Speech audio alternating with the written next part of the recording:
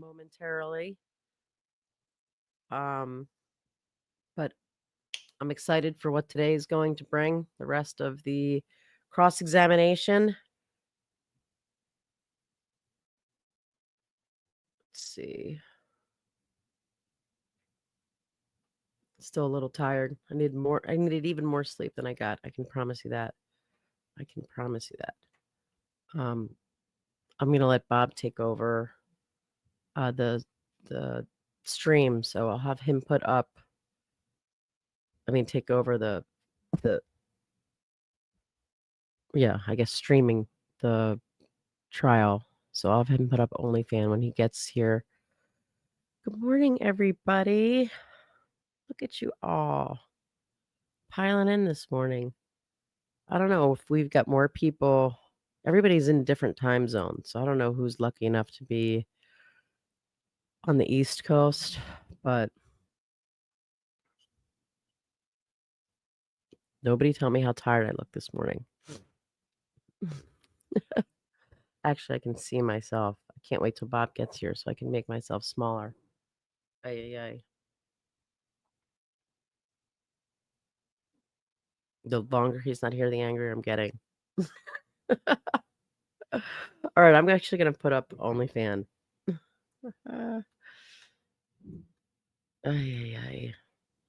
The horrors of being over 50. Unless you're a man, then of course over 50 looks great. Great. Wonderful. Perfect. What have we been doing? Court TV or long crime?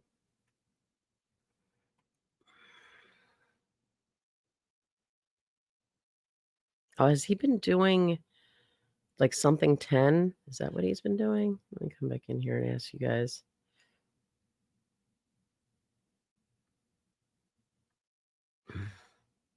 Horrifying.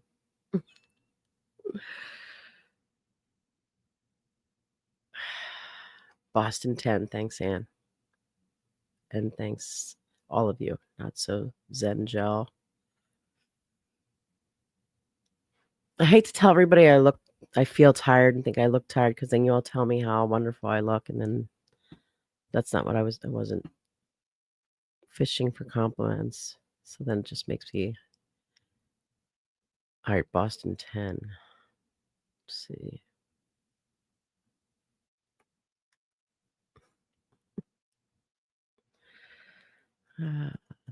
Scarlett needed a ride to work. I knew I should have to school. I knew I should have driven her. All right, so they don't have OnlyFans up yet, but oh no, that's yesterday. Huh. All right, wait.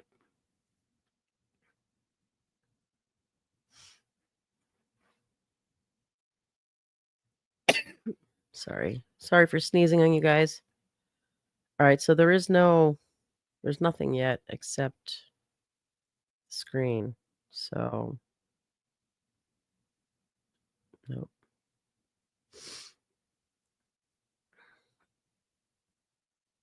Boston 10.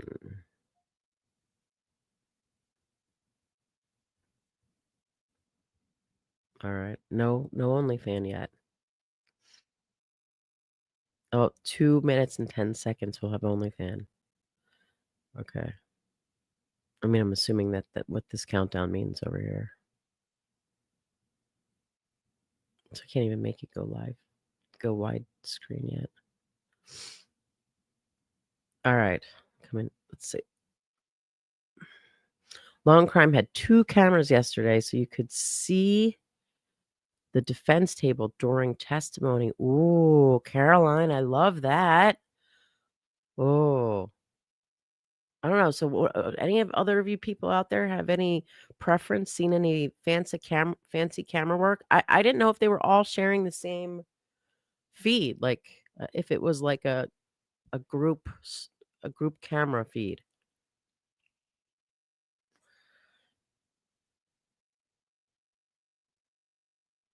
Long Crime had all the exhibits up.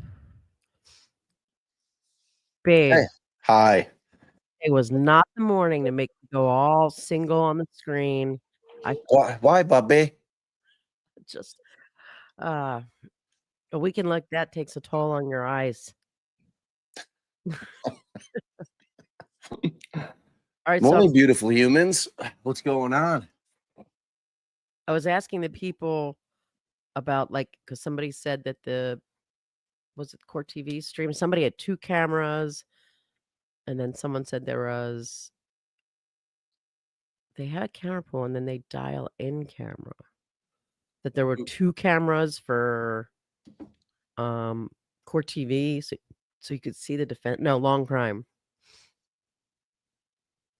Had two separate cameras, so you're getting different angles. Yeah, and then they said that they also had the exhibits up, but then someone said the problem is all right, I'm gonna hop off for a second and make myself some water and maybe put some makeup on. You look beautiful. We'll see how I feel. I might just give up on the makeup too. I don't know. So what do you have up there? That's And Boston 10, but I was thinking I'll take a peek. it's See not what's up. it's still not live. Yeah. But I'm gonna let you share anyway, so you can do the pausing because I was still feeling tired, even though I'd kind of like control, but I wasn't feeling up to it yet. Okay. All right, let's see.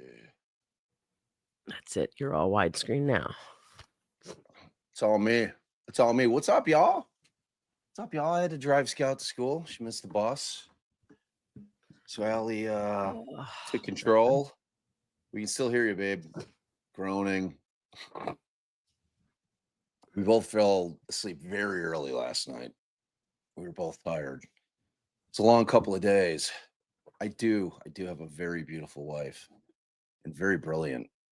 I'm a lucky man. A lucky man. There's no question about that. So I'm excited about today. We're going to really get into Bob Alessi's cross. It should be thorough.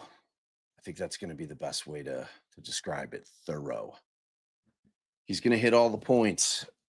Alessi's not one of those guys who's going to miss anything. So the question will become, like, what do we want to put the over under on for Judge Cannoni trying to speed him along? Like where she'll say, okay, I think you're done with this area, move on. I'm going to go with 4. I'm going to go with 4 as the over under on that. So, maybe I'll make a little poll. Maybe I'll make a poll right now. See if we can get a little polling action going bright and early. Get your synaptics firing. Get those brains thinking. This is early for us here. It's early for us. See, yesterday we were East Coast, so because we were in Indiana, they are Eastern Standard Time or Eastern Daylight Time. So it was a traditional 9 start for us here in Central. I mean, and believe me, I know our West Coast friends, they really feel the pain here.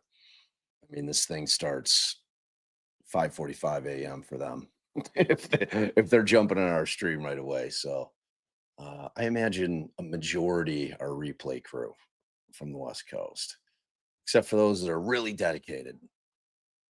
All right, let's see. Let me pop in here. All right, I've pulled up Law and Crime too. Let me see what we got. Oh, Shayla, look at you up bright and early. Just get up, do some brisk calisthenics, little yoga, get all your stretching in, feeling good. Okay, let's see. All right, so yeah, we'll test it out. We'll jump around. I'll see what Law and Crime got going on. So yeah, we got a little ding yesterday with the our good, the bad, and the ugly sound effect. It wasn't a strike or anything, but YouTube's like, no, can't use that. I was like, what? What? I'm wondering if we're gonna get. I hope it doesn't catch Jaws because I love that. I love that one. Such a good sound effect. Yeah, Mandy was a busy girl getting all the sound effects. I don't. I even. I didn't see what all she loaded in because I couldn't. From on the road, we couldn't really see the. Hold up. Hold up. Hold up. Oh God, that seems like that's definitely gonna be. If it's music, we can't do it. Like they'll catch it. Uh, we'll find out today. I thought if it was under 3 seconds that it was good to go. So I don't know. I just don't know what the rules are. Yeah, no, it's weird. It's weird. But it's like I think what it is, Mandy. I think whoever, like, if a particular artist has gone into, oh yeah, you like this? It's for our friend's band, Mr. Please. Love this shirt. It's great merch.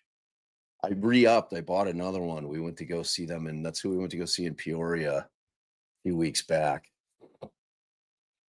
But I think if the artist had something up, because like we had one with and Allie went to war with these folks because we're like, that is not the same song at all. I forget what it was, and it was actually on our podcast, and it was part of an ad that is what they call dynamic, where it's a pre-made ad. It's not a host read ad from me. And like they kept claiming that this part of the song was in there.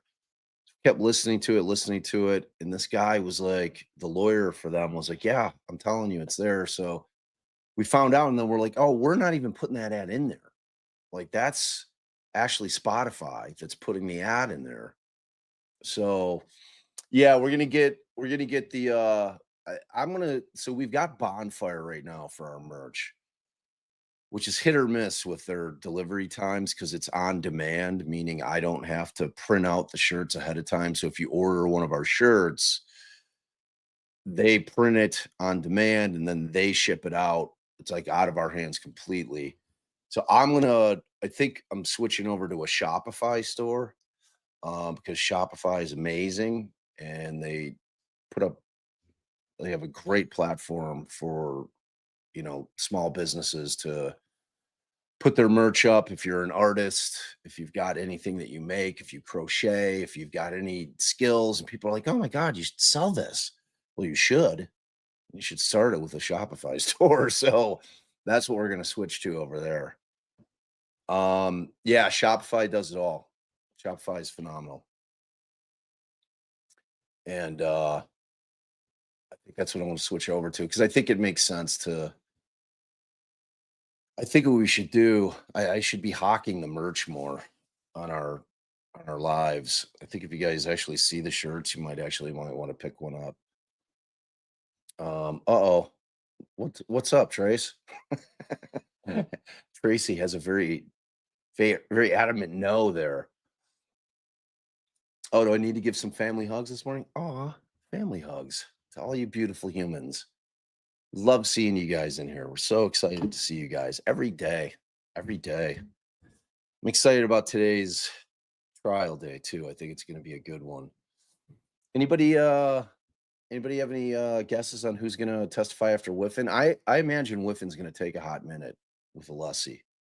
Because I think he only got into like one kind of area, one bucket, so to speak. Always, Megan, I'm always working on that. So you gotta nail me down. You gotta you gotta force me to pick up a time. What's up, Trenda? Good to see you. Oh, Greenie.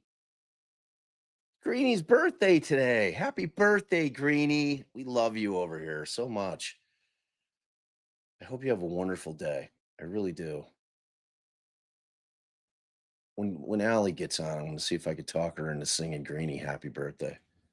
With our oh my god, I have this story. So you guys, I think you know if you follow the channel. McCabe? Oh man. Wow. That's gonna be a great day. Brian says Turtle Boy says it's gonna be Jen. He hasn't been wrong yet, so he's definitely got some insider knowledge. So that will be good. I'm here for it. Definitely here for it. So let me tell this story. So, like I was saying, if you follow us and you've heard us sing happy birthday, we do the Stevie Wonder version.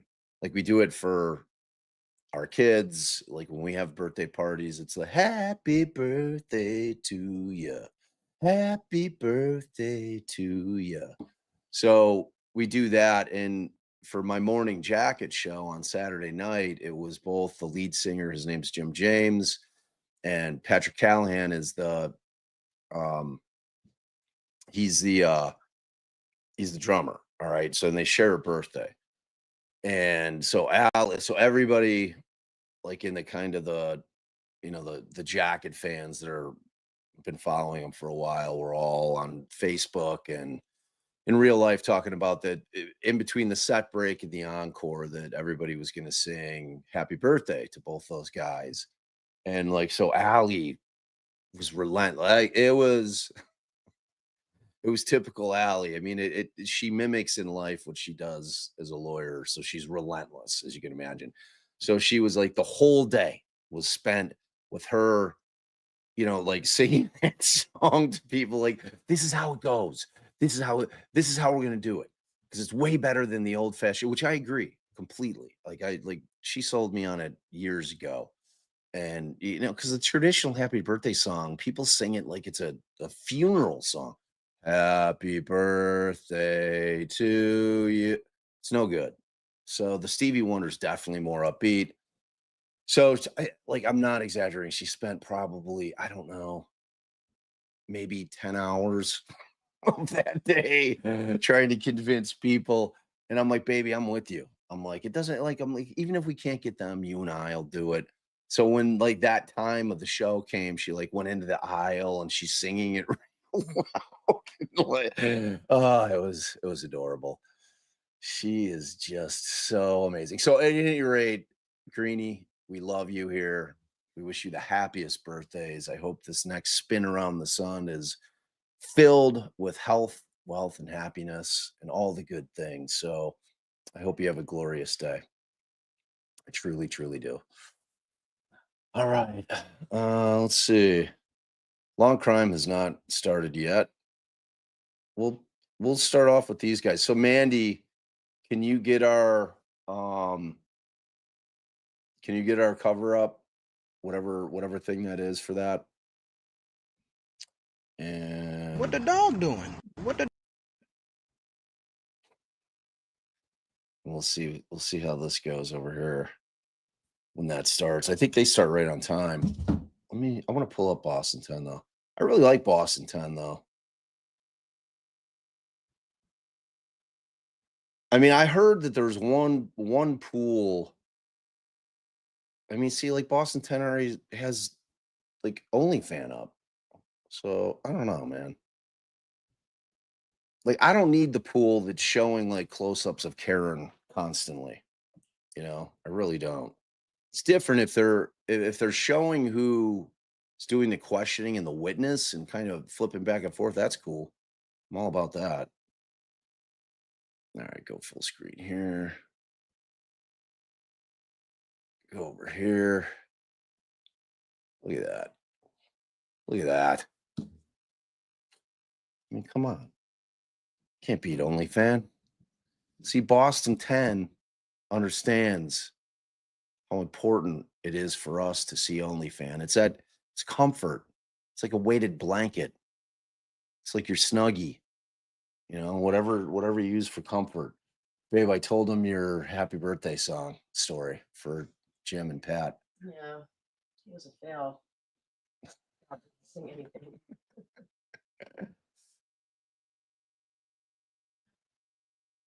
You know what? It's the thought that counts. You know what I mean?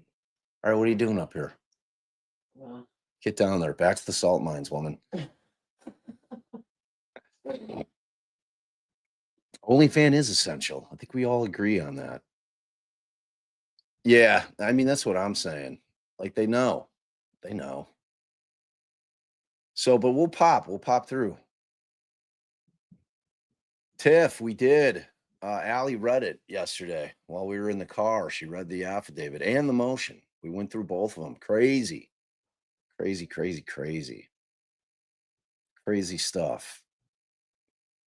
Anxious to see how that thing plans out. Yeah, banish her to the basement. I've offered for her to sit up in our bedroom one, and she's just like, nah, I like it down there. She likes it down in the cave. Yeah, I think we're gonna skip the cat noise. I think that was the consensus. Even though the cat noise on the poll, I think it came up right like 68-32 for the cat noise. 32 30 like in that particular type of circumstance, I think that 32 is enough, that it irritates enough people for us to ace it. I personally love it. I think it's hilarious.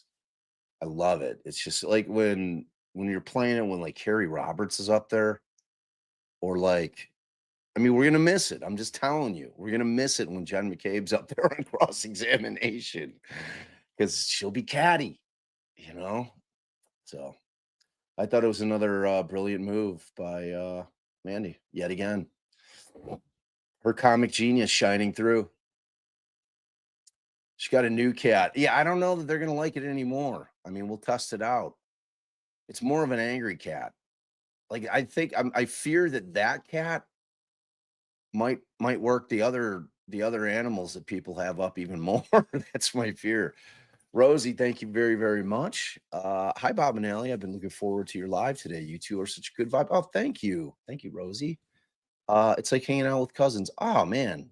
Well, we consider everybody that watches us family, so that tracks. Aw, family hug.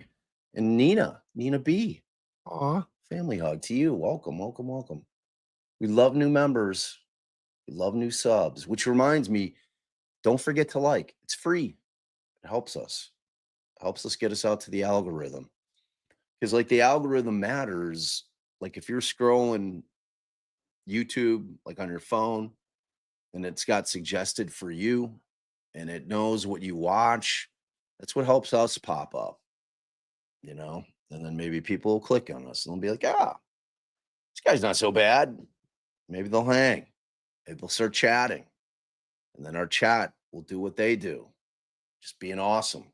Best chat in the land. Best chat in the land. Die on that hill.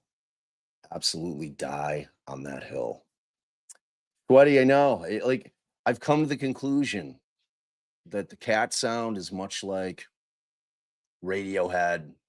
Either you love them or you hate them. I've never heard anybody tell me like, like Radiohead's okay. It's like, they're like, nah, kind of like Rush. I know this is going to be controversial, but I cannot stand the sound of Geddy Lee's voice. I understand Neil Peart is a phenomenal drummer, one of the best that has ever lived. Musically, they're great. I just don't like Geddy Lee's voice. So for me, it's gonna. Oh yeah, no, that one's worse. What do you guys think of that? What do you guys? All right, I'm gonna vote on the new one. I'm gonna put up a poll right now.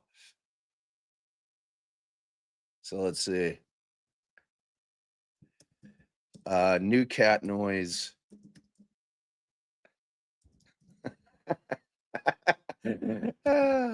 Yay or nay.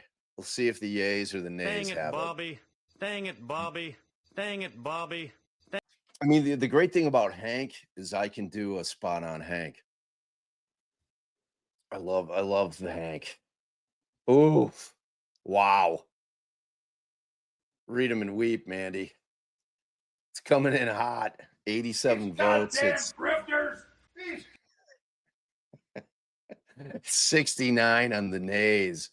Thus far, the nays have it. Wow. That is something. That is something. That's suspicious. Yeah, I think that seems to be the case. CJ says. I think that people that have pets that are sensitive to that type of noise, I think it sets them off. And I would never want to intentionally do that. We are absolute pet lovers over here. It's like our guy used to be terrified of fireworks. Had to give him doggy Valium, like around the 4th, because poor guy was, feeling it. I think he outgrew it though. Hey, babe. Yo, When you get a chance, can you get down here and fix all my stuff? I'll run down now. Wish Greenie a happy birthday. It's happy birthday. That's how I got on the happy birthday song story. Oh, whose birthday? Greenie, you said? Wait. All right. Well, happy birthday. Great. I shouldn't have told him to do that. Now he left me. So we recorded the podcast and I'm sitting at Bob's actual podcast spot. And so it's actually just this needs to come down. What do you need to? Okay. I put the headphones back. I think it worked. Get it to where you want it. Okay. Did I get there? So your sounds, your levels are good. I think so. Do I Okay. sound all right, guys? Is it good? Maybe I made it a little low. That's perfect. Perfect. Like Great. Yeah. I probably should have muted myself while Bob and I are talking about him adjusting my microphone, which probably if I switch back to the chair is going to be all out of sorts. But while I'm sitting on this ball, it's good. So anyway, Bob records. So then he comes down and he puts the microphone up for him. And I don't know, the guys between Darren and Bob tightening this thing, it's like I used to use like pliers to loosen it, but I think that made it worse. So I can't glue it anymore. Nope. We are all ready for Alessi today.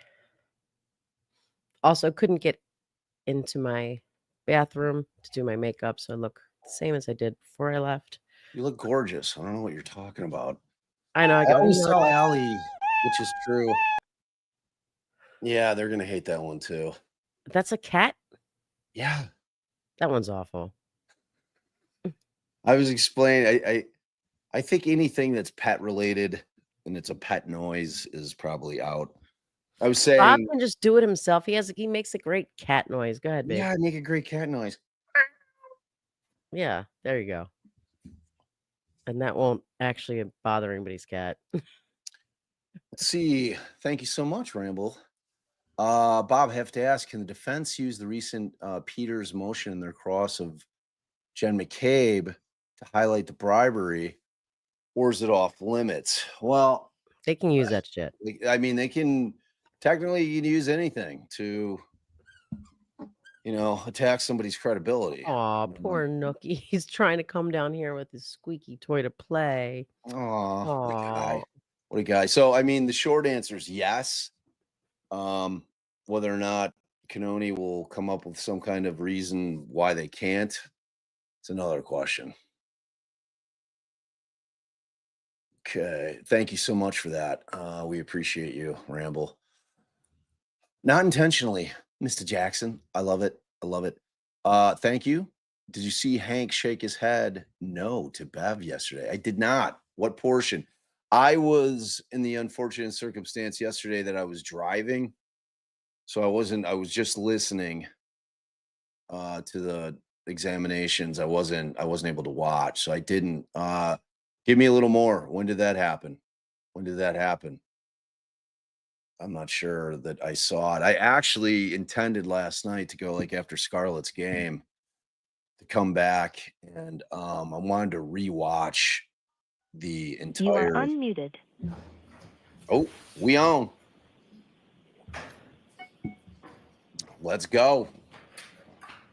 I'll take a peek and see what's going on over here at Kick Up the Boost. Yeah, Ali really hooked it up with the YouTube boost. That thing's great. Works like a charm. Christy Turner, happy to hang with you today. We're happy that you're hanging with us. All persons have any business before the Honorable Beverly Canoni, Justice of the Norfolk Superior Court, and before the County of Norfolk. Draw near, give your attendance, and you shall be heard. God save the Commonwealth of Massachusetts. This court is now open. You may be seated. Ready to see Alessi. We are too. We're excited about it. Good morning, counsel. Good morning, Ms. Reed. Good morning, jurors. Good morning. I do have to ask you those same 3 questions. Were you all able to follow the instructions and refrain from discussing this case with anyone since we left yesterday? Yes. Everyone said yes and nodded affirmatively. Were you also able to follow the instruction and refrain from doing any independent research or investigation into this case? Yes. Everyone said yes and nodded affirmatively. Did anyone happen to see, hear, or read anything about this case since we left yesterday? No. Everyone said no or shook their heads. Before we start, at the end of the trial, when I give you your instructions, I'll explain to you what a stipulation is. But essentially, a stipulation really is just a fact that the lawyers agree to. So what the lawyers want me to tell you, what they agree with, is that last Friday, when we were on our view at 34 Fairview, you may have seen an object in the front lawn. It looked like a rock. If you saw that, please disregard it. They want you to know that that was not there on January 28th to January 29th of 2022. Thank you. With that, could we have Mr. Whiffen back, please?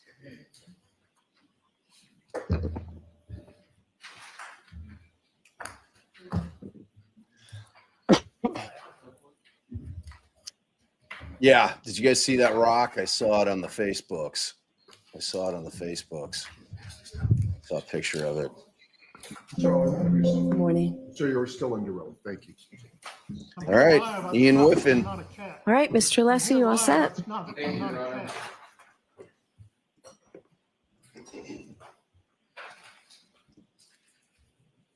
May I approach? Yes. Thank you.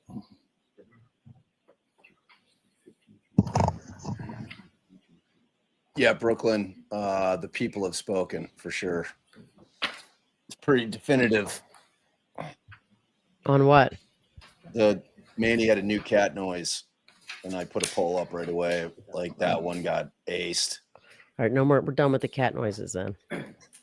I'm here live. Yeah, I'm not a cat. Your Honor, if I may address the court. That Mr. one Brennan can and I stay. have agreed, as we did yesterday, to stipulate into evidence portions of Mr. Whiffen's March 2025 report. So if I could have it marked. Thank you. Exhibit 43. Thank you. Thank you.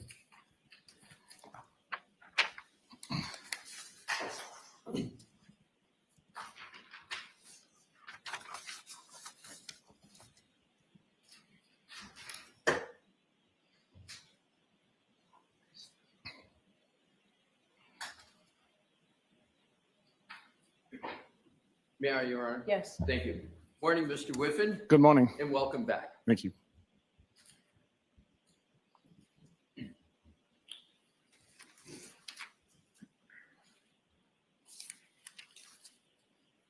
May I approach, Your Honor? Yes. Thank you.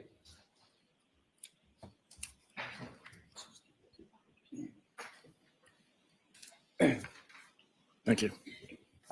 Mr. Whiffen, I just handed you, which is in evidence as Exhibit 43, and this is a portion of your March 2025 report. If you could just take a moment to look at it, and when you've had a fair opportunity to do that, I'd ask you to turn to page 28. Okay. And just if you could, sir, just pick up your head and let me know when you're ready to proceed. Okay, thank you.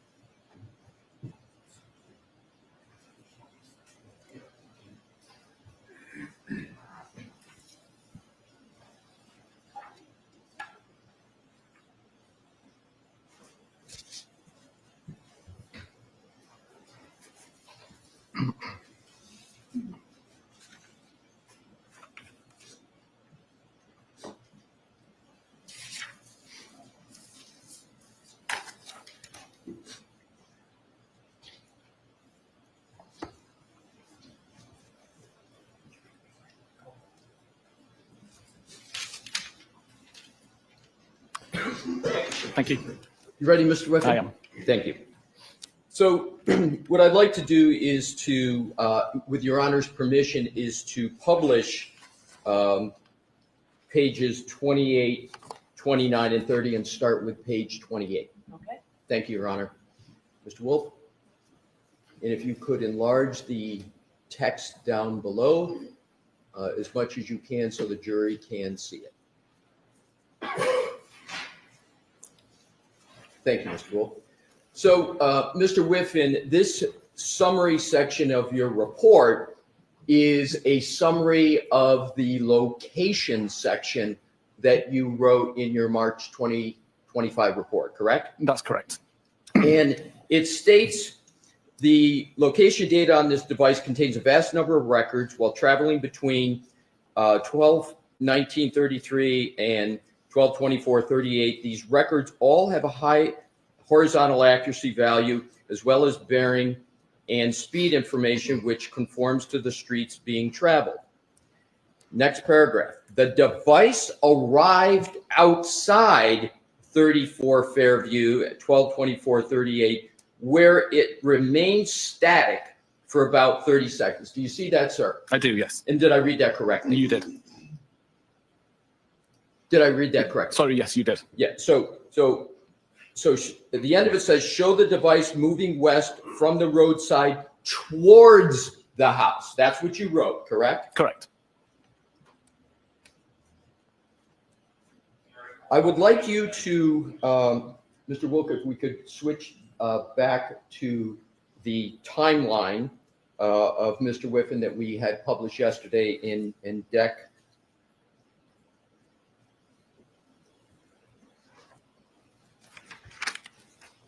79. Mr. Whiffen, if you could please, we just read that portion of your report that says at 25:30 the device bearing shifts to a westerly direction as location records also show the device moving west from the roadside towards the house. Did you put that in your timeline? I did not. It's kind of important information, isn't it? I believe with the declining accuracy, the value that those records provided was more limited. But Wow. it was important enough for you to write it in your report, but Yep. you didn't put it in the timeline, correct? Correct. Now, if you could continue on your report, page 29, Mr. Wolk, if we could put, and we're going to be flipping back and forth between the timeline in your report. Okay. If we could go to page 29, enlarge it, the text, so the jury is able to read it along with us. The extreme discomfort begins. Look, We're you got gonna him in it. start from the top. So the next says, from the combination of device location and bearing, it does appear that the device started to move towards the house. However, since the bearing information appears to be based on the location records rather than the direction the device is facing, it is difficult to say with any degree of certainty if the device actually moved. Did I read that correctly? You did. So the first part is, again, a statement that the device has started to move toward the house. Now, if we could go to the next paragraph. This location data is immediately followed by 12 minutes of low accuracy records, which offer no reliable location information. So I just want to make sure I've got the time period here right.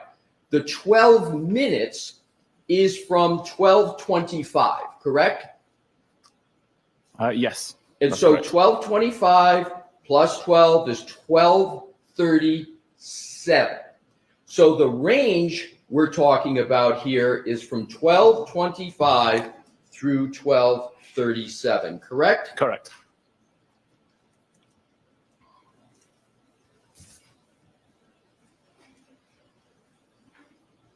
Then, if we could go to, Mr. Wolk, please, back to the timeline, slide 82.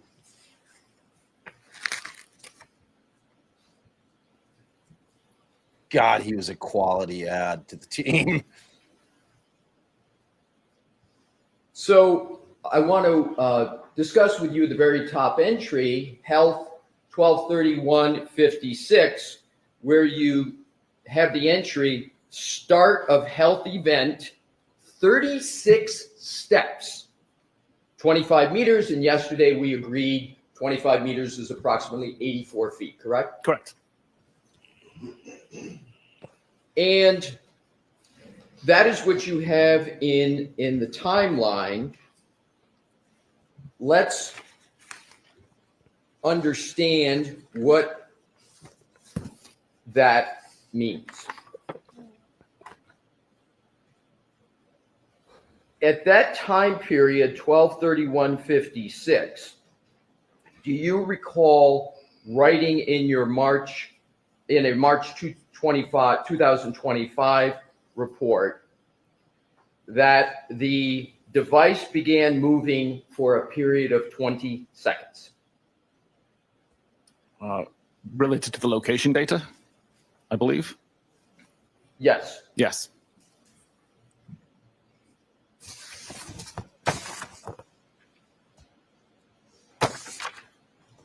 Now, if we could, Mr. Wolk, go back to page 29 of the report. Keeps calling him Mr. Wolf.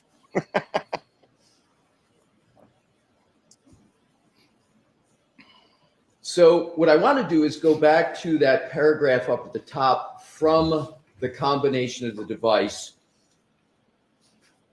From the combination of device location and bearing, it does appear that the device started to move toward the house.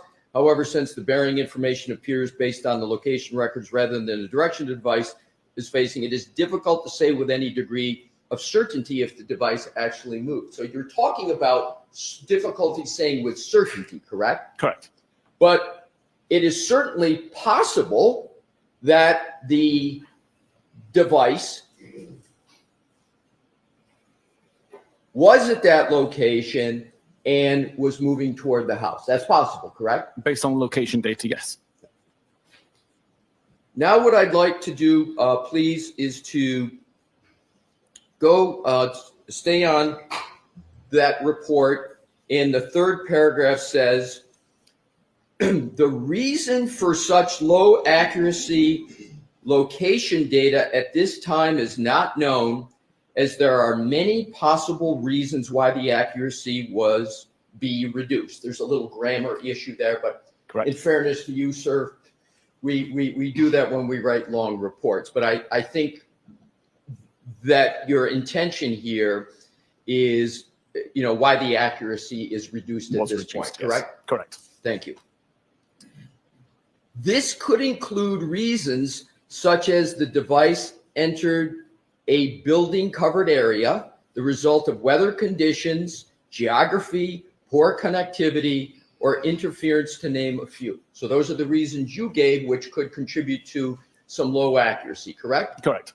And interesting, the very first reason you gave is that the device could be entering a building or covered area. And that phraseology could include a house, correct? Correct. It could include a garage attached to the house, correct? Correct. And it could include the house at 34 Fairview, and it could include the garage attached to the house at 34 Fairview, because both of those are buildings or covered areas, correct? Correct. Then you go on in the next paragraph to say it is known that the device was not being used at this time, and is this time that include that 12:37, 12-minute range, 12:25 to 12:37? Yes, it was not being used for location purposes. Right. So that's another reason why, right, the accuracy could be a little bit on the lower side. Correct.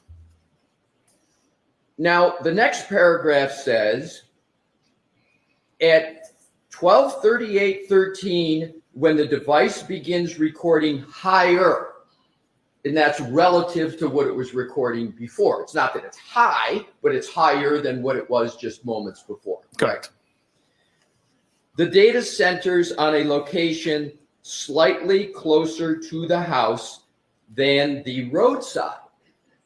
Although several records show the same center coordinate with differing accuracy radii. Some of these location records are shown in the map below in white. So let's go down and look at what you had in your report for the area in white.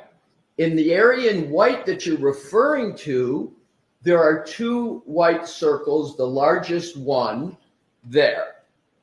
This, in fact, was a depiction that you included in your report on page 29, correct? Correct. Interesting and notable, you did not include that depiction in your timeline that you discussed with the jury yesterday, did you? I did not know. But it was important enough for you to put that depiction in your report, correct? Correct. And notably, the larger white circle covers a substantial amount of the house at 34 Fairview, correct? Correct. So, given your testimony on direct yesterday with Attorney Brennan, the phone of John O'Keefe, according to this depiction, could be anywhere within the largest white circle, correct? Correct. What?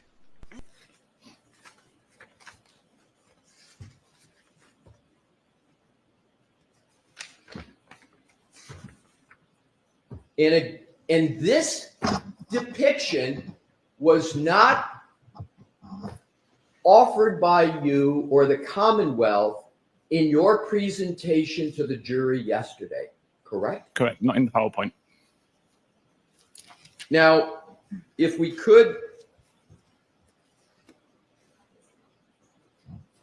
go back, Mr. Wolk, to page 29 of your report, into the text And if we can enlarge the text just a little bit, please, for the jury, Mr. Wolf.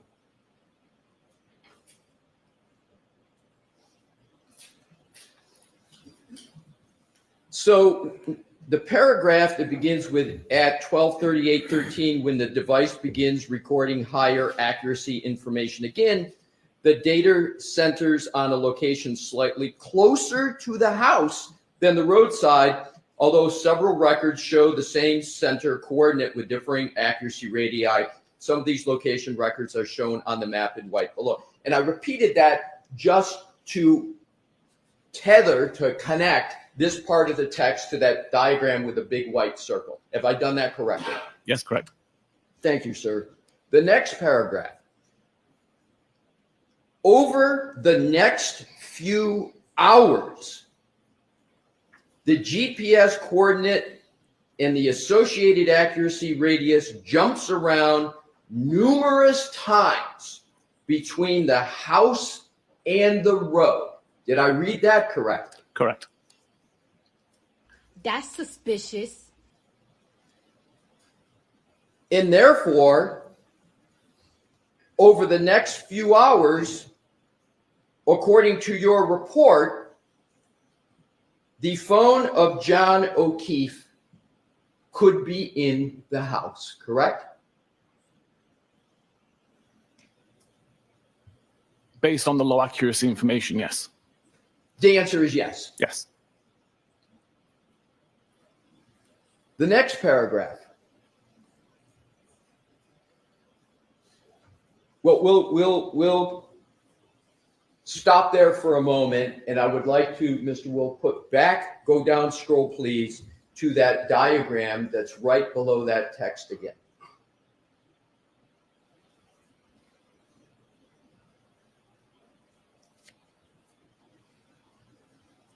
Yesterday, you discussed the Waze application with Ms. Attorney Brennan, correct? Correct. And you stated that Waze location data is more accurate than the data that comes from the Apple apps like health data and location, correct? Incorrect, no. I'm sorry. Is Waze location data, in your view, accurate location data? There isn't really a thing such as Waze location data. I'm having trouble hearing. Waze location data doesn't really exist. Waze is requesting location data from location services, and location services would respond with high accuracy information. Okay, I appreciate that correction. So when someone is using a Waze application, is the information they get through that Waze app accurate? It tries to be accurate, yes. And as a general matter, is the Waze application more accurate than the Apple information regarding location? It's the same thing. It's the same thing because it's coming essentially from the same source, correct? Yes, Apple provides that information to Waze. Right. So you had testified yesterday that at a certain point, the Waze application ceased functioning, correct? Correct. But just because it ceased functioning, the Waze, the Apple applications were still taking effect, and that's why you could make this depiction on this item that is on the screen now, correct? Correct. If we could, Mr. Wolf, go to page 30.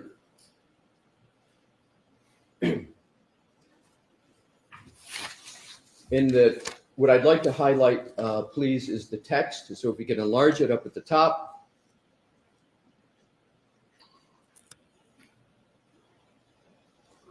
So you then state, while location data from this data source, cache SQLite, is usually able to identify the location of the device with a high degree of accuracy and reliability, these records are so close that making a distinction between the device's actual location on the front garden is impossible, correct? Correct.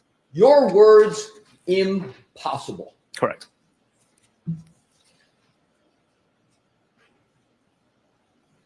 Did you provide any of the information in that paragraph in your timeline or to the jury in your direct testimony yesterday? Not in the PowerPoint, no.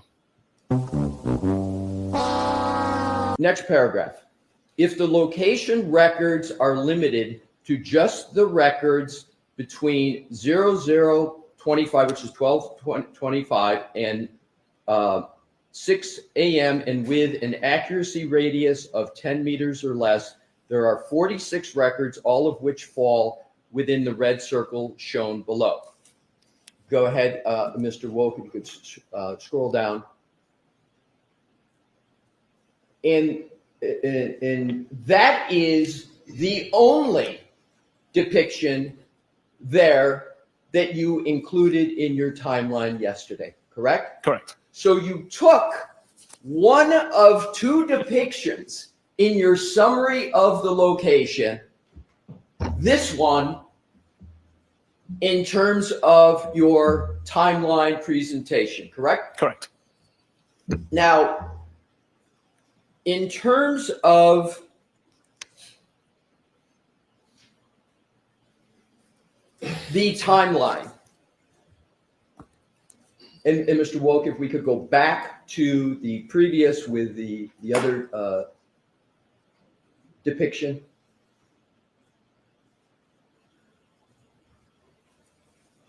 It's on page 29. If we could enlarge that depiction, please. So you testified that the flagpole and the fire hydrant are more down toward the small black circle. Is that correct? That's my understanding, yes. And yesterday, you rendered an opinion that you believed that the phone was mostly in the location by the flagpole and the fire hydrant, correct? Objection. I'm going to see counsel at sidebar for a minute, please. Sidebar. It's time for a sidebar. You know what that means.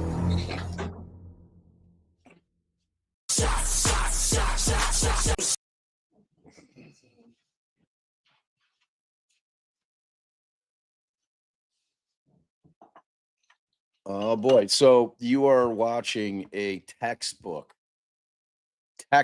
cross-examination. He is picking apart every single thing. This is going to be a long cross because he is thorough as hell and he is going point by point and picking it apart. Showing the holes, showing the things that he didn't include in his presentation, pointing out that he cherry-picked what was good for the Commonwealth. Brilliant, right, brilliant.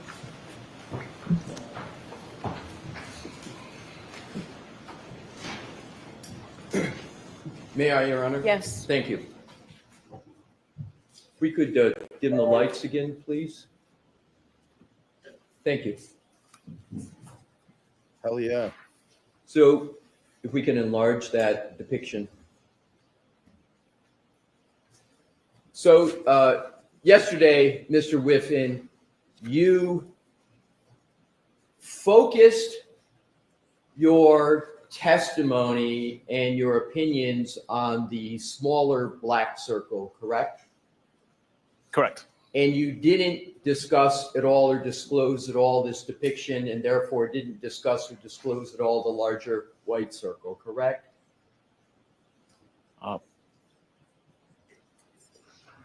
Not when discussing my overall opinion. Right. Yeah. So the answer is no. Right.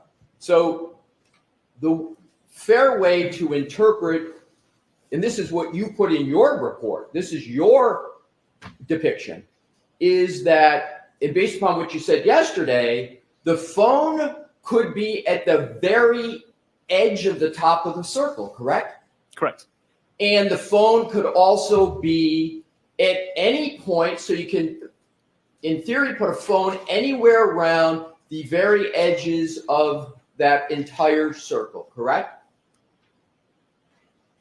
There's caveats to that, but yes. Well, I'm just asking Yes. you that according to your testimony yesterday in this depiction, the phone could be anywhere in that location Yes. within the area of that white circle. Correct.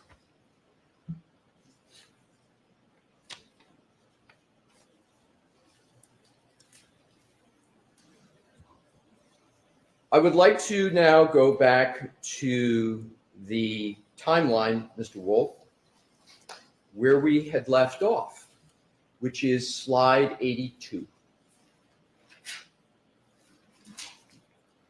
If you guys are confused, he's not calling the witness Mr. Wolf, or Woke or whatever he's calling him. That's Tiny Desk Guy. That is the guy that's putting up the graphics for the defense. So that's who he's referring to. Don't be confused. He doesn't keep calling Ian Whiffen Mr. Wolf.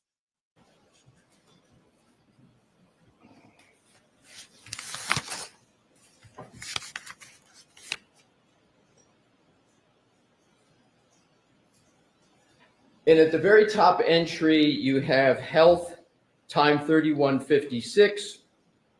And then the description, start of health event, 36 steps, 25 meters. And we agreed about 84 feet. And this is where the device began moving toward the house for a period of 20 seconds. Is that correct? It's the time that 36 steps started to be recorded. I've got no idea of the direction of travel. I want to focus on the time, 12:31:56. Are you aware that a firm called Aperture, on behalf of the Commonwealth, has submitted a report that states that there was a trigger event at 12:31:56 that they refer to as the supposed collision? Are you aware of that? Objection. Sustained. I recall seeing a So you report. don't, Sorry. You don't have to answer Sorry, that. Mr. apologies. Wilson, that's okay.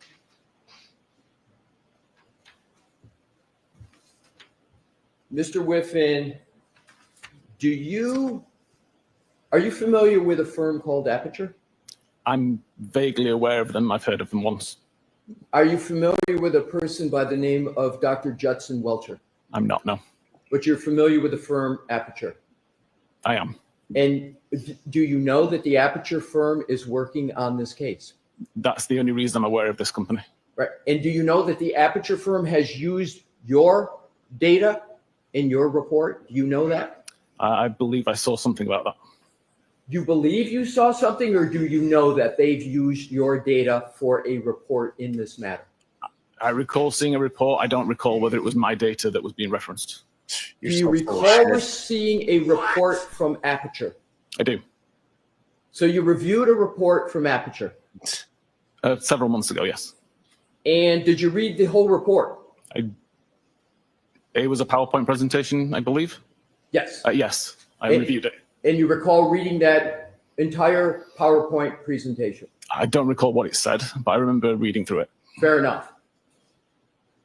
Do you remember, as you sit here today, reading about a trigger of a number 1162-2? Do you recall reading that? I recall seeing reference to a trigger event. What did you understand the Aperture firm that's retained by the Commonwealth, what do you understand they meant by trigger 1162-2? Objection. Sustained. Do you recall the specific slide that discussed a trigger? Objection. Do you recall that, Mr. Whiffen? Very vaguely.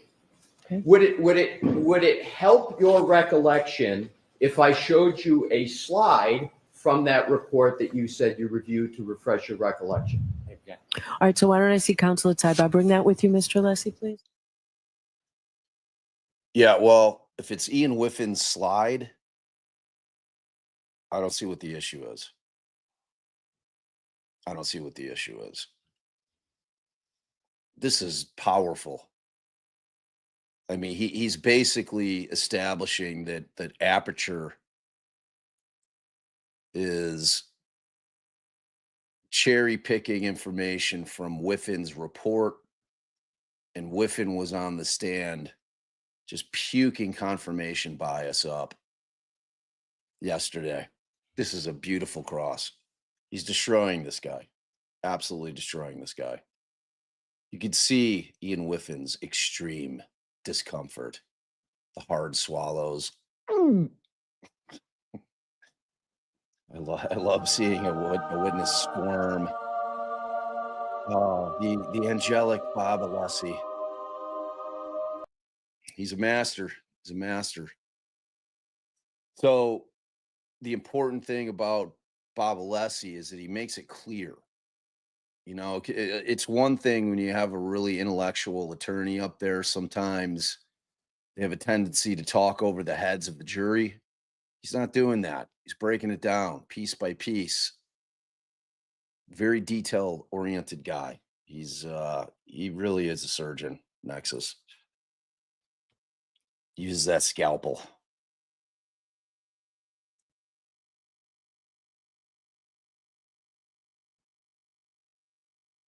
Yeah, Tiff, she'll probably start with, a couple of, we can move it along now. I think you made your point, that type of stuff.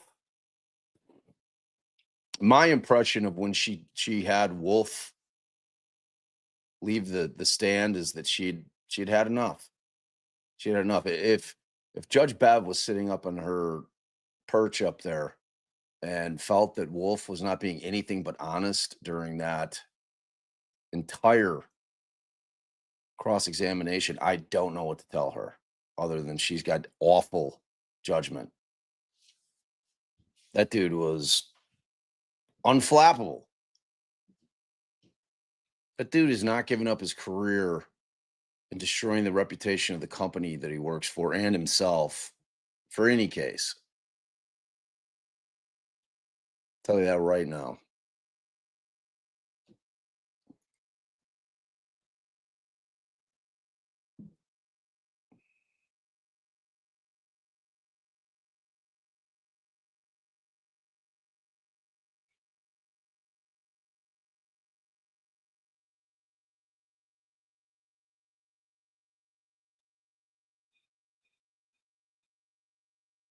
Yeah. Wow. I mean, Ian Whiffen and Jen McCabe today. It's a barn burner. It's a barn burner day in the tiny courtroom.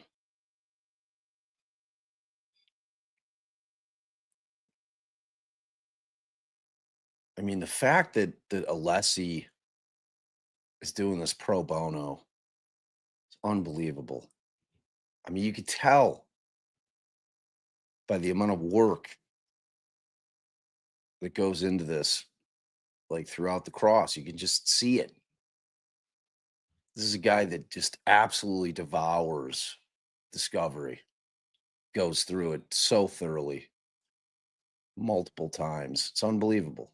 It's phenomenal, phenomenal work. Yeah, he's when he says, see that guy with kind of the very pronounced chin with the red or fuchsia tie there in the gray suit, staring up towards the bench. That is their tech guy. That is Mr. Wolf or Mr. Woke or something like that. So when he keeps saying Mr. Woke or Mr. Wolf, would you please put up slide number whatever, that's who he's talking to. He's not calling Ian Whiffen Mr. Wolf. You should know that a guy that's this detailed isn't continually calling the witness the wrong name. That's not happening. Just to make it clear, I keep seeing comments and I keep typing it, but maybe people are coming in late. Yeah, the non-hot Mr. Wolf, right?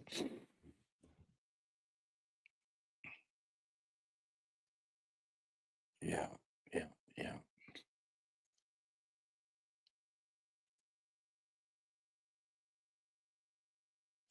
Deep breath there by Paul.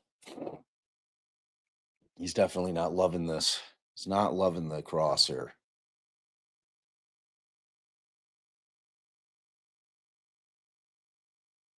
Yeah, when you have a situation where you're sitting in that courtroom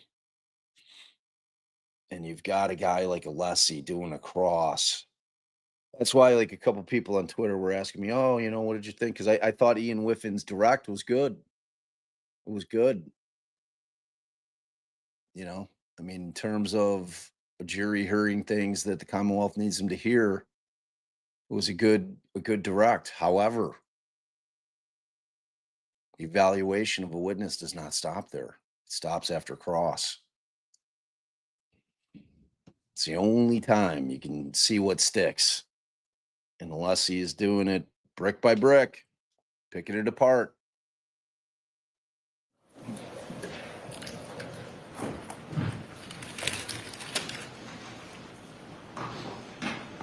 Now, as far as the aperture report itself, though, that's facts, not in evidence. Like we heard an objection earlier. Mayor, Your Honor. You can approach. Thank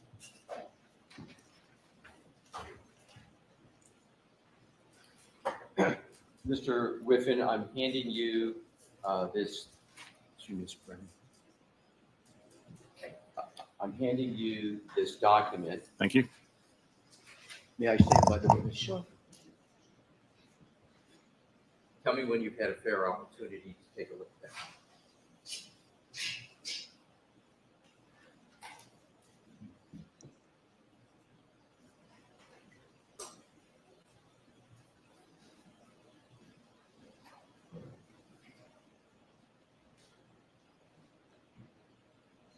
Okay. Thank you.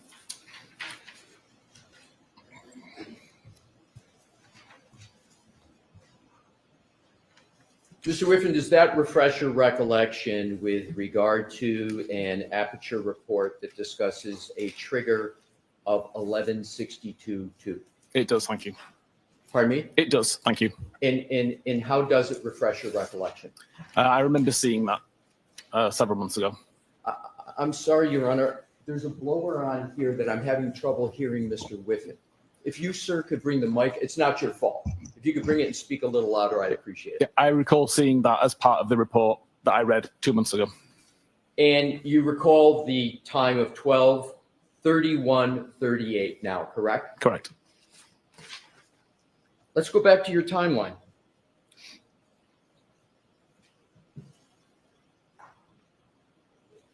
'82? Oh, man. So you just spoke about a trigger 1162.2 associated with a time of 12:31:38, and we are now at the timeline of 12:31:56, correct? Objection. Sustained. We are now going back to the timeline, deck 82, and you see up at the top where it says health 31:56. You see that, sir? I do. And then it says start of health event, 36 steps, 25 meters, which we have said is 84 feet or so. And this is when the device begins moving, correct? Correct. And that is after the trigger of 1162.2, correct? Objection. Sustained. Let's go to the next entry on the timeline, which is 12:32:03. You see that? That's Doppler. I do. And then you state pocket state cleared.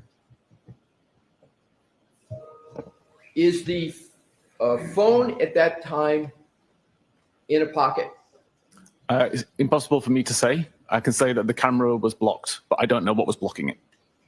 You're saying at this point the camera is blocked? It had been blocked, and at that point, it became unblocked. So at this point, it became unblocked from a previous block status, correct? Yes. Does there have to be some human manipulation of the phone at 12:32:03 for that to happen?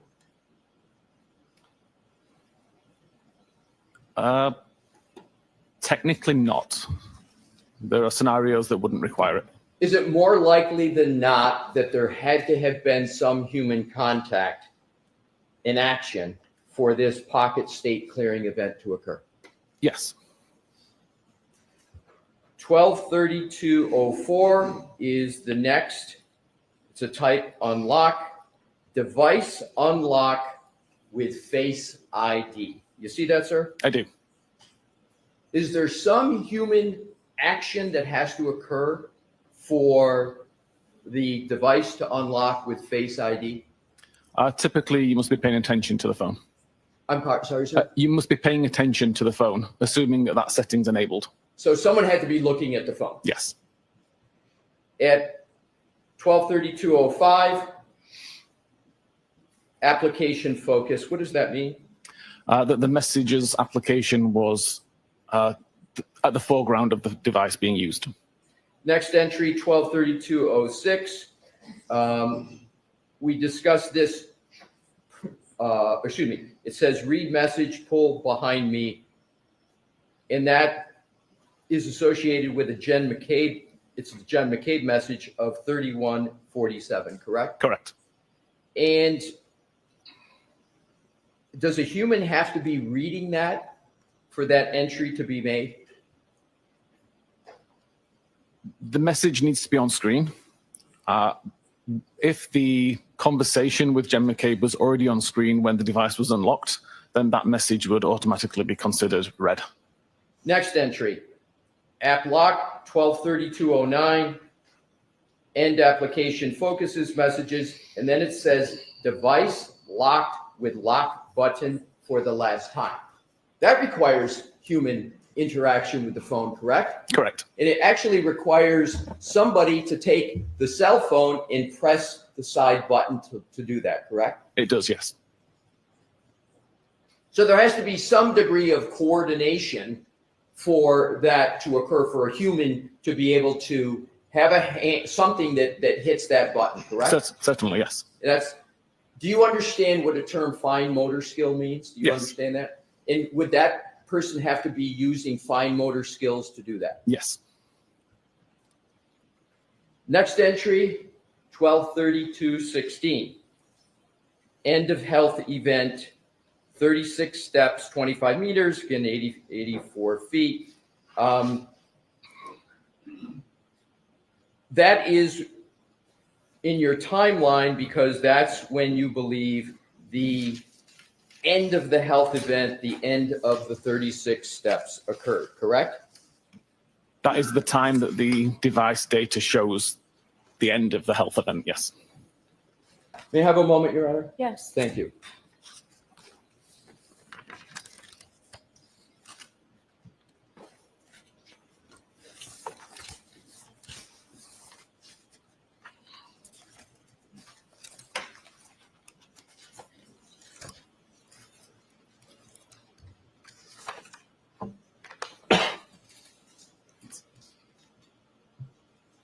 Do you need the light, Mr. Lessie? Yeah, it would be helpful. Thank you, Could Your we have Honor. the lights, please, Dave?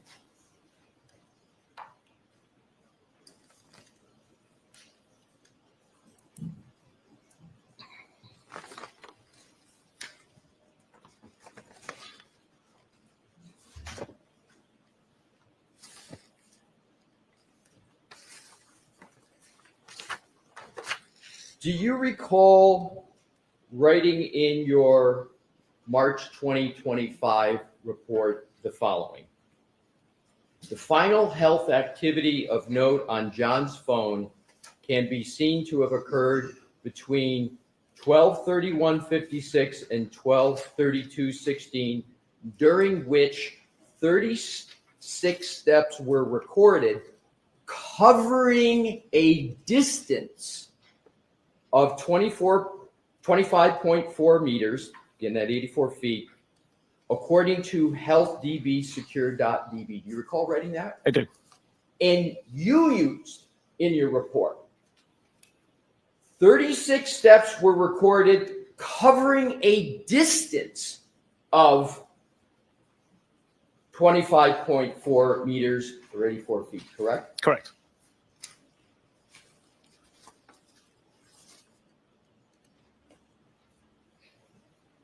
Do you know a trooper named Nicholas Garino? I'm aware of him, yes. Are you a little more than aware of him? You've worked with him on this case, haven't you? He sent me some of the files related to it, but further than that, I've got no relationship with him. But isn't someone sending you files on a case you're working on, working with the person? Isn't that a fair conclusion? It could be.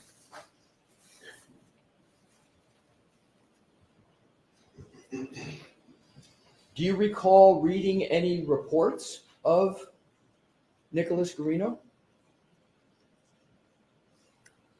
I don't recall reading a report by Nick.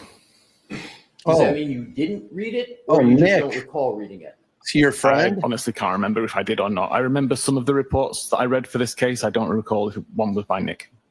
Oh, Would it refresh Nick. your recollection if I showed you a portion of his report to determine whether you would have read it? Please. Thank you. Moment, Your Honor, please. Sure.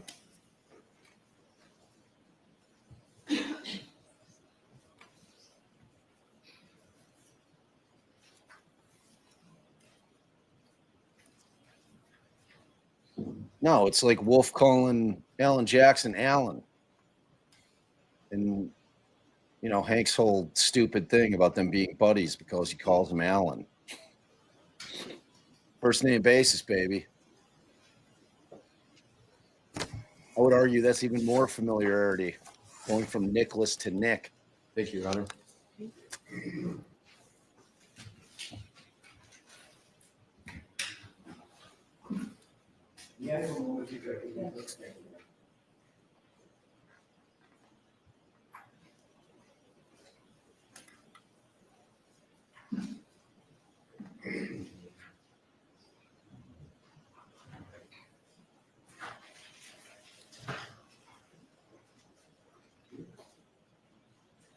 May I approach, Your Honor? Yes. Thank you. Show Mr. Brennan. Yes. I just wanted to make sure I got the entire report.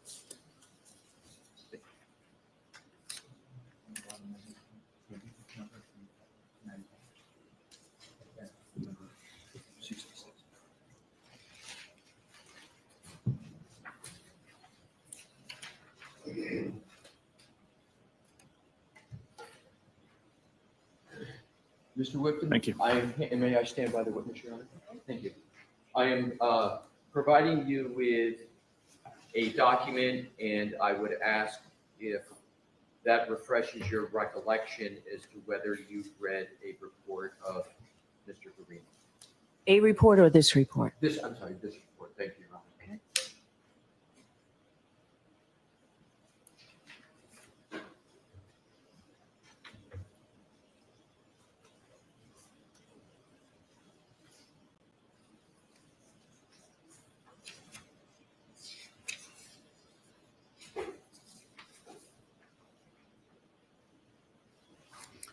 Don't recall ever seeing this report.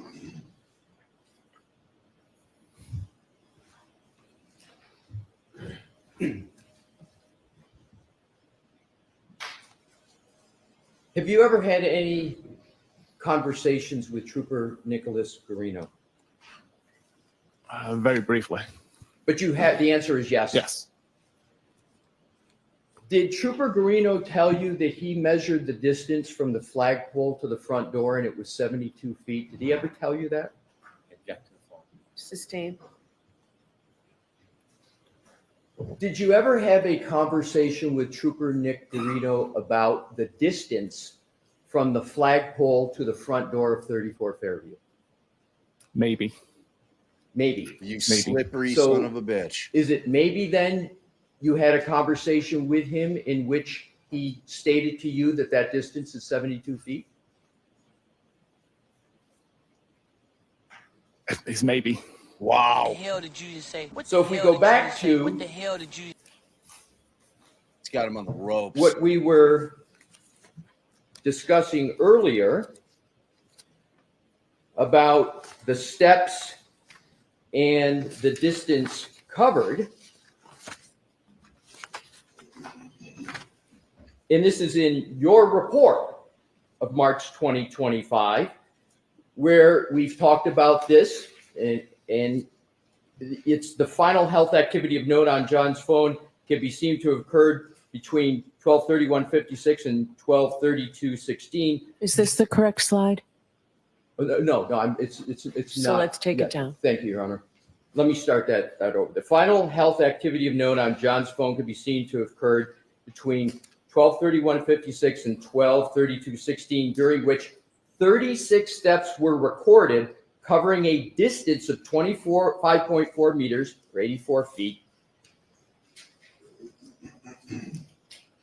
84 feet is greater than 72 feet, correct? Correct. So if the distance from the flagpole to the front of the house is 72 feet, and your report notes 36 steps covering a distance of 84 feet, that would put those steps within the house, correct? It would. Wow.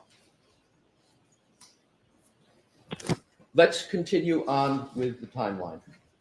Wow. Oh shit, not good. Deck 83. We now have Doppler 1233:14, and then Doppler pocket state. Do you recall in your report adding a word to this, that your report said pocket state detected? Do you recall writing that? More than likely, yes. Yes. But the detected word is not on that slide, is it? It's not, no. What does pocket state detected mean? There was an active check by the Doppler function, and it detected that it was in a pocket state.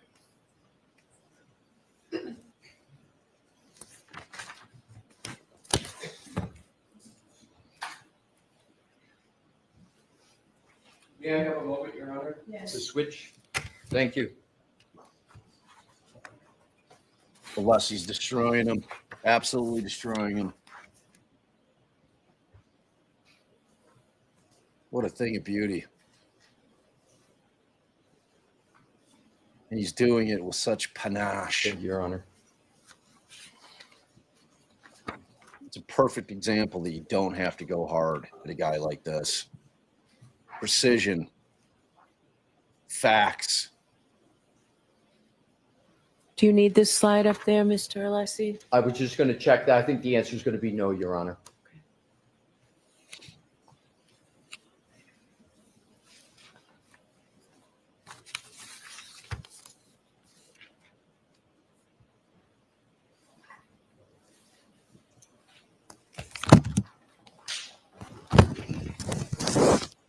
I would now like to change gears a bit and go to temperature with an iPhone. You recall that discussion in your direct testimony? I do.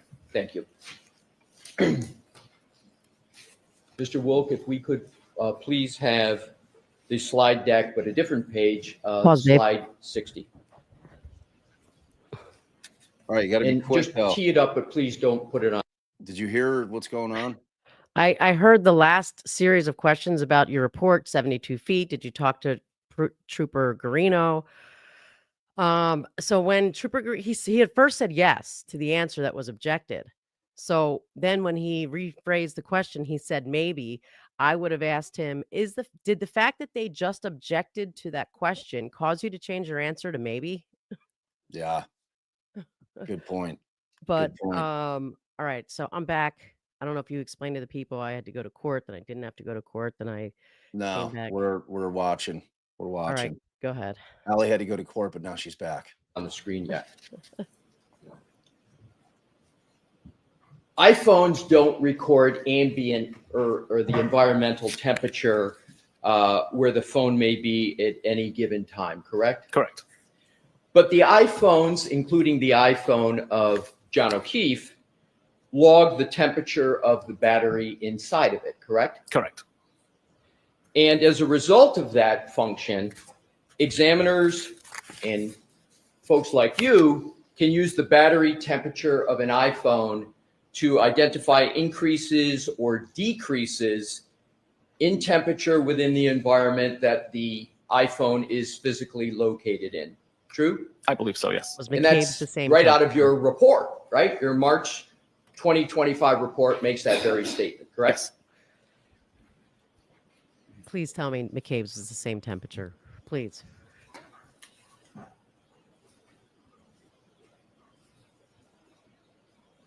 Because that's The temperature. battery temperature of an iPhone generally matches the pattern of the rise and the fall of the thermometer temperature, correct? From my testing, yes.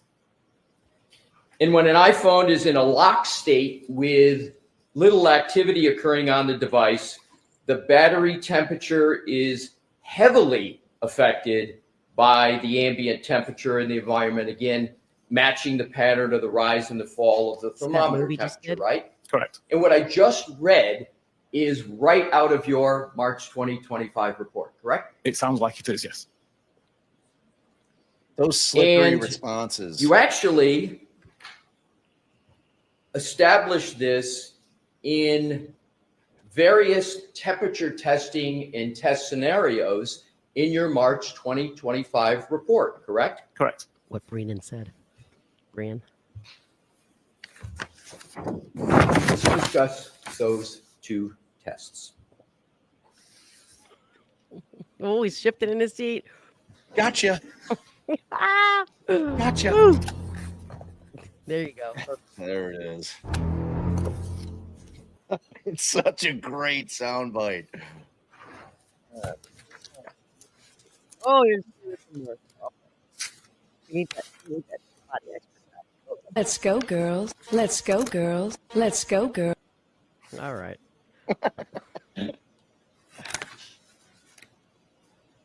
You had an appendix to your report Index. that discussed two test scenarios with regard to temperature, correct? Correct. Can And I that just was ask, I'm sorry, Mr. Whiffen, do you have your report with you, sir? I don't have a copy in front of me. I'd be happy to provide him with a copy of his report so we can have him follow along. I think that's great. Thank you. Okay. Would that be helpful, Mr. Whiffen? Very thank you. Yes. It'll make me stop shifting in my seat so much. Oh, boy. I don't think that's going to help. Yeah, you're right. Yes. Extreme discomfort. Mr. Whiffen, feel free at any time to reference that report. Thank you. And if you could, turn to page 77.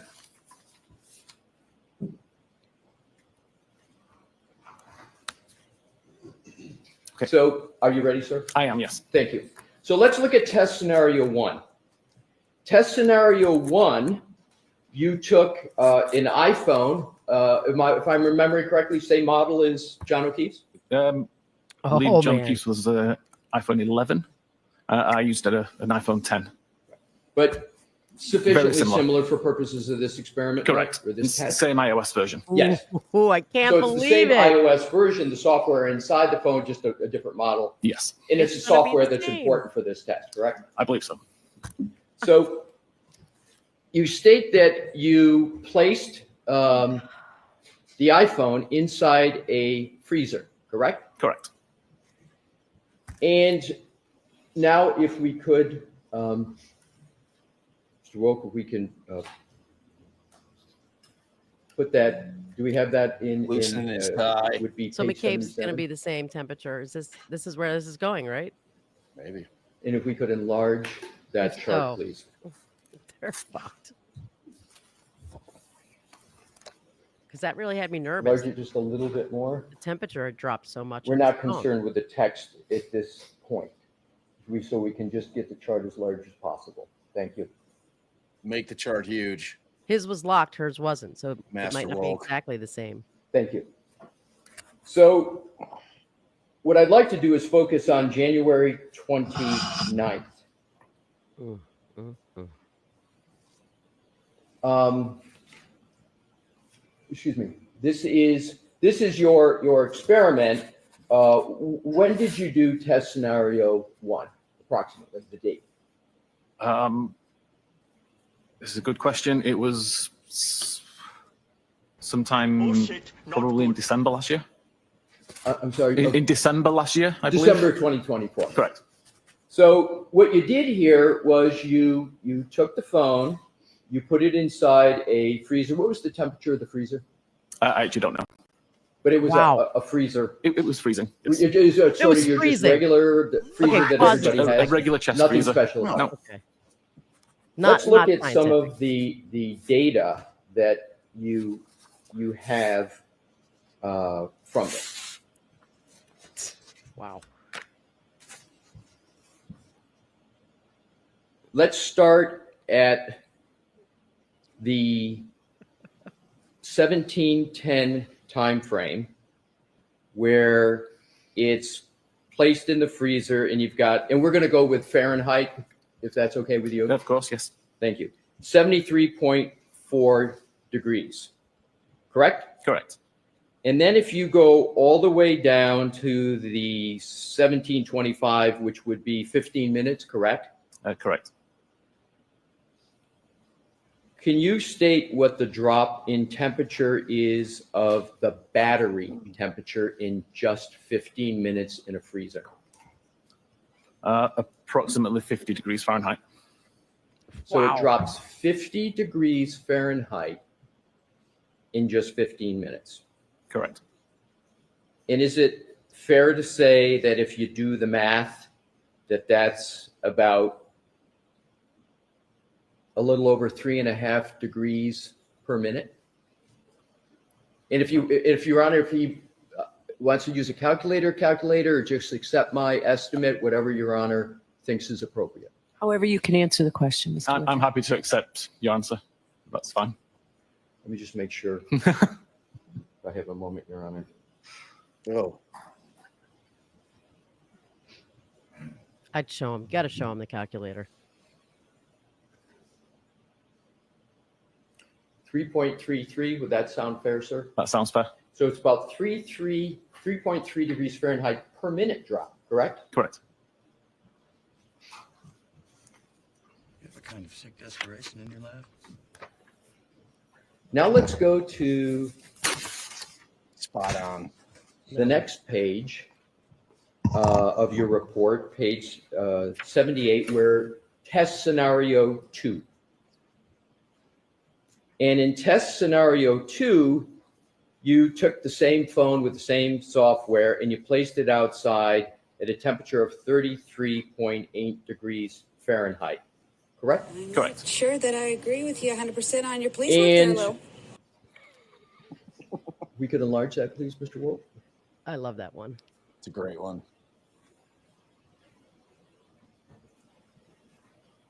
And if you could just scroll up, well, just if you just leave it there, it's fine. So if we take the time that we start out with a control temperature, and then we've got a battery temperature at 9:02, and this is the battery temperature of the iPhone, correct? Correct. And we've got 66.2 degrees Fahrenheit, correct? Correct. So is it fair to call that a baseline for purposes of what this chart is? The device had already been outside for 2 minutes at that point, but yes. Okay, so we'll just refer to 66.2. And then if we go from 9:02 down to 9:15, a period of 13 minutes, correct? Correct. So at 33.8 degrees and 13 minutes, what is the drop in temperature in degrees? What's the drop? Sorry, between the 9:02 and the 9:15? Right. So does it go from 66.2 to 35.6? It does. And sir, so I don't have to have you do a math on the fly. I've calculated it, that drop at 30.6. Does that sound about right? That sounds correct, yes. So you got a drop of 30.6 degrees in just 13 minutes at an outside temperature of 33.8, correct? Correct.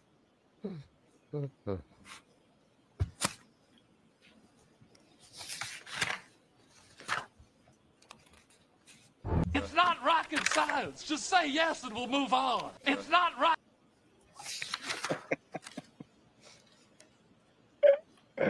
we're going to come back to this, but what I'd like to do is to compare these two test scenarios.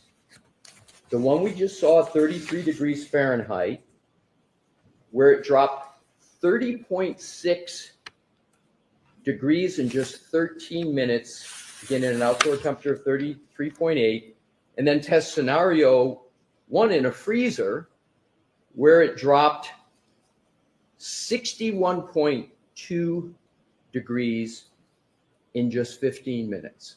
Now let's go to the slide 60, which was in your slide presentation yesterday, of what you stated was the temperature change in the iPhone of John O'Keefe on the morning of January 29th. That accent's not going to help you now, buddy. Yep. Thank you. So if we start out at 12:13, we see a battery temperature of 82 degrees Fahrenheit, correct? Correct. Then it drops a little bit to 77, a little bit to 72. And what I want to focus on is keeping the starting point for my questions here at the 12:37 time period on the morning of January 29th. And that's 72 degrees Fahrenheit, correct? Correct. So if you take the time period from 12:37 to 12:53, that's a 15-minute interval, correct? Correct.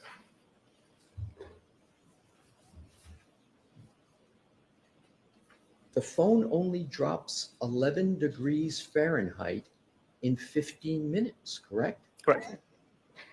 That gentle, sweet voice. If you then go to 12:37 and give it a little bit more time, down to 1:36 a.m., the temperature, and that's just about an hour, right? Correct. And the temperature drops from 72 to 50, only 22-degree drop in an hour, correct? Correct. Now, if you compare this chart in the drop in temperature, for example, 12:37, 12:53, in 15 minutes, it's only dropping 11 degrees, to your experiments, where with the first scenario with the freezer, it dropped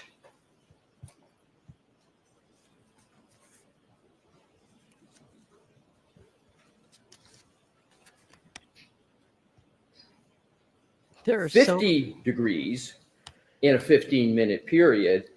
Is it correct to say that there was a much more dramatic drop in temperature in your test scenario 1 than what actually occurred on John O'Keefe's phone for the time period we just covered in January 29th? Yes.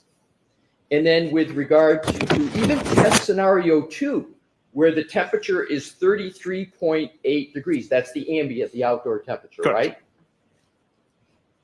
At that temperature, just above freezing, you've got a... Sorry, that's below freezing. I'm sorry? It's below freezing. What is freezing in Fahrenheit? 32 degrees. Don't know, but it's 0 degrees Celsius. Right. And it was -5 degrees We're talking Celsius about at the time. Fahrenheit. Right, but would you agree that, and I want to be fair to you because I know you use Celsius more Yes. than Americans who use Fahrenheit, but would you agree that 32 degrees Fahrenheit is the freezing point in Fahrenheit? I honestly wouldn't know. Okay, Well, fair he enough. just told you. So Now you know. in any event, in your Should ask experiment Court at to take official notice. 33.8 degrees Fahrenheit, you're getting a drop in your experiment in 13 minutes of 30.6 degrees, right? Correct. It's triple, over triple.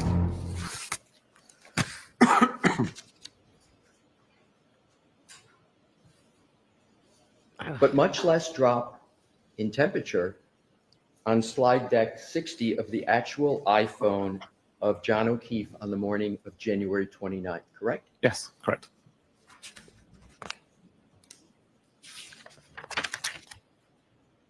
Do you know what the temperature was in Canton in January 29th, 2022? I do not know. Don't you think that that would be an important piece of information in analyzing where the phone of John O'Keefe was on the morning of January 29th? I didn't think it was. So you didn't think it was important, even though you issued a report discussing the temperature of the iPhone, and you did 2 test scenarios, one in a freezer, one in an ambient temperature of slightly above 33 degrees, and you didn't think it important to take the final step to see whether there was anything to be gained from that comparison to determine where that phone was located? My testing proved that the battery temperature is affected by ambient temperature. My report shows the data that was on the device. I also don't know the condition that the phone was found in, whether it was in a case, whether it was in a pocket. So it's all worthless. To me, the ambient temperature in Canton at the time wasn't particularly relevant. I just wanted to show what data the device had recorded. The information that you create from your digital forensics analysis, including everything that's in the slide in your report, including battery.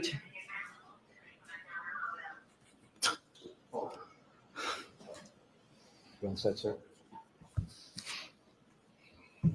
I'll go back to the question. In digital forensics, you work with law enforcement often, correct? Correct. And you work in law enforcement in investigating cases, do you not? Yes.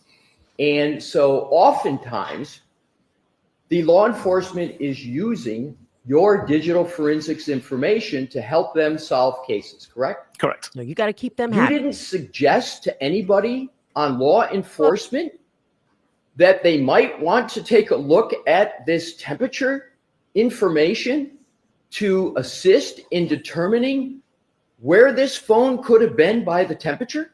You never raised that with them? I did not. And do you know whether any law enforcement person was aware that you had done all this temperature analysis? It was in my report. So you create a report as part of this case, and you deem the temperature important enough to do 2 test scenarios, important enough to put it in a slide presentation to this jury. Yet there's no discussion of that between you and any member of law enforcement as to what it means? The details were provided in my report, and there was discussions, but it never came up as to say what was the temperature in Canton that night. Oh, so there were discussions. Not with law enforcement. We'll move on. As part of my preparations for trial. Oh, tell me about who you discussed this temperature information with. It was Hank with Brennan. Hank. You're hesitating, Oh, Hank. and I can't hear you. Who did you discuss with it Hank? Excuse me? With Mr. Brennan. Attorney Sorry, Brennan? Yes. You discussed temperature with Prosecutor Brennan. It was in my report. But you know his first It name. was in your report, but you said you discussed. Which is it? It's in my report, and the discussion was that it is in my report. I'm not in a position to suggest that investigations take place and change based on my report findings. Oh, sir, I'm not suggesting what you just stated. I'm just trying to get information about, you mentioned the verb discussed. Didn't you, in your Yes, I answer did. moments ago? Yes. The verb discussed. Isn't discussed a verbal thing? It's not a written thing? It was discussed in preparation for trial, yes. Oh, so there was a discussion, a verbal discussion with Attorney Brennan about temperature, in your preparation for trial? Yes. Oh shit, not good. Was there any interest at all as to what this could actually mean for the potential location of Mr. O'Keefe's phone on these very important time periods in January 29th that might assist to determine at various times whether Mr. O'Keefe is in a covered building based upon the temperature rather than outside? Yes, science. In a nor'easter on January 29th? I'm sorry, what was the question there? Yeah, the question is, was there any discussion about the investigative value of what you had done in determining where that phone could have been on key time periods on the morning of January 29th? That wasn't part of the discussion, no. It wasn't part of the discussion. We went through, you may recall in my questioning in your report, where you stated that it was possible that the phone could be inside the house of 34 Fairview based upon that big white circle. You testified that the low accuracy at certain points could be because of it entering a covered building, correct? Correct. And you do a temperature experiment to track the very accurate temperature change of an iPhone, and it doesn't match up the actual data with either of your test scenarios, and you don't raise that with anybody. Objection. Sustained. You can ask it differently. Did you ever put together in any kind of form your test scenario 1, your test scenario 2, and the actual temperature chart of the iPhone of Mr. O'Keefe? So how do you mean put it together? As in compare the two?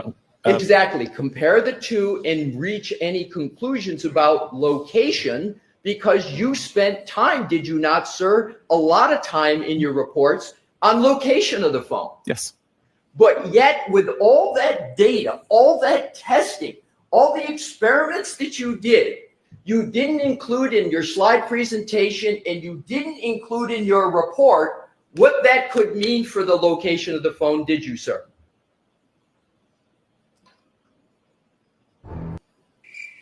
I'm struggling to see the comparison there. Are you? Let me see if I can ask it in a different way.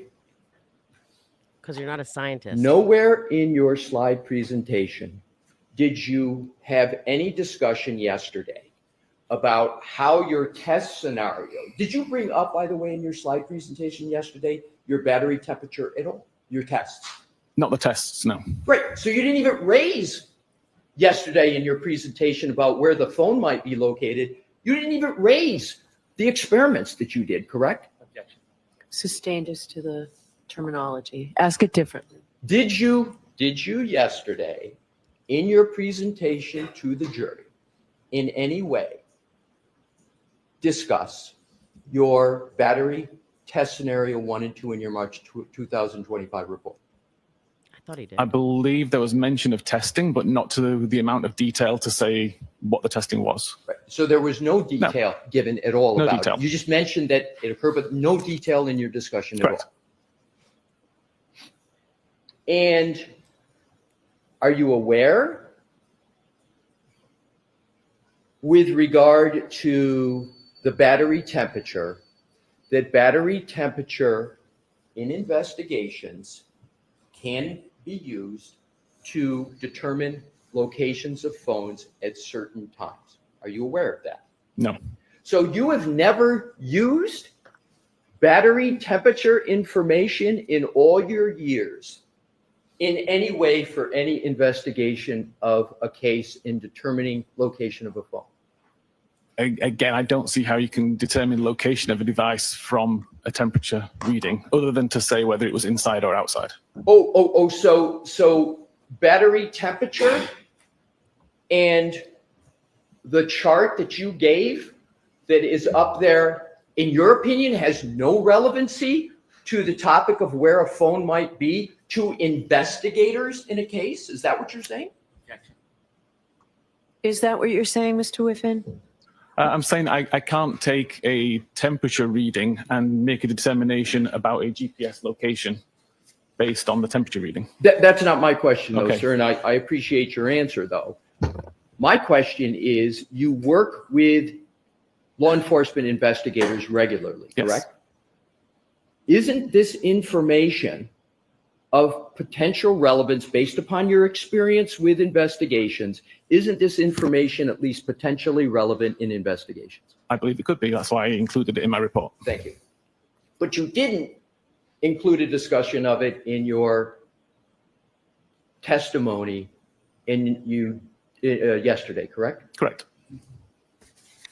Can someone remind me the temperature in Canton that day? 33. In the chat? We know it? Okay. He said it.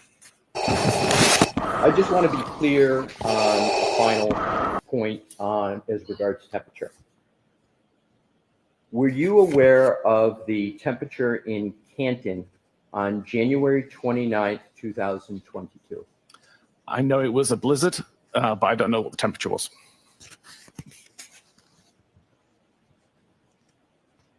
Was it 18? May I have a moment to switch Sure. topics? Thank you, Your Honor. Test you, Mr. Whiffen. Well, his test was 33. Right. I'm Thank you. wondering so what was the temperature in Canton? People are saying 18 degrees. Right. Okay.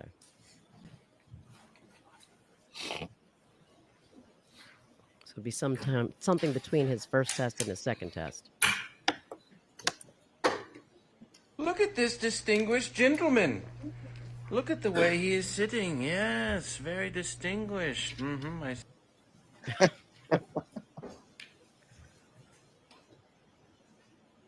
mean, I'm looking at this chart. We'll put it up when there's a break. We'll talk about it.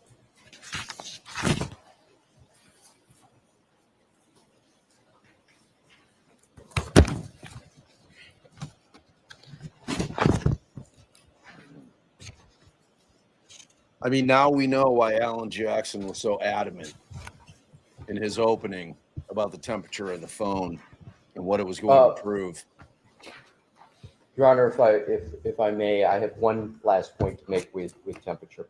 If we could put deck 60 back up, please. Mr. Whiffen, if you bear with me, I just have one final set of questions. If you look at this chart, and you, under January 29th at 12:13, battery temperature of 82 degrees. But you then go down, what I'd like to start with is 12:37 again. And this is a key time point, 12:37. You've got a temperature of 72 degrees. And then 8 minutes later, 8 minutes, the temperature only drops 6 degrees, correct? Correct. Again, using 12:37 is what I refer to as the baseline. You go all the way down, and you see to 12:53 a temperature drop of only 11 degrees. Do you see that? I do. Thank you. That you can, excuse me, Your Honor, one moment. Okay. I'm now finished with my temperature binder. Karen comment. Don't forget to ask this. Wow.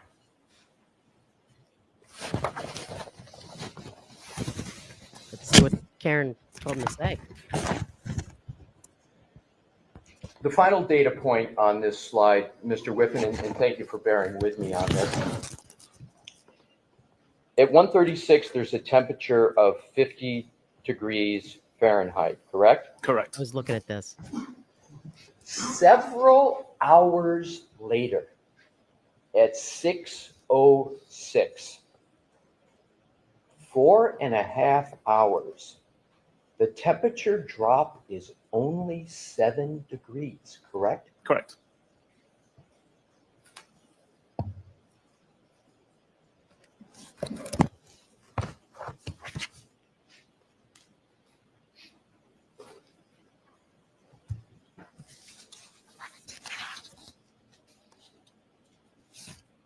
Yeah, Karen knows this case forward and backwards. There's no doubt about that.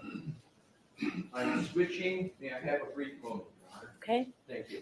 That was a master class. It was an absolute master class. Thermometer versus what is thermometer versus battery temperature? He's going to do this exact same thing for every single point that the Commonwealth made yesterday.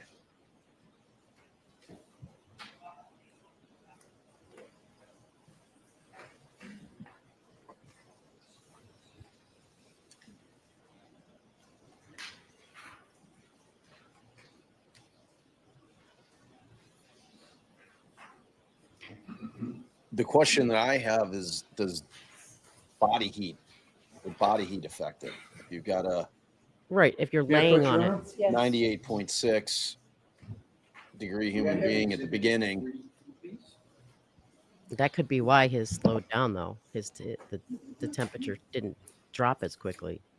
That's a, Jane says battery temp is temp of the battery, thermometer is on the phone. thanks.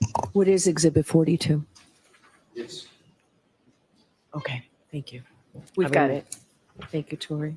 may I hand it to the witness? Yes. That could help the Mr. Whiffen, I'm handing prosecution you theory, babe. Exhibit 42. Yes. Thank you so much, idiot Wind. Thank you. Do you recognize Exhibit 42 from your March 2025 report? I do. And sir, just take a fair time to familiarize yourself with the exhibit before I start asking you questions. They're going to be very brief. And I'm going to be, you look what you need to, but I'm going to be focusing on just under detailed analysis communications on paragraph 3, on page 43, the top 3 or 4 entries. Okay. Tell me when you're ready, sir.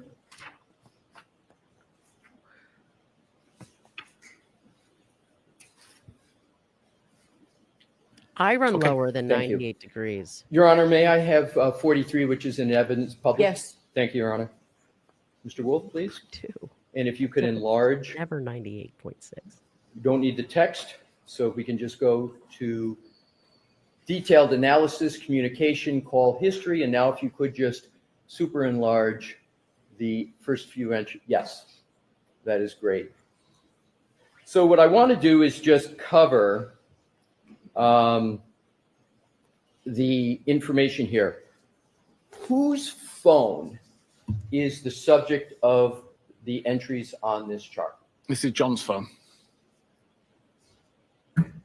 And if we start with the first entry, reading left to right, 12:14:36, end time 12:15:20, incoming call from Jen McCabe. Duration 44 seconds. You see that, sir? I do. You see, and is that a call that is answered? Yes.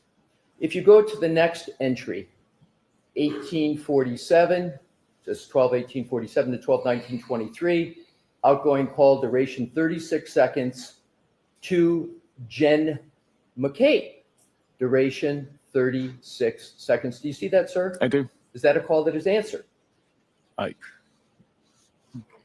Difficult to say. That could be a outgoing call that lasted 36 seconds of ringing. I believe it was answered. Well, how is it that you can tell the first one was answered but not the second one? Because it's an incoming call. Okay, fair enough.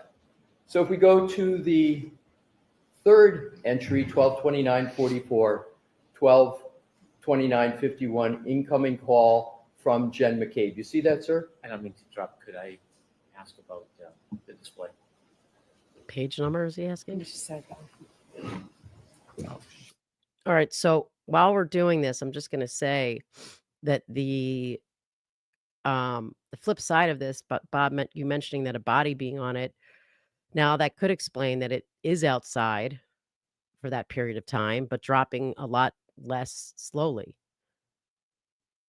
I mean, I took a picture of the I sent it to you. Babe. That's definitely where Hank Brennan's Gonna go with it, right? Yeah, but the problem for Hank Brennan is Ian Whiffin's not going to know the answer.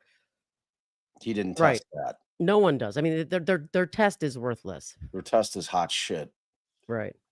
But There's like, I mean, he can ask the question, but Whiffin's not going to know the answer. I mean, he's like, all that will do will discredit his witness even more.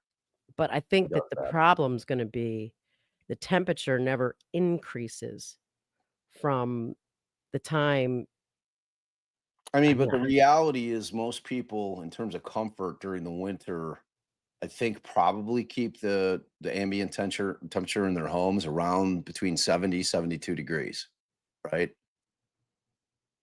So the question that I would have would be if you're in a home that's during the winter that has the heat on. I mean, obviously there's people that are always cold that might crank it up. Like my cousin has her house like a sweltering hellhole at 78, and I'm like, oh my god. But I think normal people typically have their temperature around 70, 72. That's where we keep ours. If it's freezing out, if it's like below zero, I'll crank it up to 72, 73. But so the question that I have then is, will the temperature, the battery temperature, lower to the degrees that the environment is? Meaning, will it be around that 70 to 72 degree mark? Which would So explain, because I mean, well, look, we don't know if John was in This that seems house. like an appropriate time to take our morning recess, so why don't we take a 15 or 20-minute recess? Please rise for the jury. Jurors, right this way, please leave your notebooks closed. On your chairs, please. I mean, because the kind of the X factors that we don't know is how long John was in the house, if he was in the house. And we don't know when John would have been placed outside. So I mean, those are things that we just don't know. I I'm going to think that share this, but it's a little bit blurry. I think that the most significant part of the cross-examination is you can't trust anything that his testing said at all. There's gaping holes in it. All right. So this is their temperature thing. Hold on. All right. So here, and someone's going to tell me when did they leave the bar. So it's like 77, almost an hour later, 82, just 45 minutes or so later, 86.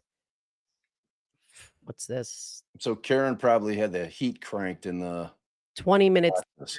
82, right? And then another almost 40 minutes, 50 minutes later, 86. So then we get to almost an hour later, 45 minutes later, 82, 77. They've got to be in the car at some point. 72. Well, that's 1 o'clock. So 13. No, that's 12, 13. Oh, 13 12, minutes after 13. midnight. Right. 77, 76. I mean, this could be from outside to inside here. But then Yeah, why? if that answer is correct, if the battery temp is going to mimic what the ambient temperature is in wherever you're at, I don't know that answer. It's And not then- rocket science. Just say yes and we'll move on.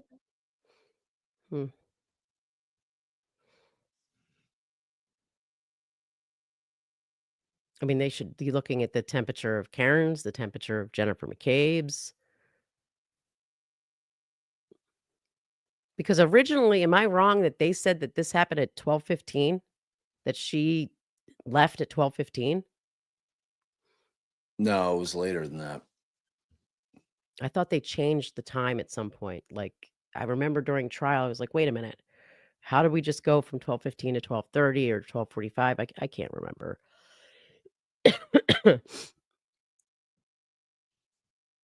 Yeah, I think this could be true. civil rights investigator says if he's in the basement in winter, it would be colder. That's That's 100% true. ambient. Yeah, I'm in the basement now and I'm freaking freezing. Like my nose is running freezing. All right. I'll stop sharing. My daddy's always a little cold down there too. Yeah, I feel bad for him every time I come in here. I mean, in the winter. I mean, we have Yeah, to have but the air on. he does have that heater in there. Yeah. Yeah, the frostbite. There's so many things. There's so many unanswered things. But I honestly do think that chart doesn't indicate that he went back into the house, that the temperature never goes up. I don't know.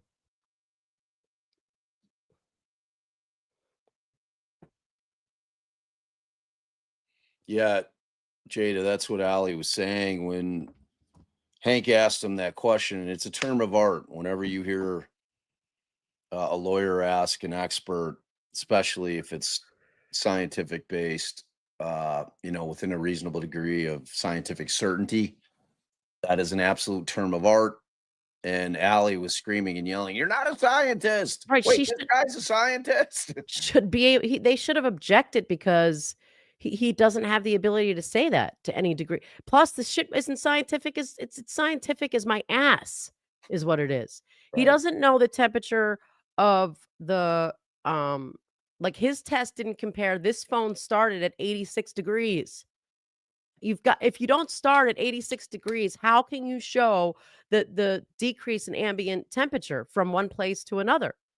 He started at I took a picture of that one too. It's 71 degrees. And So and Jane makes this great point, and that's why Alessi, that was the first question that he asked was, what was the temperature of the freezer? Alessi wanted to make sure prior to that line of questioning that Whiffen did not know, would not be able to come back with a temperature of the freezer in terms of his testing. That's why it was the first thing that he asked. So, having that, like, there's no value to the test if you don't know what temperature the freezer was. It's ridiculous that he didn't find out what the temperature was by sticking a thermometer in there. I mean, yeah, he on placed our fridge, it tells us what the freezer temp is. it outdoors at 71 degrees, and that's thermometer degrees. And then he said 2 minutes later, the temperature degrees of the battery was 66. And then 3 minutes later, 45. And then 5 minutes later, 35. That's 10 degrees. 5 minutes beyond that, it was 32 degrees. So another, 5 degrees, a little less because it was like a 0.2 to a 0.7. But then he brought it back inside at 9:20. Everything that guy just says is bullshit. Exactly. So, Everything that like guy Annie just makes a says good point, bullshit. all of his tests were Everything with that an guy end just goal said in is mind, bullshit. and I think that that's true. Mandy, you're on a loop. That that's the problem with every expert witness in every trial. That's the whole hired gun thing, and that's why it's important for the attorney that's conducting the cross to be able to dismantle it and show that confirmation bias, which is exactly what Alessi did. I mean, clearly they had a goal, them being the Commonwealth, and clearly Whiffen knew what that goal was. That was why they brought up the Garino shit. Did you talk to him? That's why they brought up the Hank shit to talk to him. I mean, Hank's like, I need him at the flagpole. And that's what he did. He manufactured a report that puts John at the flagpole with no basis in science as to that being true. It's a very, very, very effective cross. And we've only just begun. That was just the temperature stuff. This is going to take us to lunch, I predict. for sure. So our post lunch is going to be Jen McCabe, our after dinner treat. Yeah, I mean, I'd be good with Bob Alessi crossing everybody at this point. Just tag him in. Yeah, you know, we're gonna let Bob just cross everybody. See, the problem is he hasn't prepped. He's prepped what he's prepped for. So I'm sure it's going to be Allen versus Jen McCabe, round 2. No doubt about that. No doubt about that. Oh, Rachel, you're gonna have to replay crew it.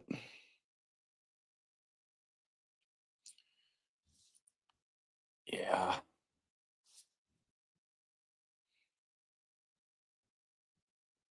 Oh, let me see if we have some blooping. I think we might have a little blooping. Not much. Bloop bloop.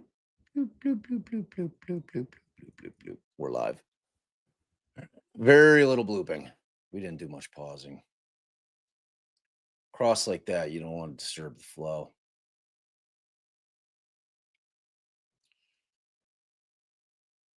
Yeah. I mean, you could see just how uncomfortable Whiffen was. I mean, it's like those are the kind of things that a jury sees as well. You know, if we're seeing it, they're sitting mere feet away from the witness. So they're seeing that discomfort. They're seeing his slippery answers. They're hearing them. You know, it's like he just, whenever you get a witness on the stand that's giving you maybes, possibly, you know, like if you lose on a point, in my estimation, you maintain more credibility by just admitting it as opposed to coming off as slippery.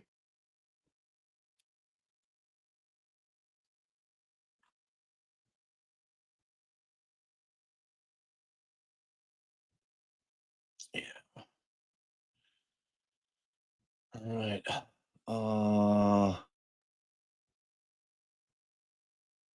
Yeah, absolutely.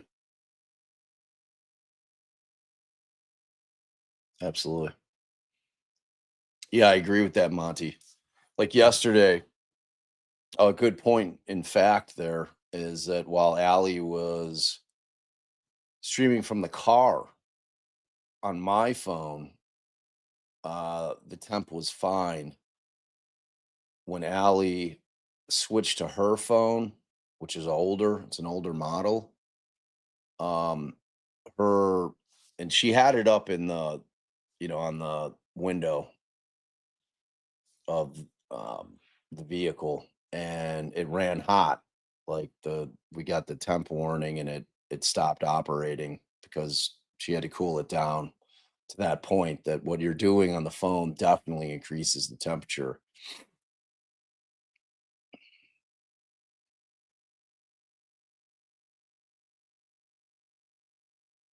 Oh yeah, that's definitely happening. Ajax is definitely going to be doing that cross. Oh yeah, I saw that, Jane. I did see that. I want to watch it a little more closely because it looked like when Hank does that very subtle no nod like that, it was very subtle. I couldn't see if Canoni was looking down at that point. So I'll check it out a little more thoroughly, probably on lunch break. Yeah, no, exactly, Tammy. I mean, that was what's good for the goose is good for the gander, right? I mean, that was, oh, yeah, that's a good idea. I'll pull it up on the Twitter machine. Let me get to this real quick.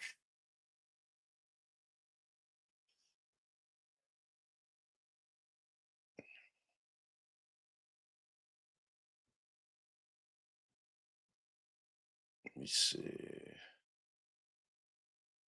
where I got tagged. DC is complaining that the sound drops are totally messing up the flow and trying to pay attention. tweeted it at me.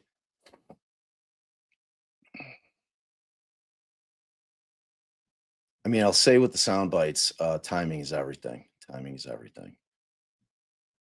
What the hell did you just say? Okay. All right, here we go. What the hell did you just say? What the hell did you just say? I think Jane had sent it to me. A couple people tagged me with it. I liked Jane's because it had arrows. Let me see if I can find it. A lot of action on my Twitter. A lot of action.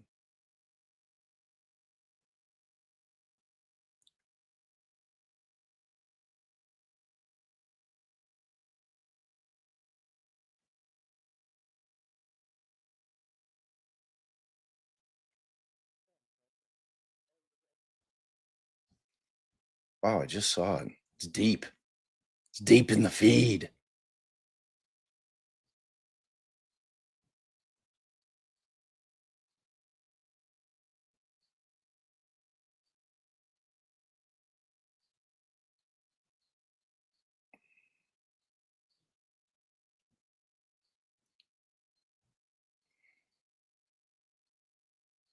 Jeez.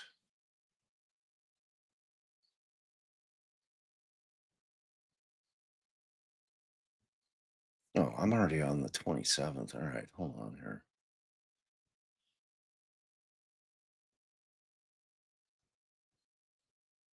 Oh, let me see. I'll go to mentions.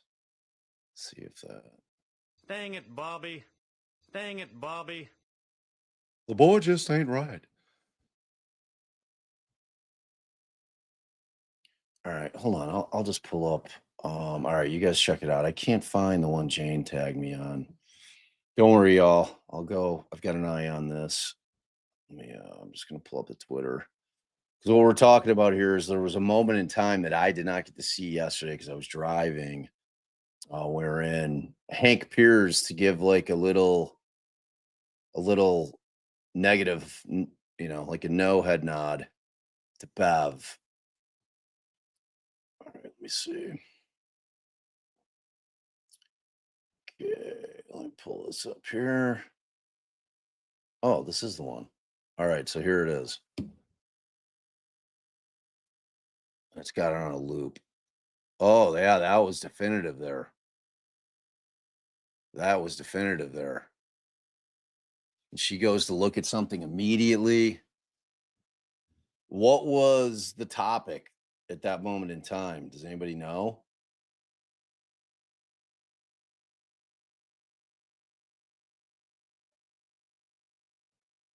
Let me see if I can make that a little bigger.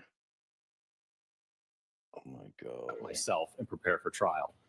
I routinely do when I work with attorneys, okay? I prepare this on my own to prep myself and prepare for trial. So this is something I routinely do when I work with attorneys, okay? I prepare this on my own to prep myself and prepare for trial. I routinely do when I work with attorneys, okay? I prepare this on my own to prep myself and prepare for trial. So this is something I routinely do when I work with attorneys, okay? I prepare this on my own to prep myself and prepare for trial. I routinely do when I work with attorneys, okay? I prepare this on my own to prep myself and prepare for trial. Well, that's pretty definitive. That's pretty definitive right there. I mean, that's certainly not going to help people that are of the firm belief that Hank is Team Commonwealth along with Judge Bev. Certainly not going to help that theory at all.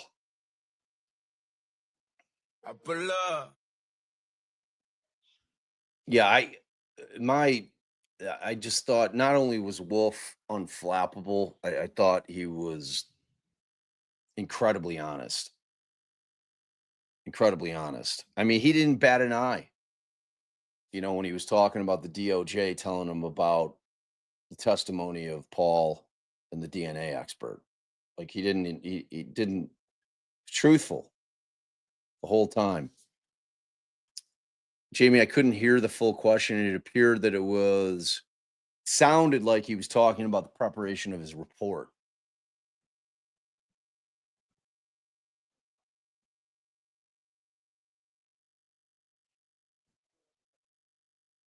But yeah, I thought that Wolf was phenomenal yesterday. And like I was talking with Allie, I mean, because the issue with the concept of Wolf being told as an expert witness what other experts are saying, but it's coming from the Department of Justice, that has nothing to do with the defense. Zero. She can't put that on the defense at all. So Sleuthie says, I believe that he was talking about the outline that he sent at 6 p.m. The night before testimony. Thank you. That makes perfect sense.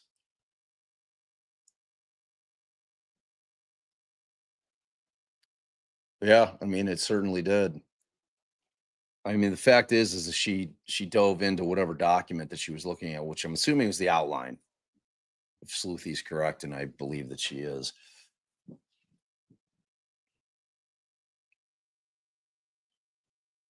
I mean, this trial, though, man, it's got it all. It's got it all.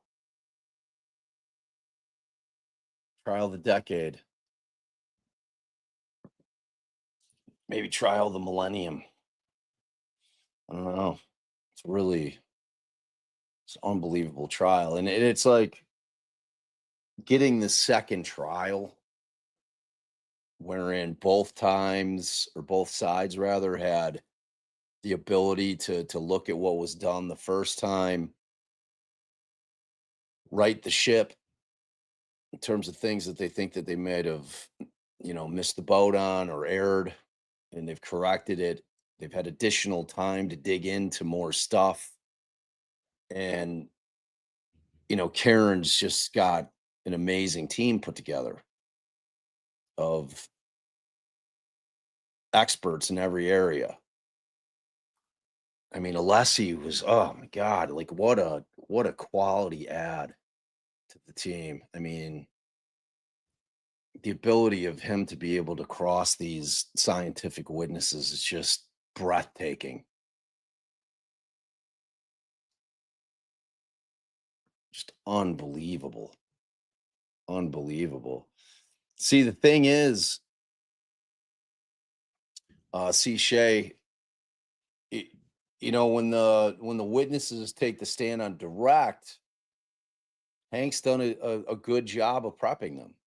They're far more prepped than they were with Lally. That's evident.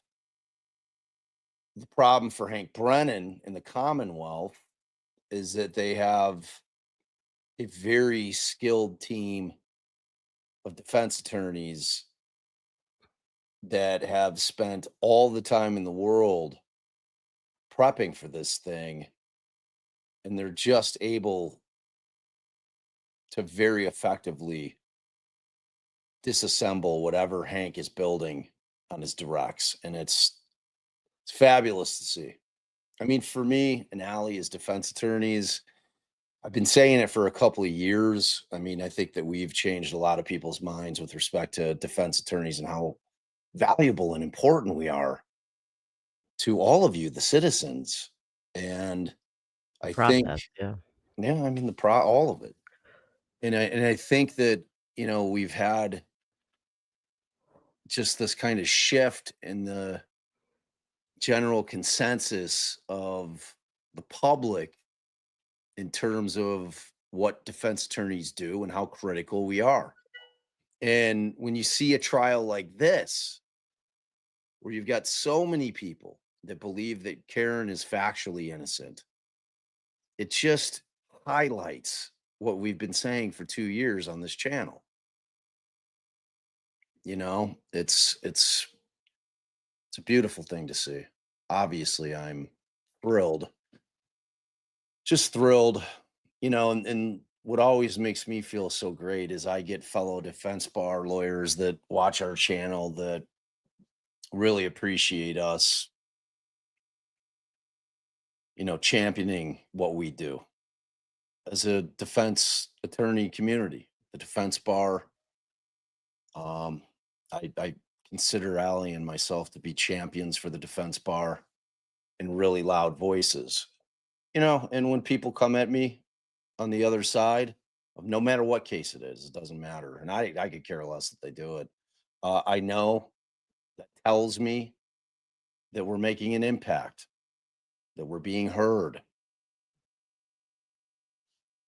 What else can I ask for? Nothing. So I had to take a client call. So I missed most of the discussion while I was while I took myself off screen. It's just me pontificating,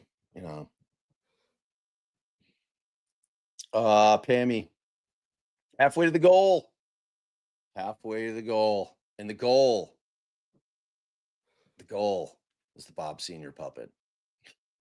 I mean, the puppet's awesome. The puppet's You awesome. got to decide what he's going to talk about, though. I mean, he'll talk about what I can't control what he talks about. You're acting like as if I'm controlling the puppet. I mean, the puppet does what the puppet wants to do. Zero control over it.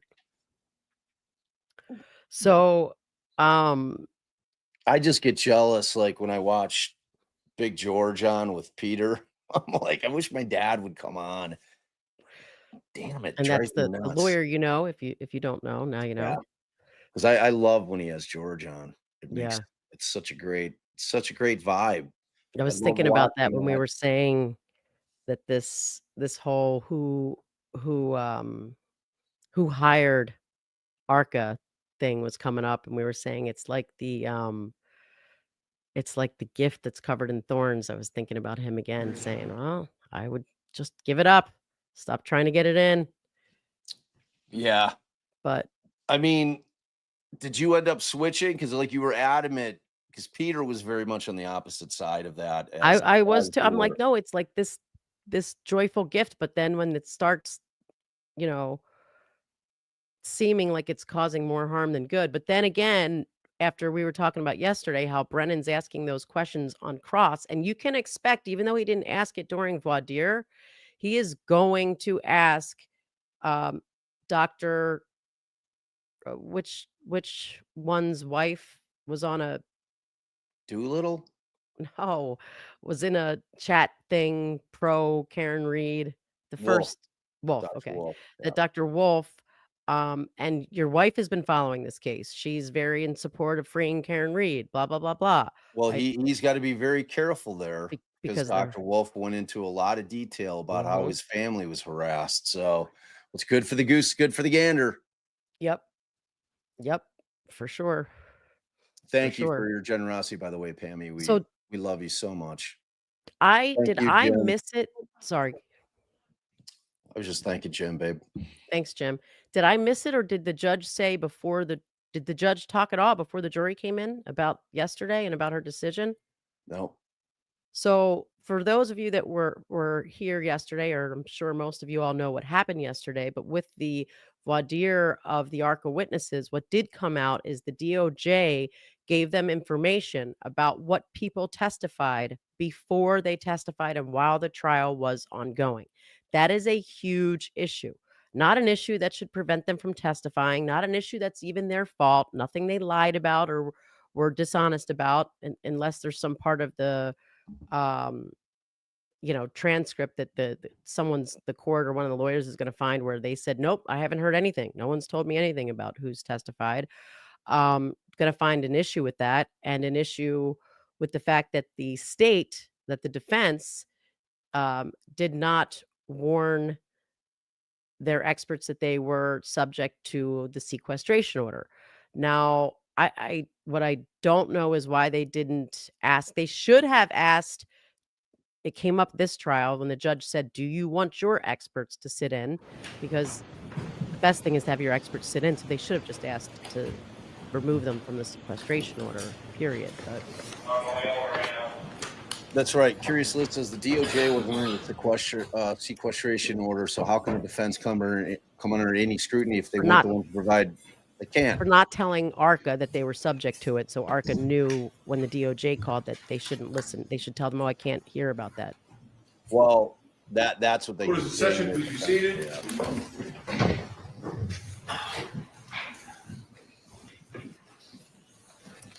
Whenever you're ready, Mr. Leslie. Thank you, Your Honor. May I approach, please? Thank you, Curious, by the way. Thank you for your generosity.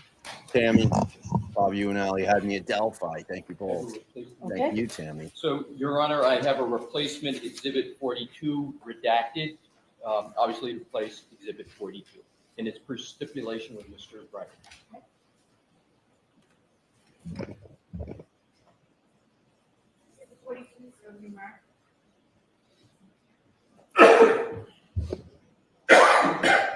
Yes, please.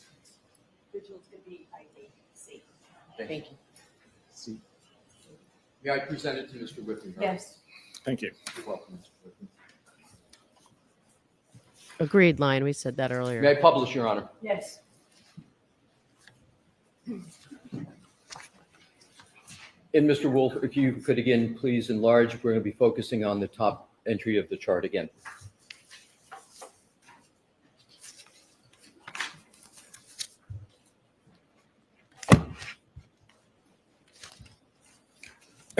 May I, Your Honor? Yes. Mr. Whiffen, we had started going through the top three entries. The first one you had indicated was answered. The second one you, as I understand it, could not tell. Is that correct? Correct. And then the third entry, which is reading left to right, 12:29:44, end time 12:29:51. Incoming call duration 8 seconds from Jen McCabe. Correct. That's the third one. So because it's an So, incoming. Mr. Leslie, we need to enlarge this. Okay, Your Honor. Mr. Wolf, can you enlarge that pursuant to the judge's order? Is there another Mr. Wolf in the courtroom? Yeah, we think it's the tiny desk guy. Is that sufficient, Your Honor?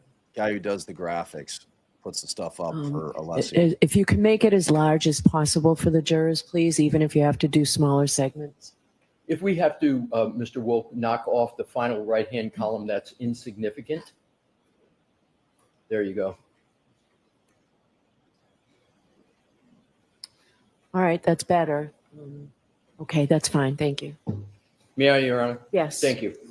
So I want to now go to the last one for this His wheels are exhibit working. 42. It's like what? Right and wrong. It's reading from left to right, 12:29:44, 12:29:51. Incoming call duration at seconds from Jen McCabe. Again, it restates duration 8 seconds. Correct.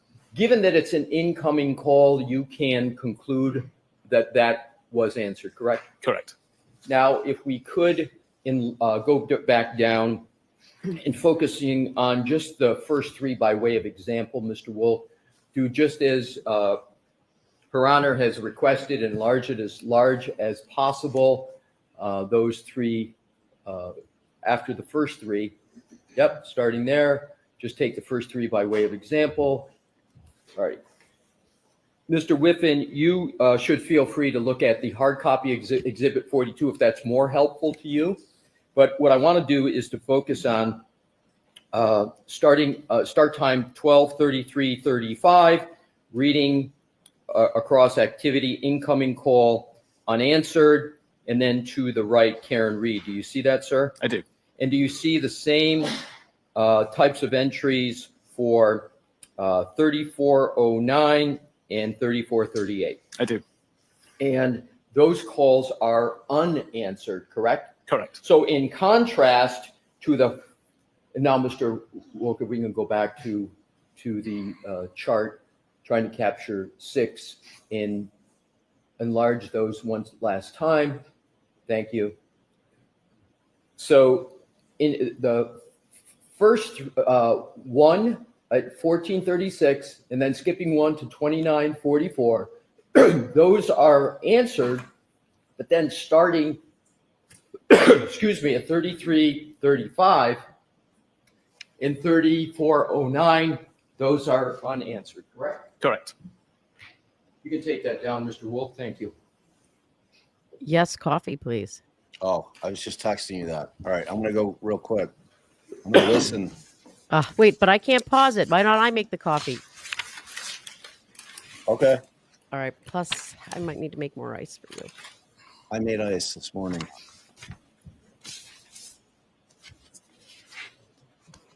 We have a moment, Your Honor, to switch topics.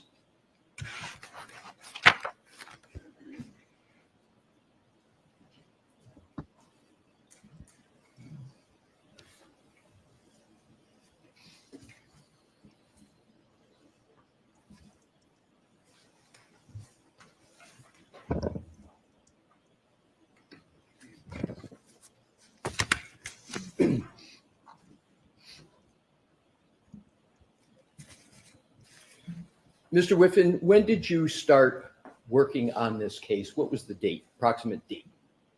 On this case or on this exhibit? On this case. Approximately September 2023. So over a year and a half? Correct.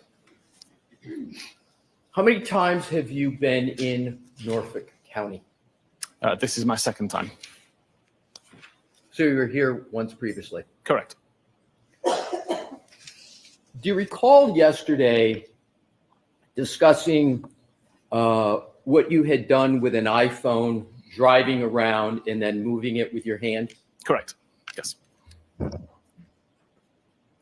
In the year and a half that you've been on this case, did you ever take an iPhone and do the same activity on the route that you were discussing yesterday between 34 Fairview and One Meadows? I actually did it on Sunday night. I'm sorry? I did it 2 days ago on Sunday night. And with regard to your time on this case, what was the results of that? I object, Your Honor. I'll need to be heard briefly. I'm sorry? I object, I need to be heard briefly. Okay. Come on over.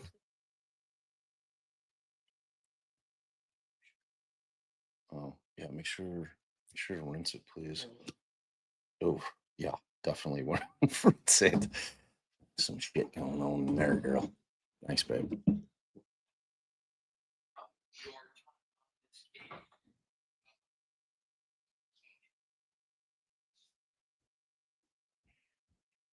So Hank's got a little objection. I don't see what it is. It's fair game. So he went and tested when it's warm out. It seems useless.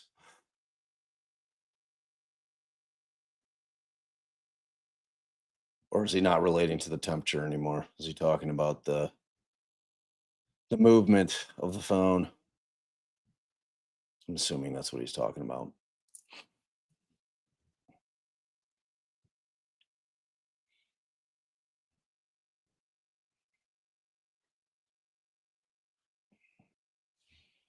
Yeah, I wonder.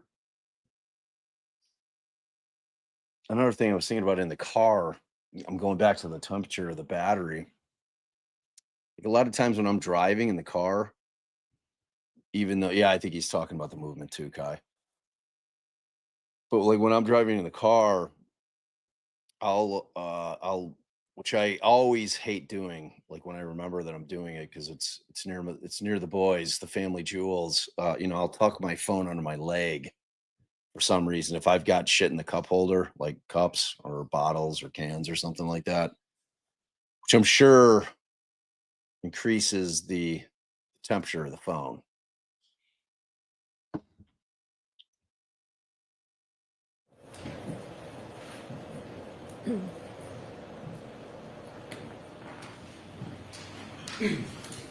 Truth.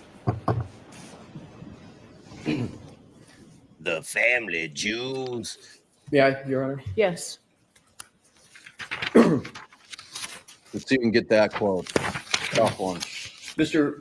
Whiffen, I am now going to proceed to a different topic. Do you recall discussing the Google search, how long to die in the cold? I do. And you discussed that in your direct testimony, correct? I did. You were a police officer for years before getting into the data forensic analysis of cell phones, correct? Correct. You were a response officer of the South Yorkshire Police from 2004 to 2009. Correct. You continued policing. Nailed it. With the Calgary Police, working patrol, correct? Correct. You work frequently with law enforcement. I do. Indeed, law enforcement is the predominance of your work, correct? Probably about 80% of the work. Yes. What percent? About 80%. 80? 80. Your work is used in investigations for law enforcement, correct? Sometimes, yes. In your area of work, you use and apply various forensic methods that are extracted, that data is extracted from a cell phone, correct? Correct. And you have various forensic methods to analyze that data, correct? Correct. And that data that you analyze is often used by law enforcement in their investigations, right? It can be, yes. It can be, but it also is from your experience, correct? I'm sorry, are we talking about my actual analysis or analysis that's created by the tools that me and Cellbrite create?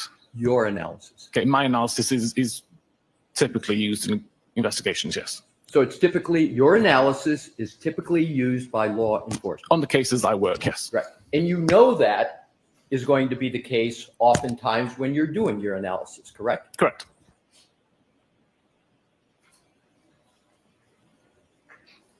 And forensic software is used to gain access to people's devices, correct? Correct. Such as cell phones, right?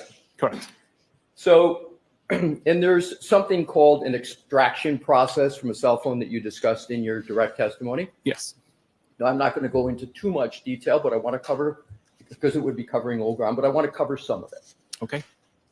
It's important, is it not, that the extraction process on a cell phone be performed correctly? It is, yes. Yeah. A little bit. And that's so that the data that's extracted from a cell phone is complete, correct? Correct. So that the data is correct. Correct. And so that the data is reliable. Correct. And data forensic examiners and people in your area of work need to ensure that the extraction file has not been tampered with, correct? Correct. Because if an extraction file has the possibility of tampering, then the information and data from it can be unreliable, correct? Correct. And there's a generally accepted methodology for how to perform an extraction of data from a cell phone, correct? Typically, yes.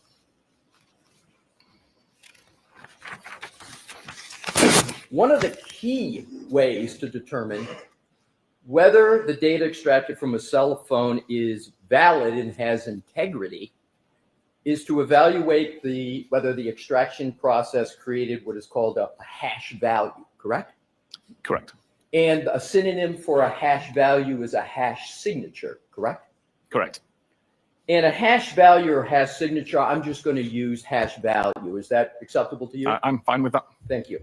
So a hash value is a unique and usually consists of a long string of numbers and letters that's generated from the data file from a cell phone using a computer algorithm, right? Correct.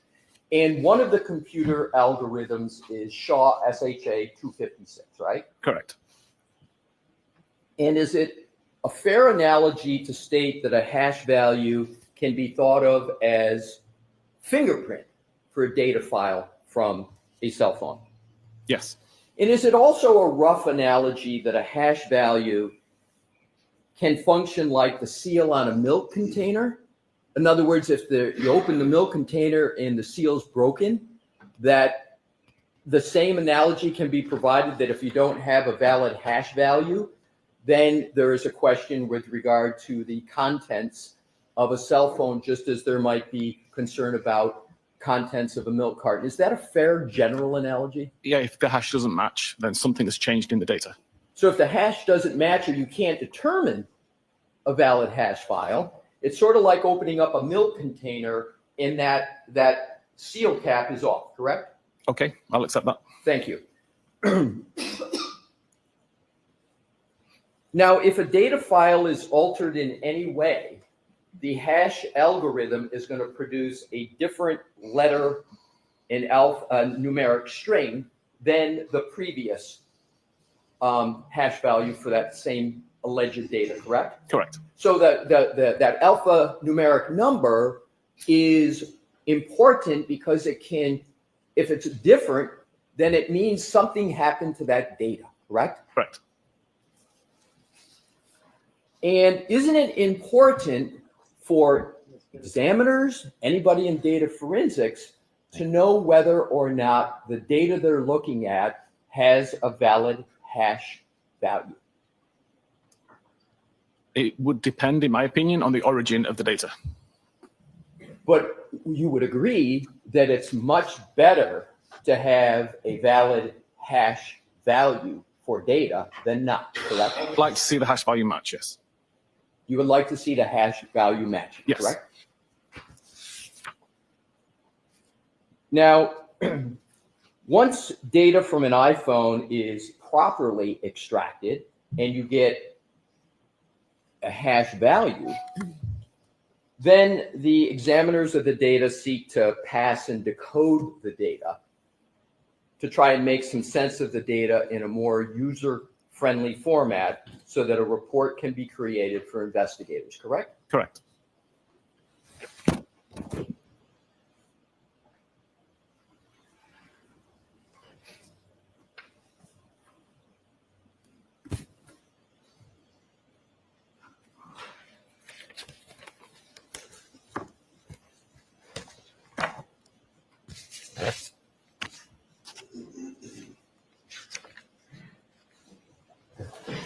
Do you recall preparing a report for the iPhone belonging to Jen McCabe dated December 2024? I do, yes.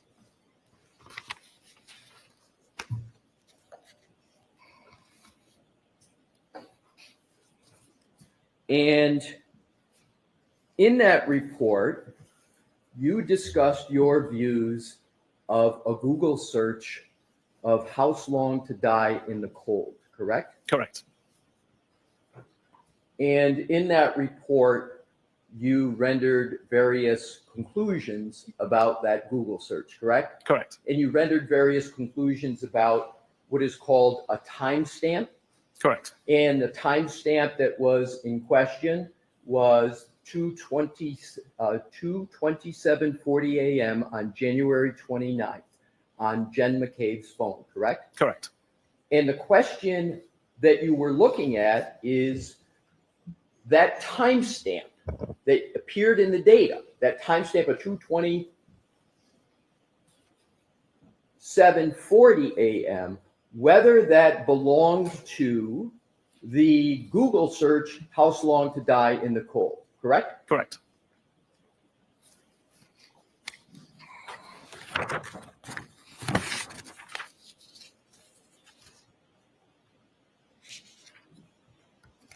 And you testified yesterday with regard to that very issue, correct? Correct.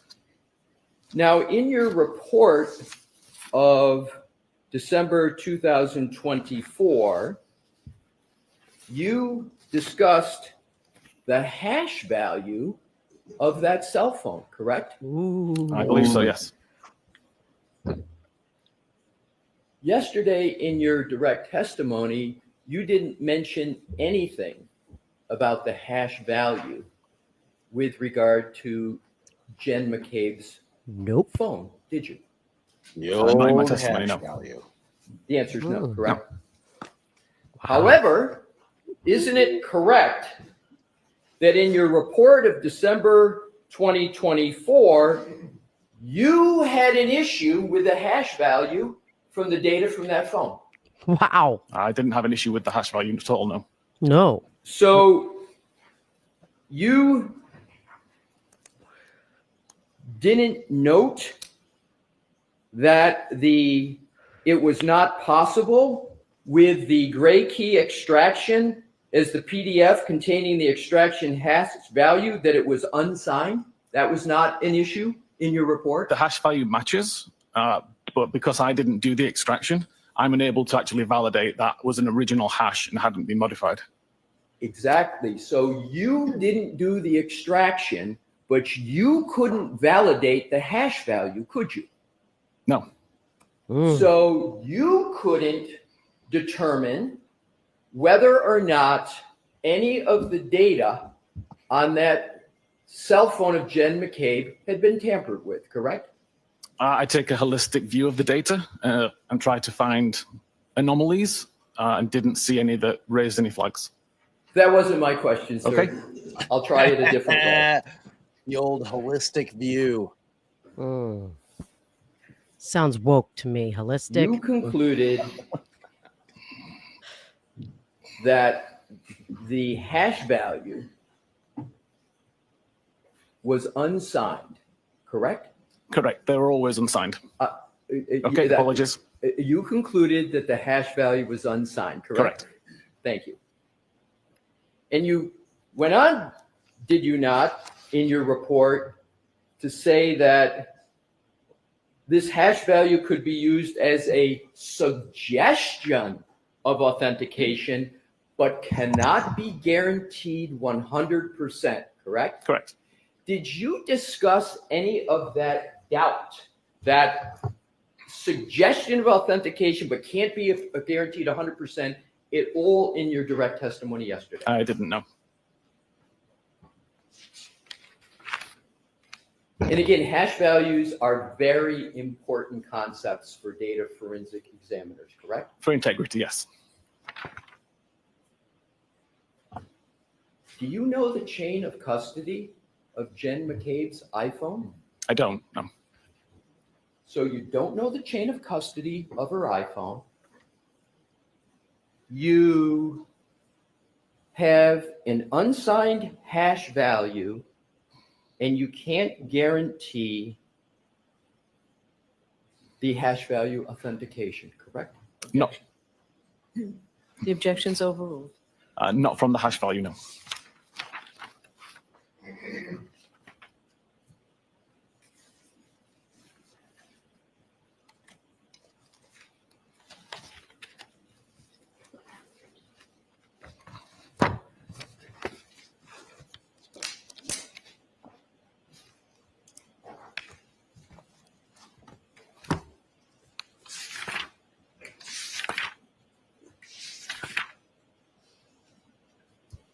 Let's go back to the 22740 timestamp and the question of whether that timestamp is associated with a Google search, house long to die in the cold.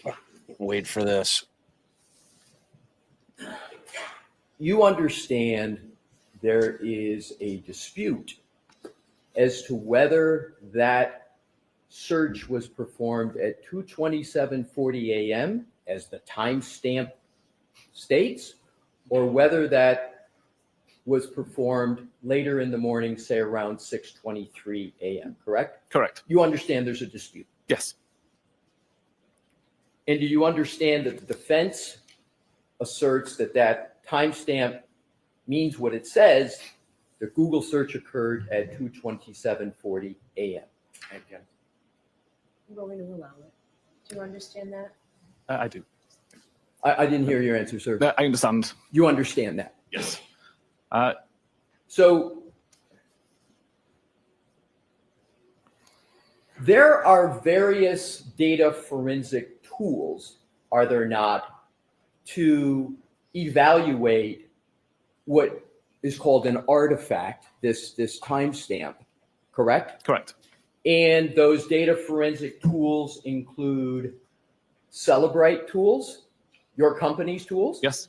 And some of those Celebrite tools are called Physical Analyzer. Correct. And then you have another tool, I believe, called Insights. Insights is a suite that includes Physical Analyzer. Okay. But yes, So it's Insights is a suite. Essentially the same tool. Essentially the same tool. So does Insight, well, essentially, but they're two different tools, correct? The two different versions of the same tool. Thank you. Two different versions of the same tool. Yes. But there are other tools from other companies, are there not, sir? There are. And a competitor of Celebrite that can be used to analyze that 22740 AM timestamp and to potentially resolve that dispute of whether the Google search "How Long to Die in the Cold" occurred at 22740 AM or later at 6:23 or so AM. There's other companies and tools that can be used for that, correct? Correct. And isn't one of the companies that can be used a competitor of Celebrite called Magnet Forensics? Correct. And they have a tool called Axiom, AXIOM, that evaluates questions such as this, correct? They do. And is Magnet Forensics a reputable company? They are.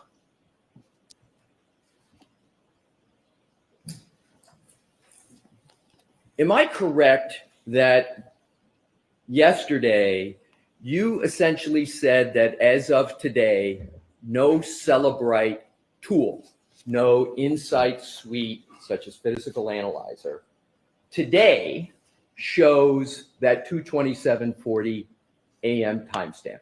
Correct. If you use any version from the last approximately year, that timestamp won't show up. It won't show up as you sit here today. Correct. But that's not always been the case. Correct. With regard to Celebrite forensic tools, correct? Correct. As a matter of fact, in the first proceeding in this case, in June of 2024, when you testified under oath, the situation with the forensic tools was Celebrite Forensics Insights did not show the 22740 AM timestamp, but another version of Physical Analyzer did show it, correct? Correct. In that second program, that second tool, Physical Analyzer, not only showed it at 22740 AM, but it showed it as a deleted state, correct? It's a deleted record, yes. A deleted record. Yes. Did you mention that yesterday in your direct testimony? I don't believe so. You don't believe so? No, we changed it since then. Oh, exactly. You changed it since then. Yes. Your company removed it. Yes. After the first trial. Before the first trial. Well, you removed it from one tool before the first trial, but you didn't remove it from the other Physical Analyzer program, did you? Up until the following version was released. No, I'm talking about the time of trial when you were testifying. I appreciate that. There's some complexities with how we released the software, which resulted in one being released several weeks later and one being released several weeks earlier. At the time of trial, yes, last year in June, when you were testifying under oath, one of the Celebrite tools showed the timestamp of 22740 AM, correct? Correct. But that timestamp doesn't exist anymore. It doesn't exist today, does it? Correct. Celebrate removed it. Yes. You mentioned. Could I see Counsel at Sidebar for just a minute, please? Why? Why do you need to see him? maybe, Sidebar. maybe she wants to know about lunch. So listen, I'm getting a little hungry. I'm thinking lunch soon. Mr. Alessi, how So much wait, longer are you I gonna want to go? turn back to the last time there was a sidebar, and Alessi had just asked the witness, well, what was the results of this testing you did yesterday or the day before, whatever he did on the move, put the hand on the phone and drive the route scenario. And Brennan objected and they moved on. What the hell is the state hiding? And more importantly, why is she allowing them to hide it? Well, maybe it was something like, we're going to come back to it. They're going to, I mean, who knows? Like maybe it's something they wouldn't she wouldn't just let them hide it. There must be something. It's going to come back to it. Who knows? But I wonder what that's all about. And I didn't even get to, I wonder if, because he changed topics altogether. So I feel like he might be coming back to that whole test. Because remember, we were talking yesterday, like when he says in his hand, it means like in a loose hand that he was letting flop as I jump on the ball and I like, or like on his lap in his hand, steady. I mean, I don't know. It definitely wasn't lunch. They wouldn't have called Karen up. She wouldn't need to be there for that. Go ahead, So- Mr. Leslie. Thank you, Your Honor. So with regard to the first proceeding, there was one Celebrite forensic tool that still showed the 2:27:40 a.m. timestamp. Correct. And it was shown in a deleted state. The record was deleted, yes. The record was deleted. And then after that, Celebrite outright removed the timestamp from so none of its programs had it. Correct? Again, if I could explain a little bit about how it works. No, I'm sorry. Okay. If you could just respond to my question. Is that correct? The timestamp's been removed, yes. However, the competitor of Celebrite that we just talked about, Magnet Forensics Axiom, yes, that program at the first proceeding showed the 2:27:40 a.m. timestamp, correct? Correct. And as a matter of fact, as you sit here today, the Magnet Forensics program, Axiom, still shows the 2:27:04 a.m. timestamp, correct? As far as I know, yes. And Magnet Forensic Axiom is a reputable company, correct? Correct. Celebrite removed that 2:27:40 a.m. timestamp, which is in a deleted state, in response to issues raised in the first proceeding, correct? It was changed because of the research that I did, and that was verified by the forensic research group. But the issue arose because of what had come up in the first proceeding, correct? In the first investigation prior to the proceeding, yes. In the first investigation in this case, correct? Yes. So Celebrite, after the I first wish we knew if the proceeding, juror after was the jury was- investigation, just outright went and removed the timestamp. It's not unusual to change the I coding. didn't ask if it, I just asked whether Yep, they we removed it. But Magnet Forensic Axiom still shows that 2:27:40 a.m. timestamp, right? Again, they refer to it differently, which is why they can But do they that. still show it. They do still show it. Let me just finish the answer. So, Sorry. Just let him finish the answer. Is that what you said, Mr. Mayor? yeah, my apologies, but I'm having trouble hearing, but I'll pause more just to make sure you're done. In that 2:27:40 a.m. timestamp, the dispute is whether it's associated with the search, House Long to Die in the Cold, correct? Correct. Extreme discomfort. Let's talk a little bit more about the first proceeding in this case.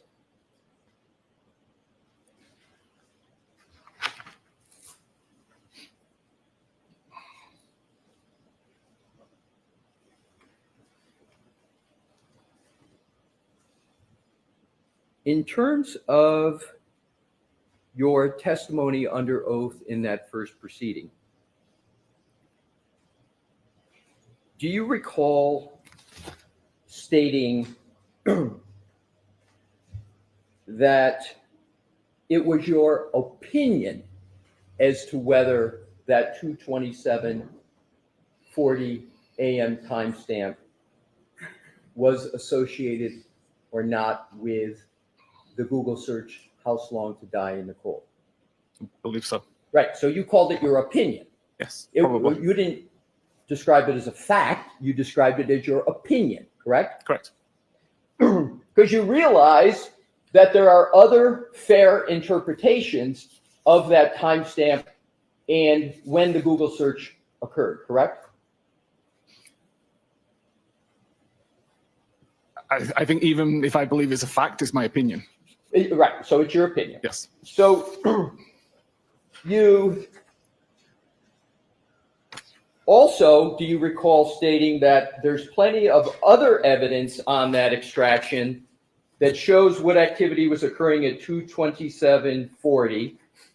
You recall that? Correct. And you used the word evidence, correct? Correct. But that evidence on the Celebrate program is now gone, correct? No, It's not gone? it's not gone. So the 2:27:40 timestamp still exists in Celebrate programs? Sorry, are we talking about the additional evidence that shows what happened at 2:27:40? No, I'm just asking whether. Okay. I thought we had that clear, but I thought, is the 2:27:40 a.m. timestamp show up on any Celebrate program as you sit here today? The decoded value does not show a timestamp for Thank you. that artifact.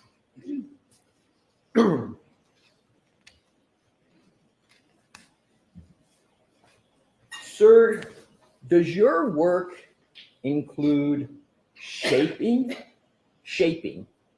how examiners will see the data when they open it? Yes. So you shape Hard rock.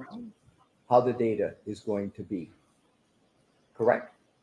Yes, we have Yes? ways to create the data so it's usable. Yes. So the answer is shape it. yes, Yes. you shape the data. Yes. Shaped it. Shake it, shaped it. Data shaper, Shape shifting, shaping. molding, adjusting. The old shaperino. Shape-tastic. These various forensic tools, Celebrate, Insight Suite, including Physical Analyzer, Magnetic Forensics Axiom. These are all tools, and we know that no one has access to the Apple source code on iPhones, correct? Correct. And the best source of information about what may be happening inside of an Apple iPhone would be if one could get the source code and look into the source codes to see what's actually happening, correct? Correct. So what happens is in data forensics, because Apple considers it proprietary and people can't access the source code, there's these various data forensic tools that in some ways try to serve as a surrogate, given the fact that there's no access to source code, correct? Correct. So the best information would come from the Apple source code, but nobody has access to that, or few people do. Therefore, these other forensic tools are used. Correct. So sometimes examiners have to give opinions like you give because you don't have access to the source code, correct? Correct. So it's your opinion oftentimes with regard to ultimate conclusion. Based on research and testing. But yes, Not it's an opinion. 100% absolute certainty because you don't have access to the source code, correct? Correct.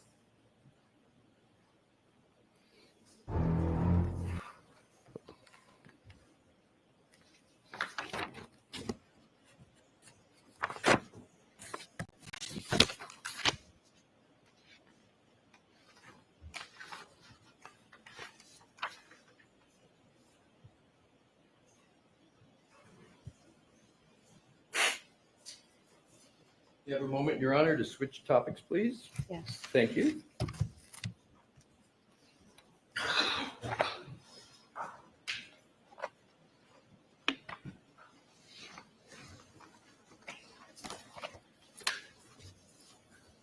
That was pretty effective. Before I do switch topics, a couple points on the 2:27:40 timestamp, if I may, Mr. Whiffen. Pause it real quick, babe. The Google search in question associated with that timestamp, the dispute over that, is house long to die in the cold, correct? Correct. And you understand, sir, do you understand the significance if Jen McCabe made that Google search, house long to die in the cold, at 2:27:40 a.m. instead of 6:23 a.m.? Do you understand the significance of that? Of course. Sustained. Oh, Wait a You minute. said yes, Your Honor. I'm sorry. I said sustained. Oh, thank you, Your Wow. Honor. I didn't hear that. Jurors, strike any answer that may have. Pause that a sec. What do you understand to be the significance? I'm going to take control of this shit. So, well, let's see, because he's asking it again. So we'll just let it go for a second. Okay. Of the dispute over 22740 timestamp. Sustained. All right. Pause it. Mr. Whiffen. So this is one of those situations where they should be calling a sidebar, because she's thinking, I'm assuming, relevance, right? Like, what is his thought process? But it goes to bias. If he understands the significance of that, how significant it is that the case hinges on it, and he has a product that is geared towards law enforcement. He himself is former law enforcement, but he invented this product to assist law enforcement in their investigation and provide them with an investigative tool. That goes to bias and motivation to what he's doing. So I don't think it's irrelevant, although I think that's the portion of this that the judge, is focusing on. Sometimes that question is irrelevant, but we've got a little bit of a different scenario here, in that, especially considering that his entire product, 80%, he said it himself, is for law enforcement.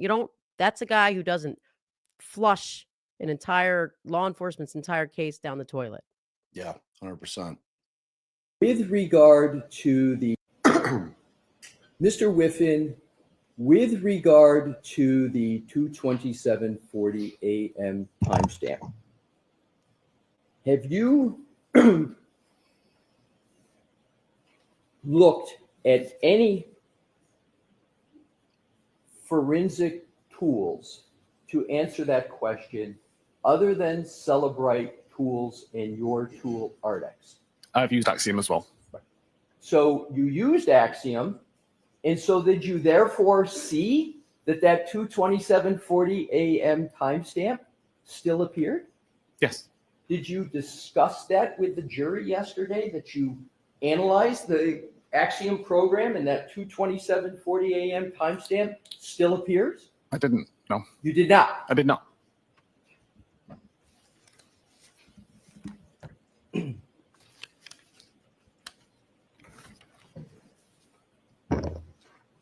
Be careful. Could we please, with the court's permission, put the PowerPoint presentation back up and go to deck 26? He's going to say it doesn't mean what the defense thinks it says, or that the way that Axiom defines it is different. I don't know.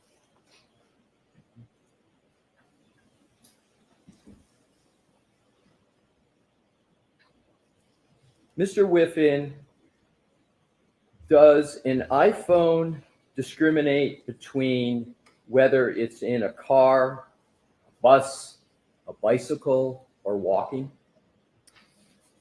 It can, but I don't have the research on that. Right. So as you sit here today, you can't say that an iPhone can tell the difference between a car, bus, bicycle, or walking, correct? The iPhone can, but I haven't researched that data fully enough to understand it forensically. So I can't, but the phone can. Does an iPhone merely register movement? Let me rephrase that. Does an iPhone register movement? It does. Do you recall yesterday discussing movement at a speed of about 1.4 miles per hour at 12:24:37 a.m. on Yes. January 29th, 2022? I do. A person walking at a normal to even a slow pace can walk at approximately 1.4 miles per hour. Is that correct? It sounds reasonable. And does it sound reasonable that a normal speed of walking is between 2 and 4 miles per hour? Reasonable.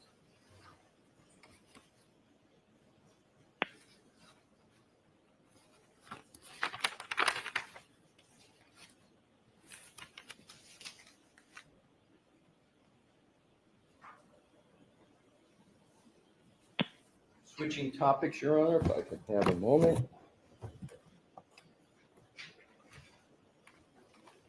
can take that. Okay, thank you.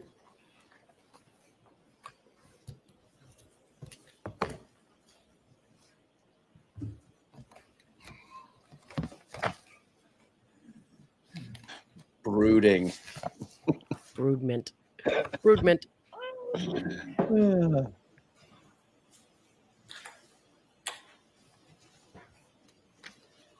You know, even if the objection was calls for speculation, what he speculated the importance to be would still be important in what we were just discussing. Goes to bias, 100%. Hired gun. Hired gun.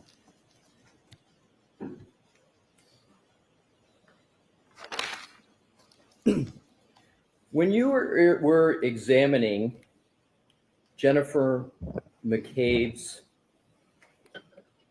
phone, you used an operating system called iOS 14, correct? That's one of the versions of iOS I used, yes. That was one of the versions. Yes. Do you understand that Jen McCabe's phone was actually using iOS version 15? Yes, I do. 15.2.1. 15.2? 2.1. Thank you. And do you recall saying, with regard to iOS 15.1, etc., that the iOS operating system, your words, had fundamentally changed, correct? Correct.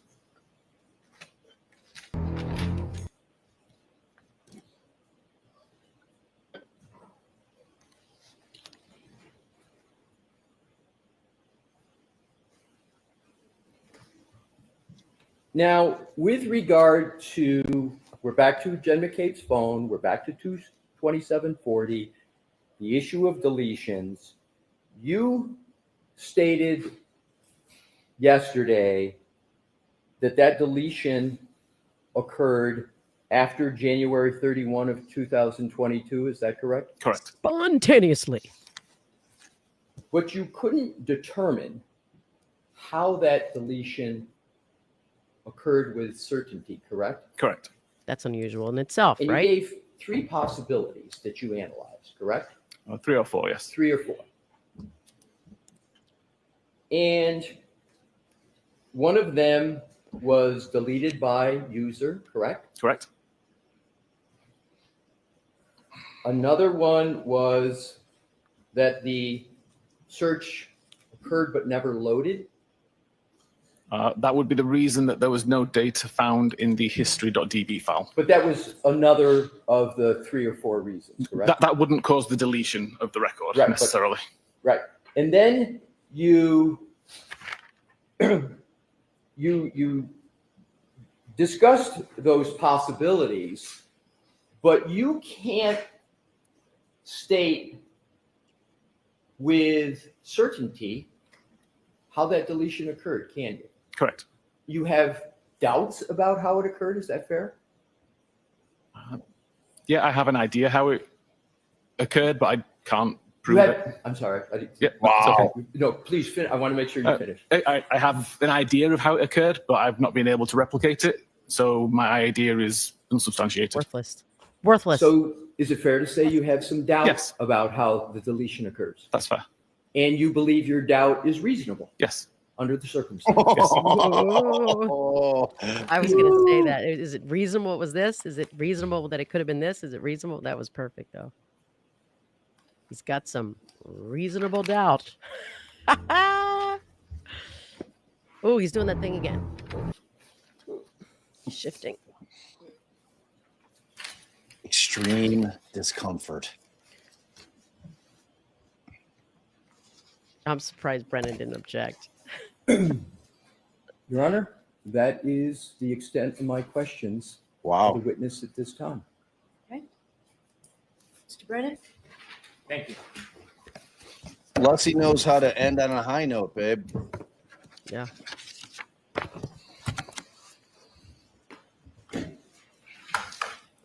Well done. Well done, Bob. Good job, Bob.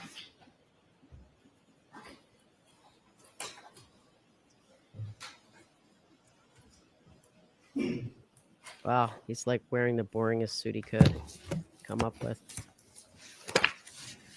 Super prosecutory. Good afternoon. Good afternoon. Good afternoon. Okay. As a Very forensic analyst, do you study data? I do.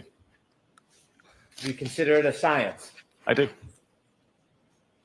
Are you a criminal investigator like a police officer in your present role? Not anymore. Are you a detective in your present role helping aid one side or another in an investigation? I'm not, no. Still At hyping. some point, you and I spoke about reviewing phones. We did. You had begun your whole process in some of this work before you had met me. Correct. And I'd asked you to look at Mr. O'Keefe's phone. Correct. Did I ever tell you what you should look for? No. Did I ever tell you what I wanted to see or what I wanted the results to be? No. Well, Did I now ever his share with you understanding parts is of the important. investigation that had nothing to do with your actual data analysis? No. Would it be inappropriate or not helpful for an advocate to provide you information that might taint or influence your right. thinking when you're looking at data in a case? Pause it. Yeah. Bullshit. 100% it would be a problem. Well, then what was your understanding of how significant that 227 search was, which the judge kept sustaining? I said sustained. Well, he just opened the door for it because he just is fleshing out that, if you have too much information, that could taint your blah, blah, blah, blah, blah, blah, blah. So his either speculation or understanding or whatever they want to call it is more relevant now than it was a second ago. Yeah, and more Although- importantly, like he let slip with the answer, which was yes, Right. which the jury heard. Which is why the judge snapped back. I said 100% it would be problematic. When I asked you to look at data in this case, did I ever express any opinion whatsoever that I cared one way or another what your results would find? No. Did I ever attempt to shape or influence your process by offering you information that had nothing to do with your assessment of data? No. Okay, this is bullshit. Now we need to know everything you And know. so as a scientist, what a legal investigator or an advocate for either side thinks, is that relevant to you? No.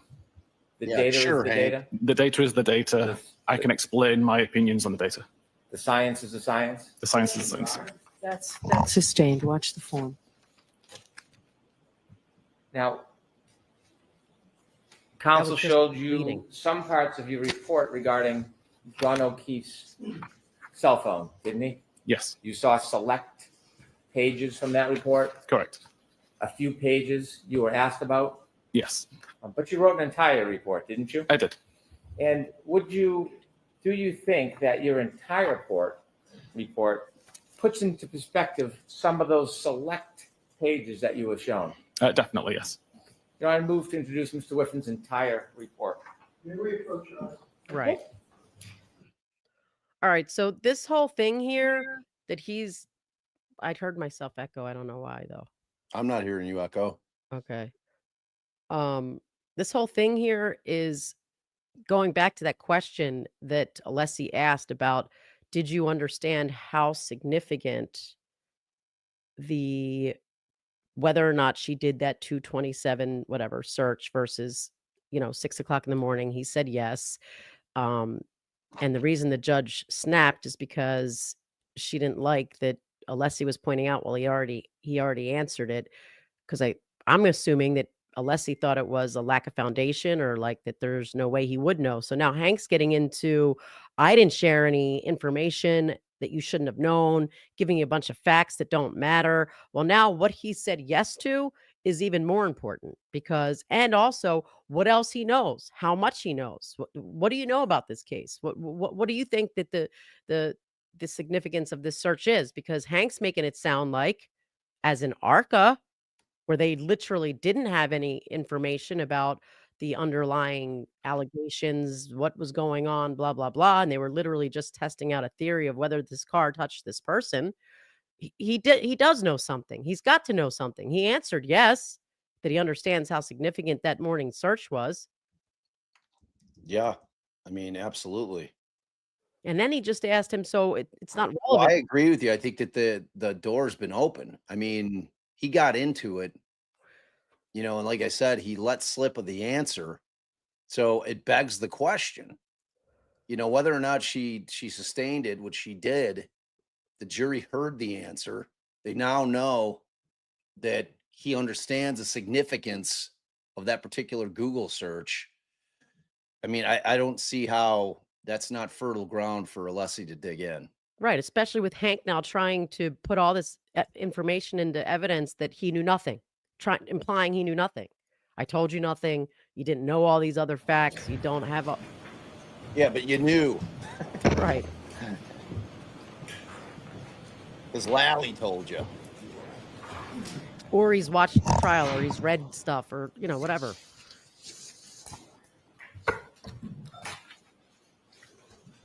Do you still have your report with you, Mr. Whiffen? I do, yes. Okay.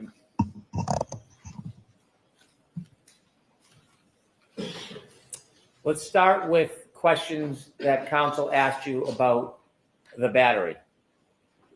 When you were trying to determine how the battery worked, you shared with the jury that you did certain testing. Correct. What was the purpose of that testing? To make sure that the battery temperature sensor would be affected by environmental temperatures, such as being in the freezer, such as being outside, being brought back indoors, and to make sure that the fall and rise of the temperature sensor, at least the pattern would match the expected pattern and would match the thermometer that was alongside it. But it didn't, sir. When you put the batteries or the phone in the freezers, did it matter what the temperature of the freezer was when you put it in it? Yes. I didn't believe it did. What was the purpose again of putting it in the freezer? Just to remove the device from a warm environment, which was outside of the freezer, placing it inside the cold environment of the freezer and just seeing how the temperature dropped. As you mentioned, you look at data through science, correct? Correct. And so did anybody ever share with you the important points of the decrease in temperature of the cell phone battery to try to influence your results? Objection, Your Honor. I'm sorry, could Clearly you knew the guy was rephrase? either Anybody outside or tried inside. to tell you important points of the evening on January 29th, 2022 in an attempt to influence your studies on the fact that a battery or a phone, when it gets colder, the battery temperature decreases? No.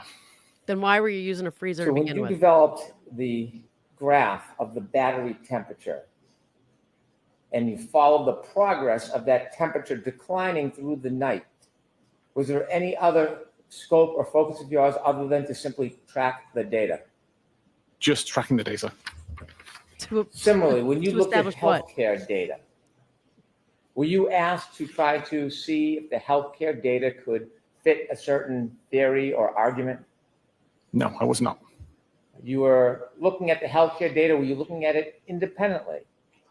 I Oh was. boy! Wow. Please. Now, It's it's the biggest not your crock of opinion, shit. or you're not taking the position what the meaning of that data matching up is, are you?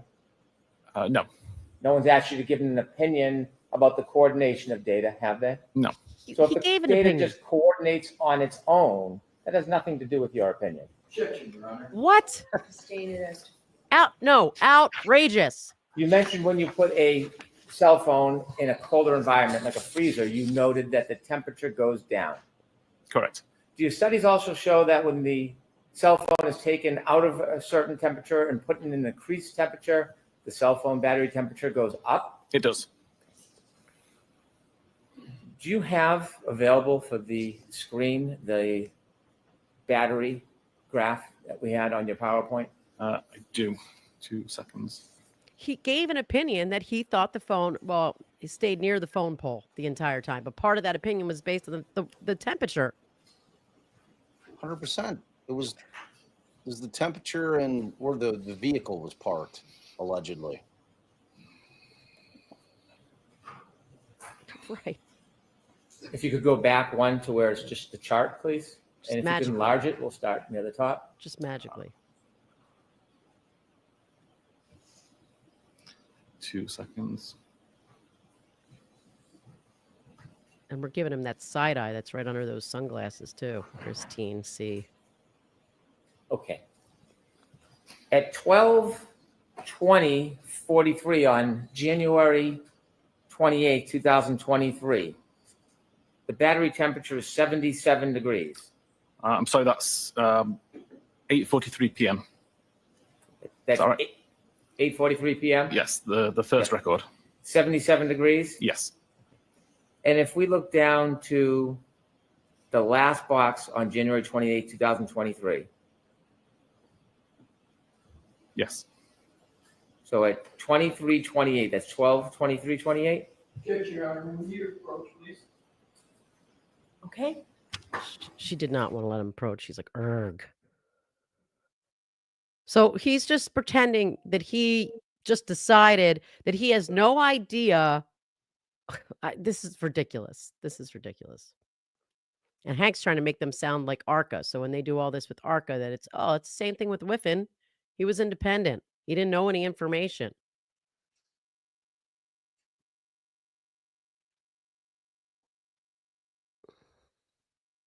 Yeah, I mean the concept of him not being told by his client, by his customer, what they're looking for is so ridiculous Right. that I can't even begin. It's insane.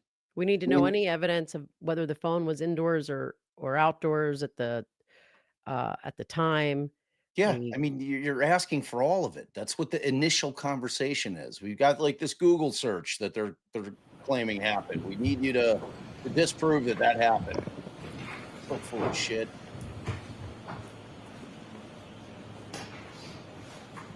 It's outrageous. I'm going to ask them. He's going to bring up Lally on redirect for sure. Anyway. Oh, thanks, Idiot Wind. Mr. Whiffen, I'm going to ask you to start at 12:13 on January 29th, 2022. Battery temperature 82 degrees. Yes. And now you are also tracking healthcare data, weren't you? Correct. You are also tracking location information. Correct. At 12:22, the battery temperature is 77 degrees Fahrenheit. Correct. And during that time, 12:22, that is the time with the location data where we see Mr. O'Keefe's car traveling near Cedarbrook, isn't it? Objection, Your Honor. The form sustained. And at 12:22 on January 29, 2022, where does the location data show Mr. O'Keefe's phone in progress? It's around Oakdale Road, I believe. And when she mentions form, the travel that that means you're eating, noting, is that consistent usually. given the speed of being within a car? I believe so. And do you know whether or not that car had heat on? I've got no idea. You have healthcare data that the phone moves for a 20-second period, right? I believe so, And yes. That is after the Waze information stops. Correct. Objection, Your Honor. So you have to watch the form. I know it's hard to orient. You have to watch. Oh, what?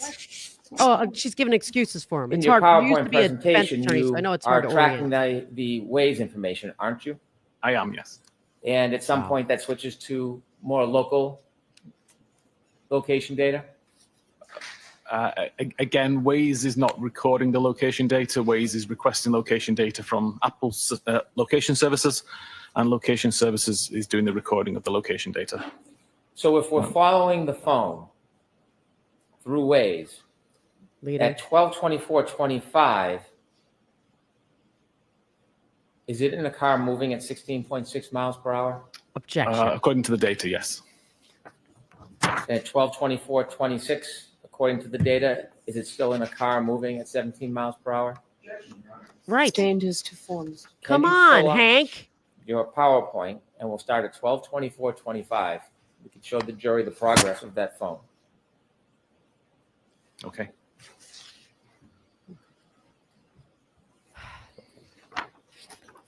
And at 12:24:25, how fast is Mr. O'Keefe's cell phone moving? The data on the device says that it was moving at around 16.6 miles per hour. Next page, 24:26. 17 miles per hour. Next page, 24:27. 15.9 miles per hour. Next page, 2428, 14.5 miles per hour. 2429, 12.1 miles per hour. 2430, 11.5 miles per hour. 2431, 10.4 miles per hour. 2432, Pointed up onto the 8.9 he's miles per driving hour. on the grass. 2433, 7 miles per hour. 2434, 5.2 miles per hour. 2435, 3.5 miles per hour. 2436, 3.2 miles per hour. 2437, Oh, looks like 1.4 right miles there, per she hour. just made a U-turn. and 2438. 0 miles per hour or 0 meters per second. And at 2438, that phone is stopped near the flagpole. I would say so, yes. Then the location data gets more broad. It does. Objection. He's still. This is all leading. There is no movement at that time after the car stops. Is there any movement when the car stops at 2438, between 2438 and 2430? Is there any movement indicated on the healthcare data? Not from the health data, no. At 12:31:57, does the phone demonstrate any movement? If I may just look back at my Of report, course, just please. to recall.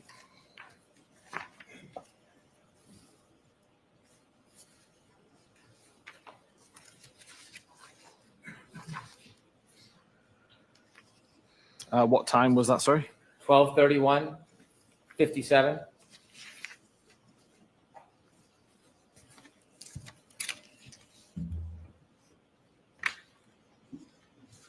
Yes, around 12:31, 56 or 57 is the start of the health event, 36 steps. How long? How many seconds does that phone move for?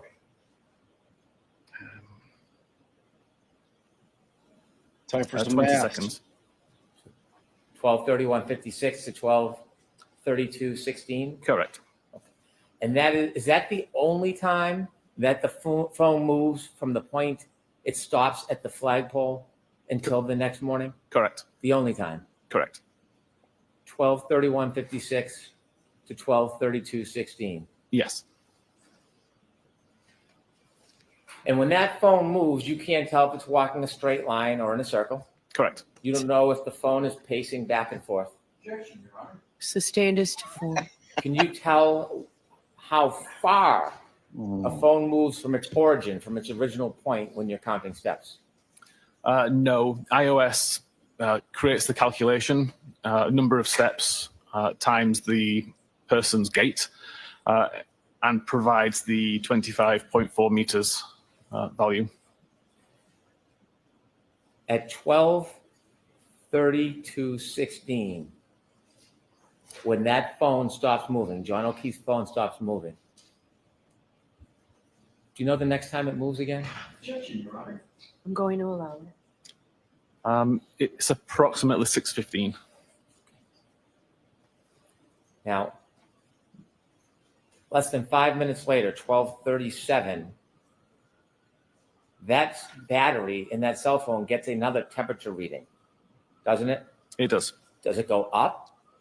It goes down. And it goes down to what degrees? 72 degrees. And over the next 8 minutes, does that temperature even or go up? At 43 minutes past, there was another reading of 66 Fahrenheit. And then at 12:53, that's about, 21 minutes or so after that phone stops moving. What's the temperature? I'm sorry, at 12:53? Yes. Asked and answered. All this shit's asked and answered. It's just regurgitating what he said on his initial direct. 61 Fahrenheit. 61 degrees? Yes. And over the next 14 minutes, does it drop again? It does. It drops to 55 degrees at 1:07. And at 1:36 a.m. that morning, It's down to 50 degrees. and this health data shows that that phone hasn't moved. Does Correct. this healthcare data show that this phone hasn't moved since There's 12/32/16? no more steps were recorded.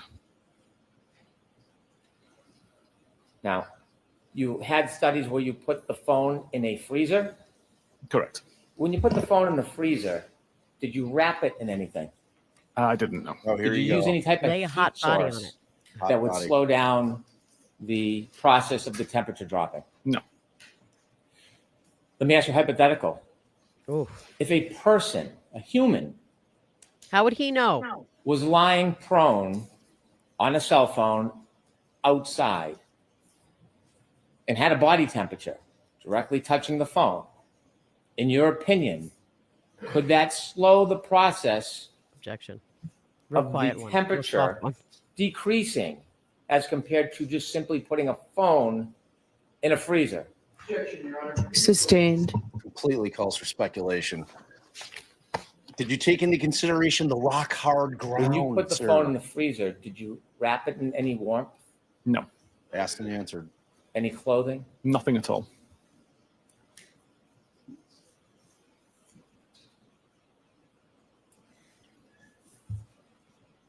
Now, you don't know the temperature, but you said there was a blizzard outside? That's my understanding, yes. At Who told you that? 6:06 a.m., is there a change in the battery temperature of John O'Keefe's phone? Yes, the temperature has dropped to 43 degrees Fahrenheit. So there's a 7-degree drop in temperature at 6:06. Correct. Were you shared any of the facts or information that has nothing to do with data and science? Were you shared any facts or information about what may have occurred to that cell phone and its exposure to colder air that morning, minutes prior to 6:06 a.m.? I may have heard that around that time is when John was found. Why? Oh, so could you answer the question, It actually yes or no? That Is what the defense wanted to get out. Did anybody share information with you about that, sir? Nobody shared it with me, no. If the phone was in an environment and it was exposed to further colder air or drop in temperature, could it register a reading? I'm sorry, can you just ask that again? Sure. Let me ask a different question. Yeah. Why don't you? The phone drops to 43 degrees, John's phone at 6:06. 6:14. Is there another change with this phone dropping in temperature? Yes, it drops to 37 Fahrenheit. Do you know what, if anything, happened as far as the environment that phone was exposed to seconds before 6:14? I don't know. Do you know if that phone at 6:15:01 was then placed in a warmer environment like a pocket or a car? Do you know? No idea. But your data shows at 6:35 there's an increase in temperature, Correct. doesn't it? It does. So at 6:14 you don't know if there's been any increased exposure, do you? No, I know that according to the battery temperature, it's increased, but I don't know the reason for that. The fuck he doesn't. Now, Just said if he you does. look at the battery temperature at 6:06 a.m., it's 43 degrees. Yes. That's a change in temperature, isn't it? Is that a change in temperature from 136? It is. Looking at your healthcare data, is there something happening relative to the phone at 6:04 to 6:11?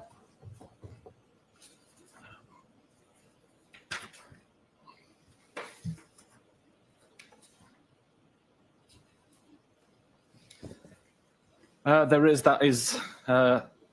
432 steps were recorded at that time. Can a phone record steps if it's being moved back and forth? It may record some. It's difficult to say how many would be misunderstood as being steps taken. If you're shaking an object that moves the phone violently, could it record steps?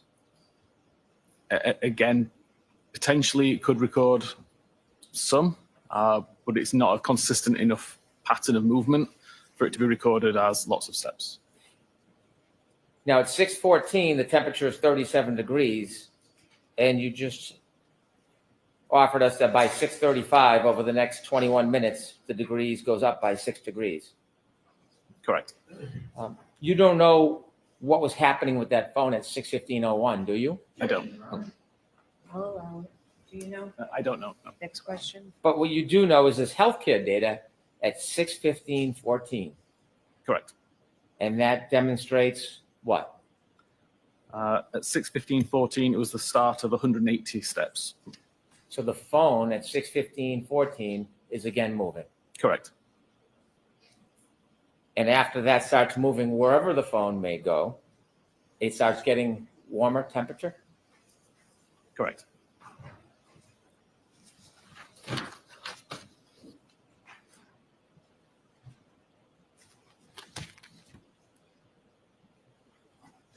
Now, you shared with us location data, and you explained the difference between Waze and other types of location data.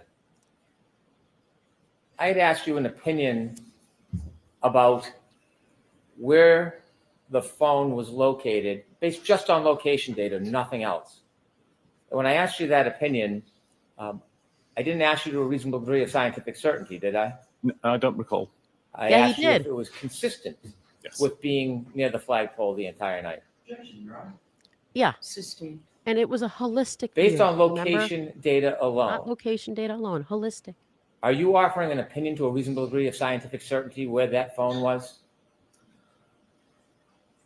It's difficult to say with a reasonable degree of certainty based on the randomness of the location data. Backtrack. I'm going to ask you to keep your voice up, Mr. Whiffen. Could we turn the AC off, please? Backtrack. Yep.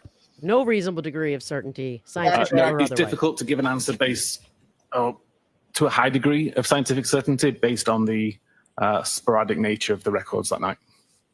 Based on the data you have, just on location data alone, is that location data consistent with that phone being near the flagpole area from midnight until 6:15 the next morning? It is, yes. Is it also There's also consistent with them information being in the because house? the broadness that it could have been somewhere else. Correct. Yet it is consistent. It is. You didn't just rely on location data for your opinion, though. You just said he did, though. You just said he did. Watch the form, Mr. Brennan. Yeah. Sustained. Did you rely just on location data for your opinion? No, I did not. Did you also consider the health data? I did. And did you also consider the Still leading. battery temperature? Jesus. In addition to location data, what are the other things Hello? you considered, in your opinion, to a reasonable degree of scientific certainty, that that phone was at the flagpole the entire night from 12:30 until 6 the next morning? I'm going to allow that. It was based on the location data that recorded high accuracy, based on the health data that showed when the device moved and how far, based on the battery temperature information, and based on the Doppler face detection information. Let me ask you some more questions about the health data. You were shown pieces of information on examination.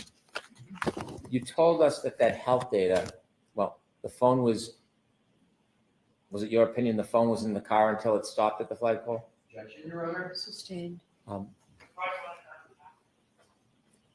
At 12:31:56 and 12:32:16, does the data show that is the time that the phone was moving? At what time, sorry? 12:31:56 to 12:32:16. I'm sorry, the rest of the question was? Does that demonstrate movement of the phone at that time? Whiffin's a puddle. He cannot wait to get off the stand. Cannot wait. It's been a nightmare for him. Oh, there's going to be recross. Oh, hell yeah. No question. He knows it. Yes, it is. And Brennan just gaslit You the entire shared that jury. You can't tell the direction or the distance of steps. Except when I said it was westerly. No, please. Earlier. If that Bloop phone back, 'cause I moved talked over. Bloop back a second once. from the flagpole in a straight, if that phone moved from the flagpole in a straight line away from the flagpole, like for example towards the house,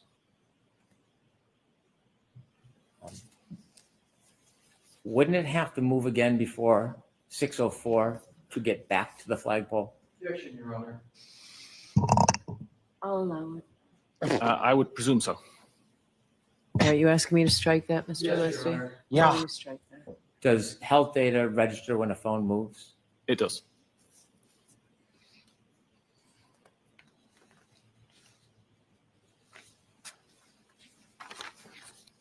It's a good point, though. It has to get back there. Went into the house. It has to get back out. I'll ask you some more detailed questions about your research into You a don't need to phone announce it. that's been attributed to Jennifer McCabe. You had looked at one piece of your report on the screen, and that was a phone call register. Yes. That's all you looked at, Can you huh? turn to that phone call register, please? What are we doing with the slide that's up there, Mr. Brennan? I would like to change it to the phone call register if possible. Oh, it's not me. I've heard that the iPhone registers walking by arm swings. I don't know if that's true or not. Point being, if somebody was carrying John out. Exhibit 42. Do you have the report that you could put on the screen regarding? I don't phone call have. register? I don't have this one that was shared as Exhibit 42.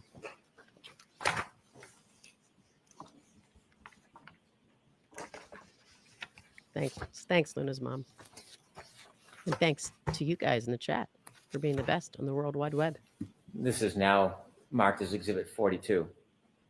In the phone call register, you noted that there was a call at 12:14:36. Yes. Have you found it? Is I that said your? yes. This is not me. No. I think it's Ms. Gilman. Thank you, Ms. Gilman. Could you enlarge that, please?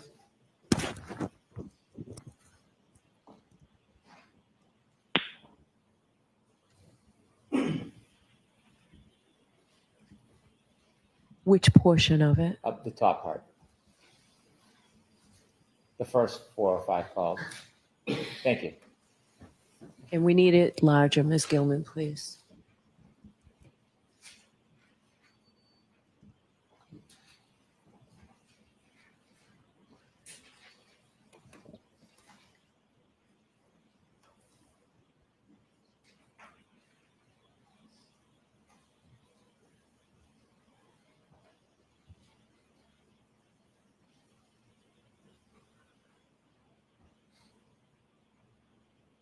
All right, that's better. Thank you.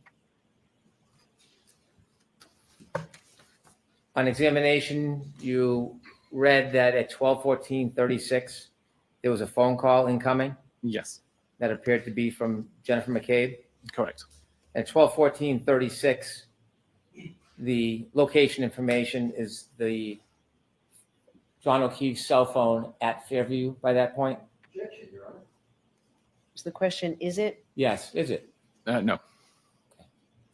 And then at 12:18:47, there's another call, and again from Jen McCabe. That's an outgoing call to Jen McCabe. It's an outgoing call to Jennifer McCabe. Yes. 12:18:47, the location information, does that place Mr. O'Keefe's cell phone at Fairview? No, it does not. Then at 12:29:44, there's an 8-second call that you said you believe is answered. Do you know if there was any conversation in that call? No way to know if there's any conversation. And at 12:29:44, does the location information place John O'Keefe's cell phone somewhere? It does at Fairview Road.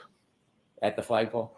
Yes. Objection, Your Honor. Yeah, come I'll on. strike that. Come on. Now, There is not a call. Well, let me ask you, the next call, what time is the next call? 33 minutes and 35 seconds after midnight. And who's that call from? From Karen Reed. Is that before or after John O'Keefe's health data stops? After.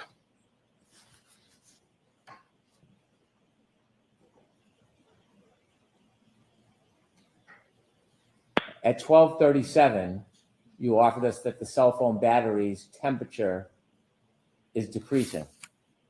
Yes. How many calls have been made from the defendant to John O'Keefe by the time that cell phone battery stops dropping in temperature? 7. That seemed to indicate she didn't know she hit him. I don't know.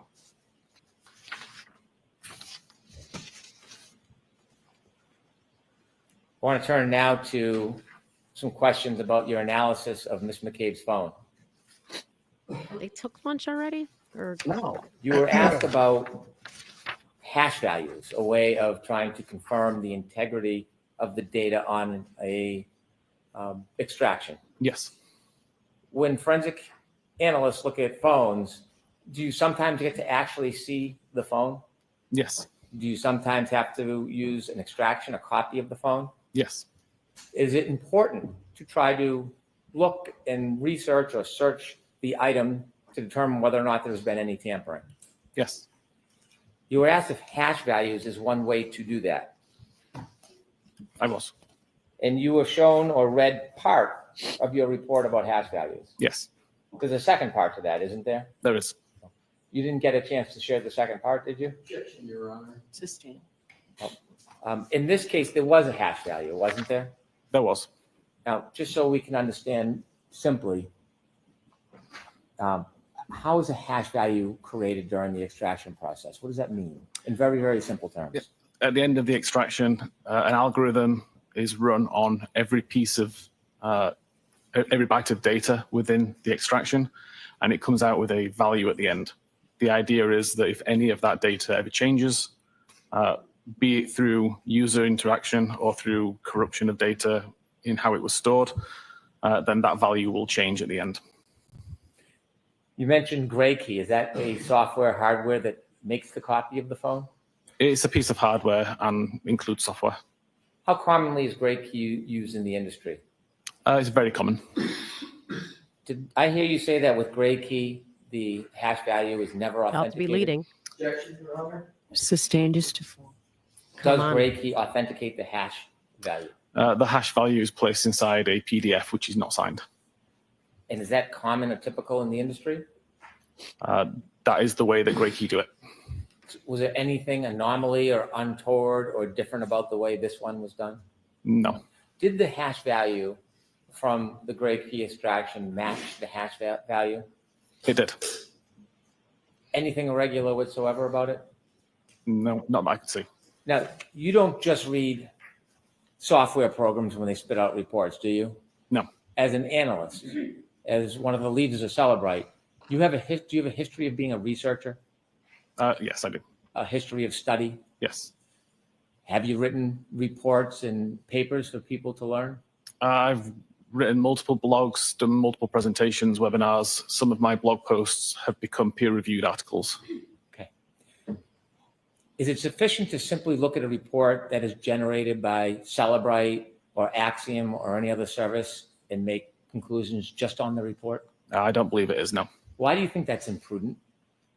Sorry? Why do you think that is not prudent to simply rely on a report? Objection, Your Honor.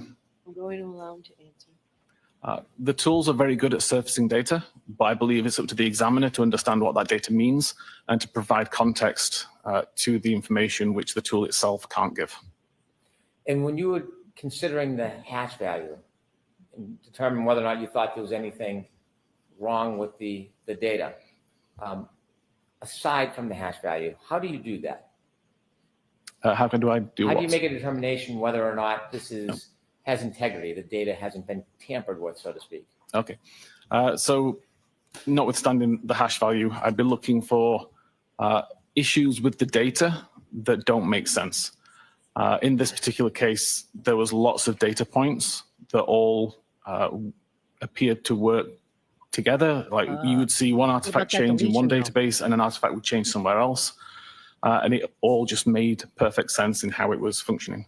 That kind of leads you to believe that it's not been tampered with, or the person tampering with it did an exceptional job to be able to cover all of these different tracks and make it undetectable. Did you try to summarize that perspective in the part of the report that wasn't read to you on examination?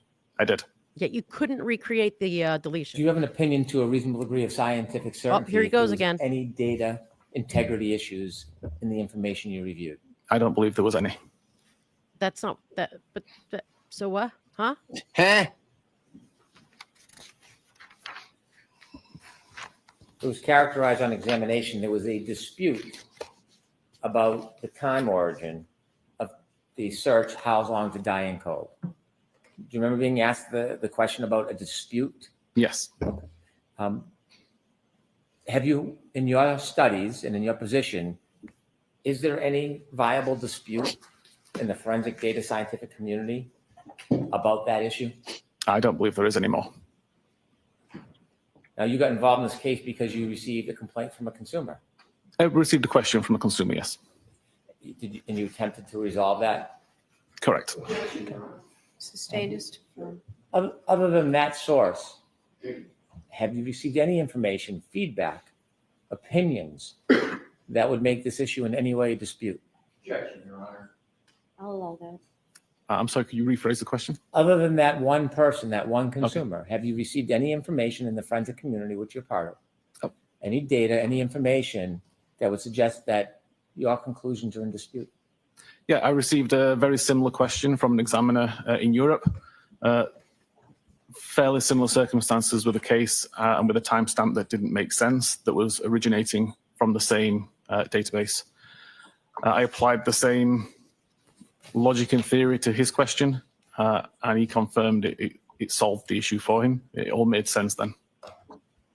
And since then, has in your world, academic and research world, forensic data science, other than the person who originally raised the question, has there been any dispute brought to you by anybody about your conclusions about when the search actually happened?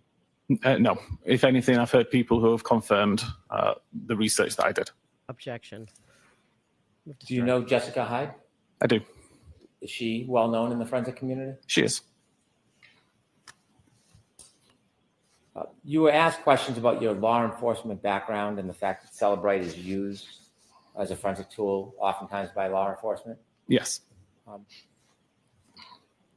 Did you go into your company's software and change it to accommodate law enforcement? No, definitely not. Would you ever do such a thing? No.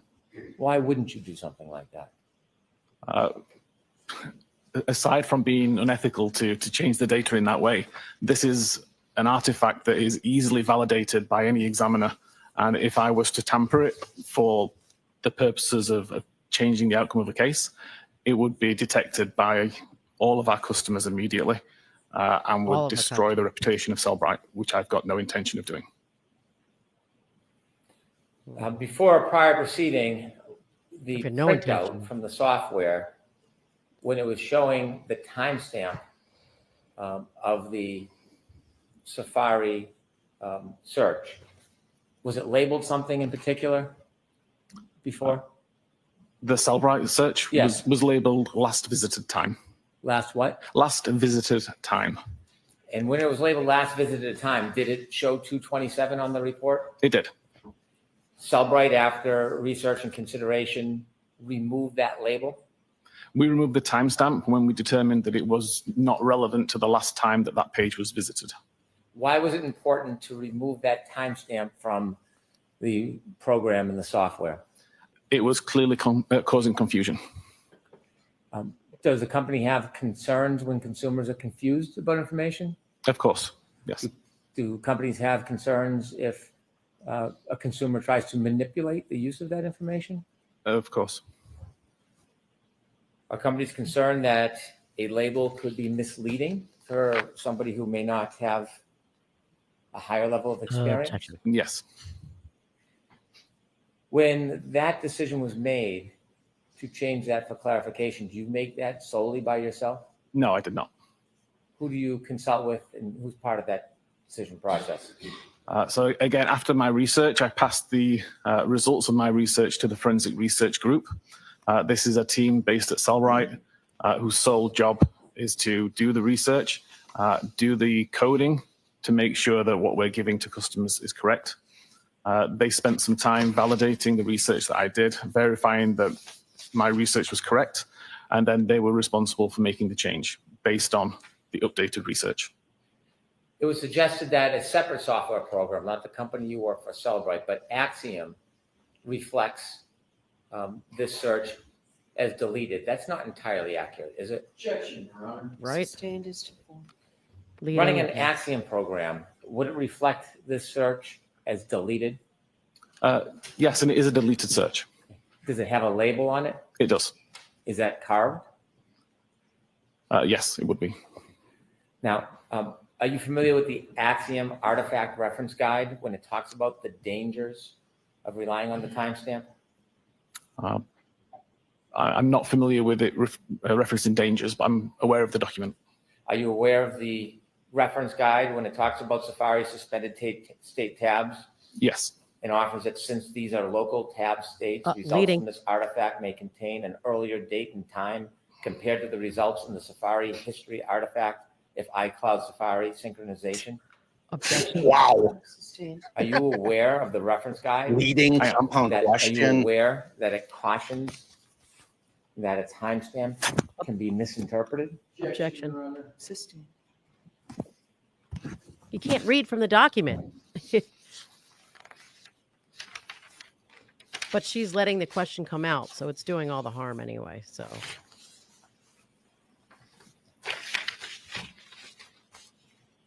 Sir, when you came to your opinion that the search for how long to die in the cold at 6:23 and 6:24 in the morning of January 29, 2022, was the time that they were actually inputted, not 2:27. In forming your opinion, did you consider both Cellrite and Axiom software? I did. Did you consider other tools as well? Yes, my own. And tell us a little bit about your own tool. Oh boy. Again, this is a tool I've been writing for approximately 5 or 6 years now. Partially for fun, partially for research purposes. And it's a tool I make available to other examiners globally. And sir, when you were Finish. trying to examine these searches that in your opinion were 6:23 and 6:24 a.m., did you ever try to test it yourself and actually take a phone so you could either prove or disprove to yourself that that earlier timestamp didn't mean it was the time that it was searched? Oh, definitely. Yes, that's the kind of thing I do all the time when verifying artifacts. And in your opinion, is that helpful in understanding how a timestamp earlier could relate to a later search? Exactly, very helpful. Would you be willing to do a live demonstration for us on the screen and show I us can. how that works? Yes. How long would that take? Probably about 5 minutes. Could you show us? Of course. Brendan, really, the way he kind of laid that Okay. down, like I'm just coming up with this right now, Yeah. it was good. I have to tell you, if I'm sitting on this jury, I am thinking that search didn't happen in 2:27. I'm sorry, I just am.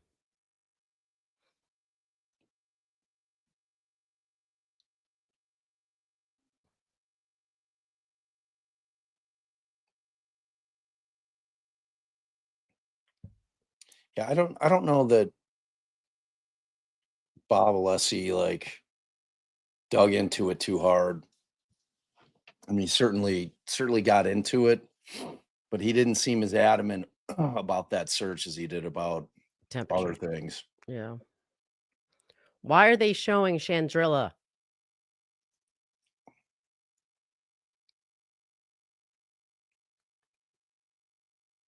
Chandrazilla. Who's Sandra Zilla? It's that chandelier. It's that light. Oh, Cinderella's evil stepsister is Or is it Drizella? And then you got to put a Shanda in front of it. Yeah, I don't think I think that the 227 Google search certainly helps if it happened. It certainly doesn't prove jack shit in terms Yeah, of whether or not I feel Sharon like hit. they should have just ignored it. And to tell you the truth, when he says the phone still needs to get out there, I don't know what you're talking about, Bob, carrying the body out. Come on. I still think you're in a car, you're not moving. It's still tracking movement. Well, If it gets you're out there, it's got to get back. you're talking about the Apple health data in comparison to GPS. All The right, well, maybe. phone will not track it as walking in the car in terms of health data. It won't count it as steps. It's like that whole thing. What case were we watching where they were trying to say the bump in the car? It was Delphi. Remember where they were trying to say that the bumping in the car, McClellan was trying to say, oh, if it's bumping in the car, that might fool the phone into thinking that it's walking. Yeah, I don't know. Maybe you're right. But if you're carrying a body that's holding a phone and you're walking, isn't it still walking? That's why I was saying, I don't know, because what I've heard, and of course, this is not, I can't give a scientific opinion with a reasonable degree of certainty, that I've heard that it's the arm swinging that is picked up. But what happens? I've had it in my pocket. Yeah, I always have it in my pocket. And you're tracking your steps all the time. I do. Everybody is. But I always have my Apple Watch on. Seems like a good place to take our lunch and recess. Lunch. 45 minutes. 45 minutes. Mr. Whiffen, I'm going to ask you to read your report, but the rest of us will recess. Please rise to the jury. Please leave no fixed on the chairs. Thank you. All right, so what I'm going to throw on during the lunch break, I'm going to throw on Ian Whiffen's original testimony in trial 1. Do you remember this background, babe? Our kids had that. Well, we probably still. I probably got rid of it by now. Yeah, I do. You know what I did with that? I put it on that big train table that we had. Remember? Mm-hmm. I used that, and I think I kept it up for when I put up our Christmas Village thing too. All right, so I'm gonna quiz y'all on the differences in testimony between trial 1 and trial 2 of Ian Whiffen. So I'm gonna play this thing through the lunch. When we come back, we're gonna switch over to the law and crime feed because it is pretty cool. They've got the witness on the stand, and then it looks like they'll switch in between the defense table. And Whiffen is not done. Whiffen is not done. Whiffen is still going. He's still going to do his demonstration. And that's where I was saying that the way Brennan sort of made it seem like the jury, like, I just came up with this idea right this second. I mean, it was obviously planned for it to, convey that. I think it did convey that. The jury probably thinks this was just like, oh, wow, he's okay, good. So no, it's not. It is not over. Got to change a banner. Let me create a banner. All right, in the interim, I'm going to start this off. I'm running it at 1.25, so we can get through as much as possible. Oh, let me try to bloop it a little. Thank you. Yes. Thank you. Comments for the jury? Yes. Objection. Now, Mr. Whiffen, what's up on the screen now? Is that what you have before you have 618? It is, yes. And if you could, again, you can wave the pointer, direct the jury's attention to what are we looking at in this 618? Okay, so the left side of the table is the entire URL that was recovered from the browser state record. What I've done is broken it down into each of its individual components and explained what each of those components means. So the very first row is google.com/search. That just tells the browser that we're going. Babe, I'm going to walk the guy. Into the Google website and that we want to run a search. The second part, the Q equals, is telling the browser what the query term is. So the query term here is host long to dying cold. The little plus symbols in between is in place of a space because spaces can't be part of a URL. Next, we have the input encoding and the output encoding. Just explains what kind of characters to use and what language to use when you're accepting the search query and giving it back to the user. And finally, the important part is the and client equals Safari. This is something that just tells Google that this query is being done using the Safari client. Again, if I was to use Safari and just visit the Google webpage and type that in, or type a search in, that part of the string wouldn't be there. That's only there because I used the Safari search bar as part of the Safari application to do that search. Thanks, sir. Mr. Newman, you can take that down. Now, sir, with reference to that, what, if any, relationship does that have to the information you were discussing just prior to the break? Again, that confirms that this search was conducted via the Safari search bar feature that's part of the Safari browser application, the same one that caused the records to be recorded in the plist. Your Honor, may I approach the witness again? Yes.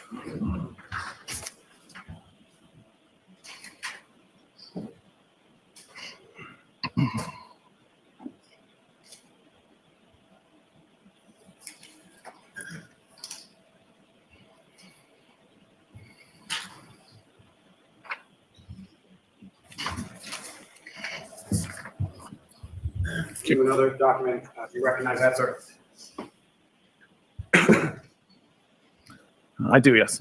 And what do you recognize that?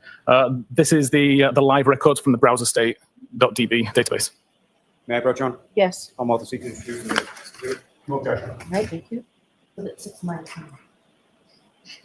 May I return to the witness? Thank you. May I publish after the jury? Well, Your Honor. Yes. And Mr. Whiffen, do you recognize what's up on the screen now is what you have before you as Exhibit 619? I do, yes. Now, turning back to the browser DB database for this particular device, with regard to the timestamp and the last view time, what, if anything, do you observe in reference to that depicted in this, and could you direct the jury's attention to it? Yeah, so this timestamp is the last viewed time according to the database itself. It's already been offset so that it's in local time. This particular table, we can see there are records missing. Between records 4025 and 4031, we have, 4025 and 4031, we have 4026, 27, 28, 29, and 30 missing. And typically the timestamps that we do have here, some of them are separated by as little as a second or two. Now, with reference to the how long to die in cold, that was record 4028, is that correct? That's correct. And so based on records missing from this portion of the phone as far as that database, what, if anything, did you endeavor to do with respect to ascertaining what? So first of all, the task was to try to recover the deleted messages. The deleted history records from browser state. So first of all, I was reading the deleted pages, essentially, to find the records that have been deleted from this current version of the page. May I approach again, Your Honor? Yes.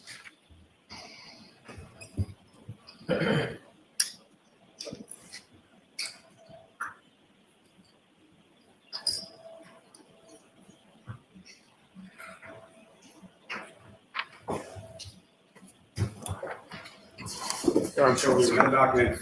I'll ask you to that document.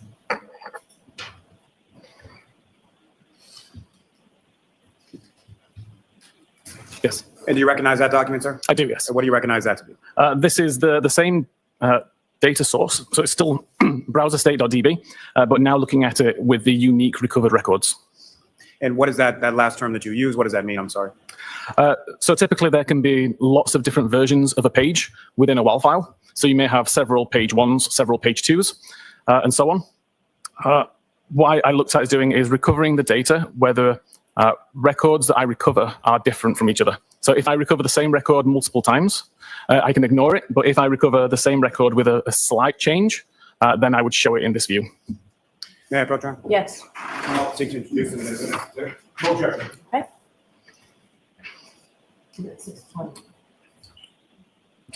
Of course, permission, may I publish after the jury? Yes.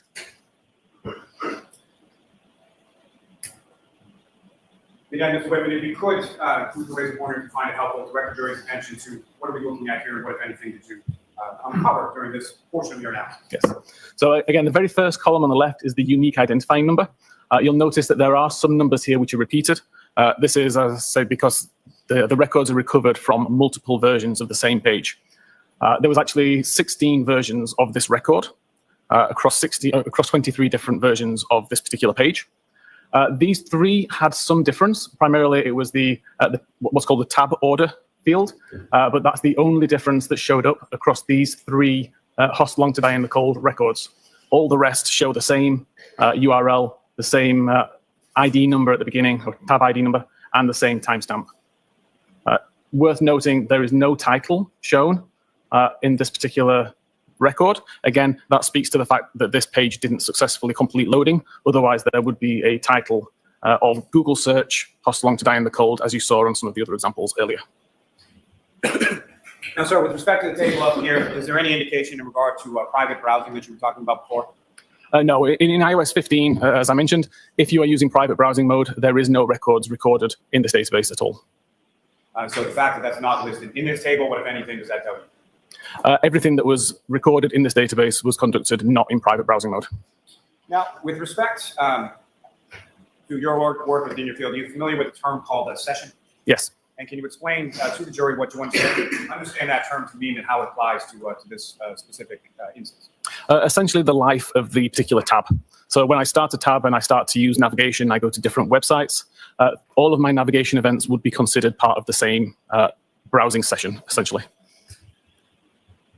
Now, sir, if I could turn your attention to the Knowledge C database for a moment. And again, if you could, maybe repeating just as far as, can you explain to the jury what you understand that term to mean as far as what is the Knowledge C database in respect to the other databases you've been talking about? Yeah, so far, the bulk of what we've discussed, the history.db, the browser state DB, and mobile Safari.plist are all particular to the Safari application on iOS. Knowledge C is much more global. It's much more ingrained within iOS. Everything is essentially recorded in there on iOS 15. So again, backlight activity, unlock activity, application state activity, and web usage activity is all recorded as part of Knowledge C. May I approach you, Your Honor? Yes.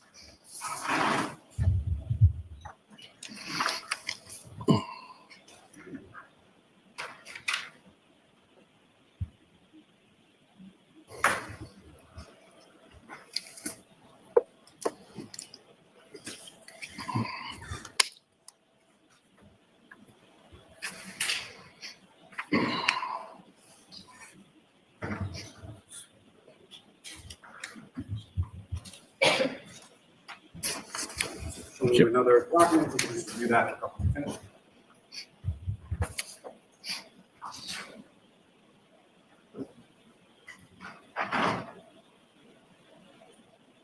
Yes. And do you recognize that document, sir? I do, yes. What do you recognize as?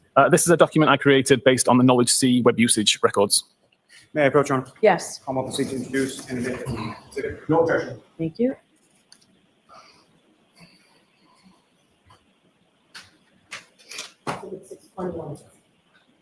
Thank you. Thank you. And Your Honor, with the court's permission, may we publish that to the jury? Yes. Sir, again, what's up on the screen, do you recognize that as what's before you as the next exhibit? I do, yes. And if you could, again, Ms. Gilman, if I could ask you to scroll down to the green tabs. Okay. Now, if you could, sir, again, using that laser pointer, if you could direct the jury's, well, first, can I ask you, what is it that we're looking at in this exhibit? Okay, this is a particular what's called a stream within Knowledge C. A stream is basically all like information being grouped together. So in this particular case, the stream is related to Safari, and it's telling us what web page was visible on screen, what time it started, and what time it finished.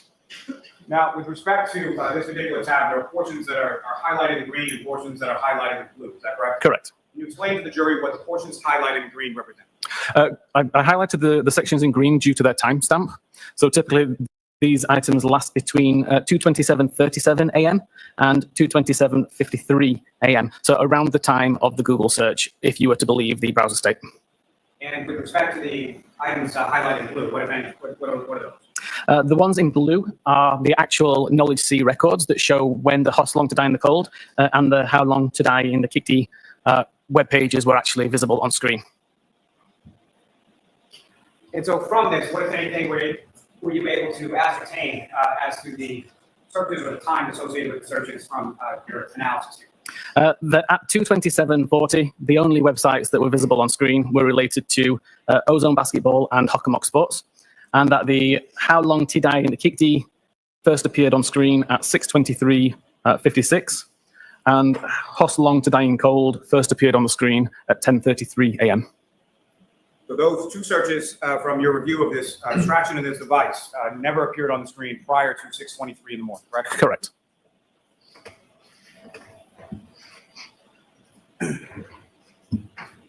Now, from all this, sir, what, if anything, were you able to conclude with regard to these searches? So essentially, ignoring the browser state timestamp is important because that is not a reliable timestamp to show when that URL was visited. We have mobile Safari.plist record searches that show 6:23 and 6:24, and we show the same searches with very similar timestamps within half a second as showing up on screen in Knowledge C for the How Long to Die in the Kikdi. And the Hos Long to Die in the Cold was actually several hours later, which took a little bit more explaining, looking at Knowledge C and when the applications were opened up. Now, with respect to your view of the extraction of the device around these times, were you able to ascertain as to what time this particular device connected to a Wi-Fi sometime after 2 a.m.? I actually didn't look at any Wi-Fi connection information.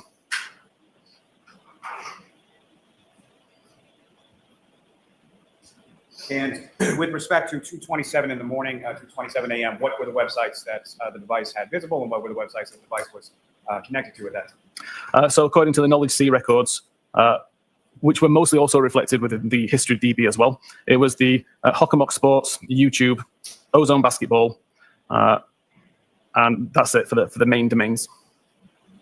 Now, with regard to the Wi-Fi connection, is your memory exhausted as it pertains to that? Yeah, I don't remember looking at Wi-Fi history.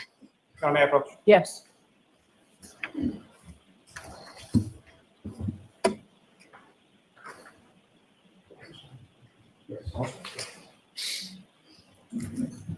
showing you a copy of your report. Thank you. You guys look up when you finish.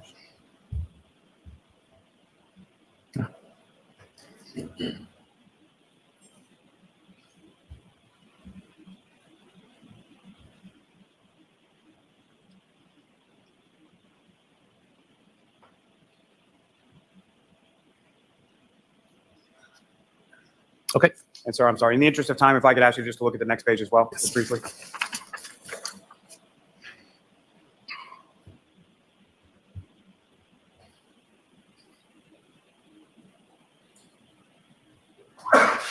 Yes.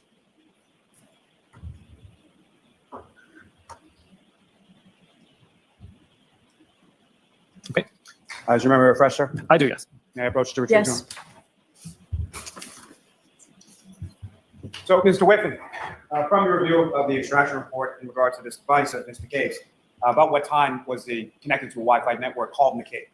I believe it was 02:07. I didn't actually remember the timestamp just then. And with respect to the disconnection from that, do you know when that was? I can't recall. Your Honor, if I may approach? Yes. I mean, interest of time, Your Honor, may the witness. Yes. Thank you.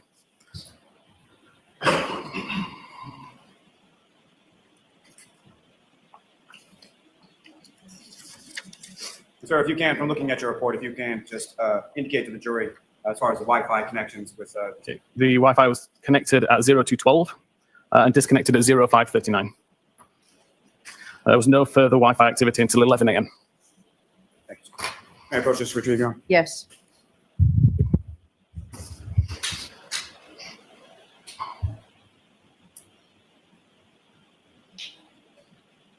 Now, sir, are you familiar with something called a write-ahead log or a wall file? I am, yes. And if you could explain to the jury what your understanding of that term is and how it applies in this specific case. Yes. So a write-ahead log is essentially a temporary store for database pages.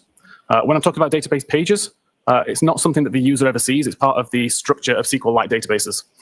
Just as chapters in a book can span multiple pages, data in a database can span multiple pages also. And it's not necessarily in the expected order. It's up to the database application to find those pages and order them correctly in order to display the data to the user. The WAL file, on the other hand, it still contains pages, but they're organized in frames, essentially. And a frame is the same as a page, but with additional information at the top that identifies what page it is. So I mentioned earlier that it's possible to have multiple versions of the same page within the WAL file. That's because every time I write a record to the database, a new frame is created and the page is updated. So for example, if I was to have a new database, create a record, a new frame is created with page 1, and it adds my record. As soon as I add a second record to that database, a new frame is created again. So I now have frame 1 and frame 2. Both of those frames would contain a version of page 1. The first frame would contain only record 1. The second frame would contain records 1 and 2, and so on. Forensically, where it gets interesting is on the edit or deletion of a record, because the same process is applied. So now a new frame is created. The page number is the same as previously, so we'd still have a page 1. But now only the records that I don't want to delete are copied across. So I could end up in a situation where I have 4 versions of page 1. One has record 1, one has records 1 and 2, one has records 1, 2, and 3. But the most recent version of the page only has record 1 and 3, for example.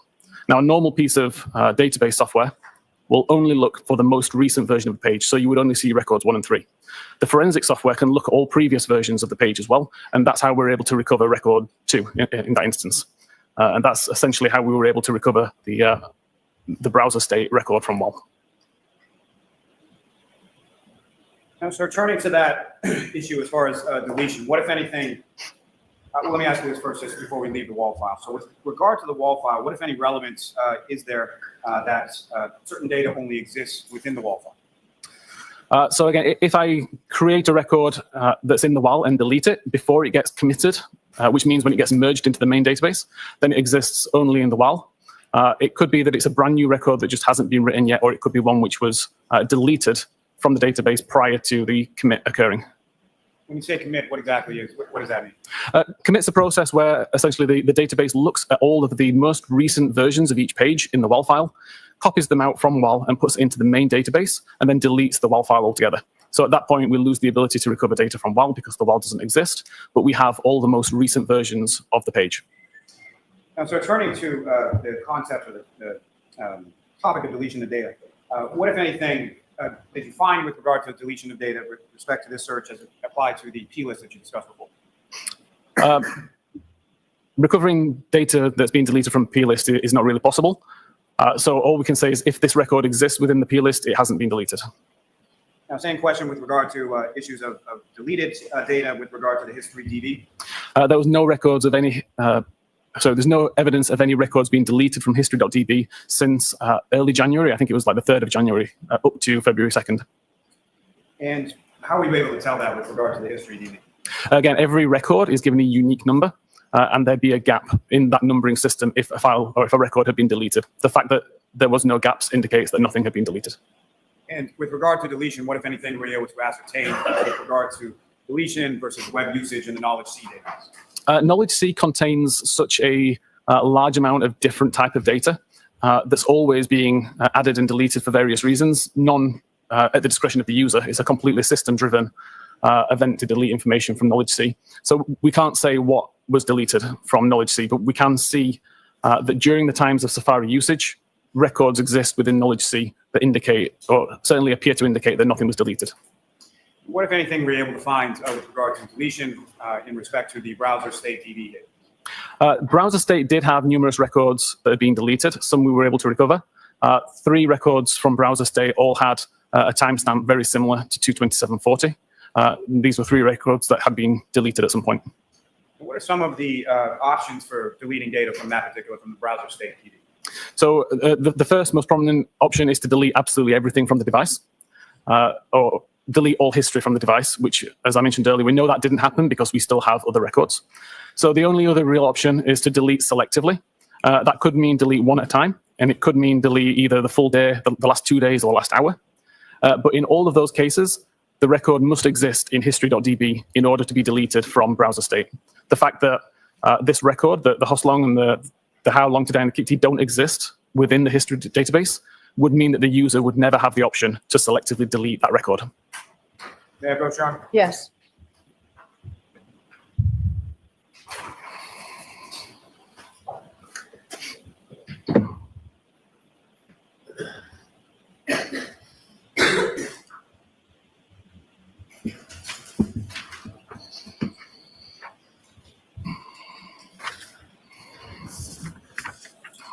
Another document, Thank you. sir. Take a look at that. Finished.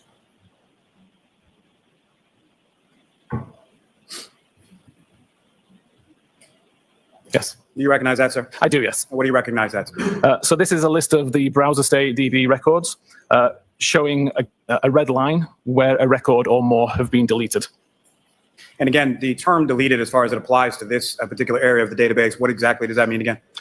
It means the record has been marked as deleted. If you were to read this database in a regular database application, you would not see it, but it doesn't necessarily mean that we can't recover it. May I approach again, Your Honor? Yes. I'm also seeking to introduce in the minutes the next exhibit. The exhibit? I have no objection to the exhibit. If that was the question. That is the question. Okay, we're good. Okay. Your Honor, with court permission, may we publish exhibit 622 to the jury? Yes. Again, sir, what's up on the screen, is that what you have before you as exhibit 622? It says yes.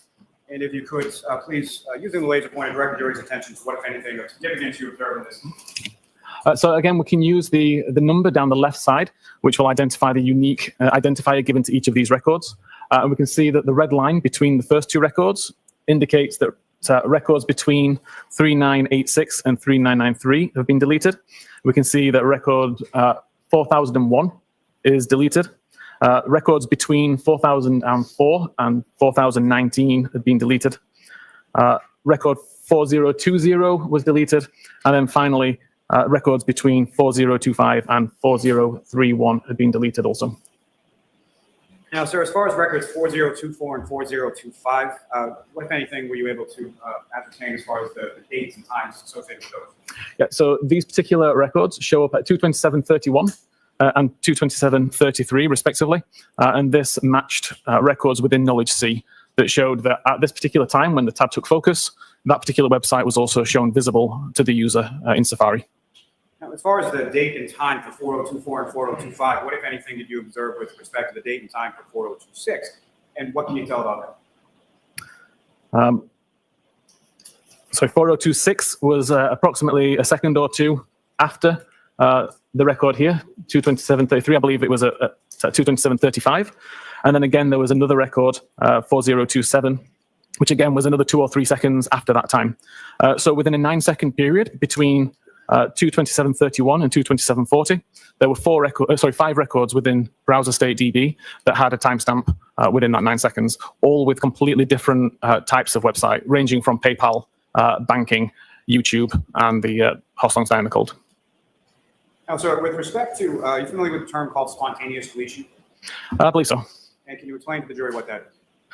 It's not a term I would use, but essentially a cleanup operation would occur on the device where it would look for orphaned records, records that are old enough to not be required anymore, and they would just be deleted by the system without any direction from the user.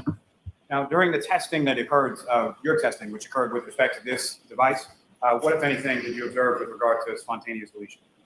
I wasn't able to replicate the spontaneous deletion. I was able to replicate completely orphaned records. So a record that existed in browser state without a corresponding record in history.db.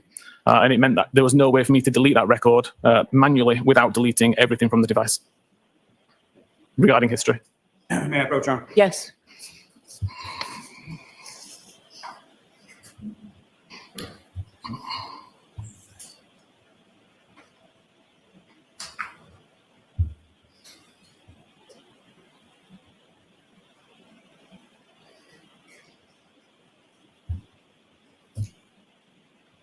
May we approach, please? Okay, could you turn the lights on, please, Tony? Thank you.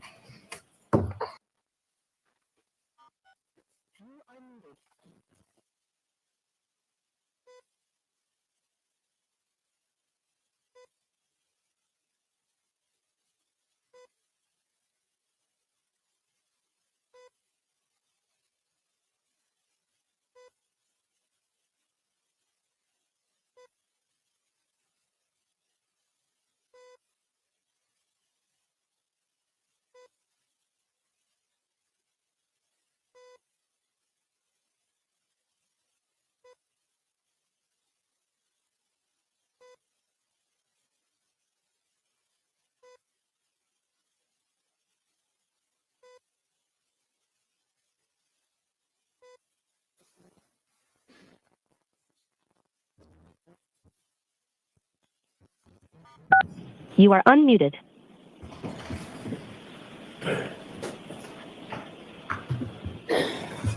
All right, so you're introducing those 4 pages or whatever it is, Mr. Lally? Yes, sir. As one exhibit? As the next 4 exhibits. Okay. All right, so those will be admitted. 23.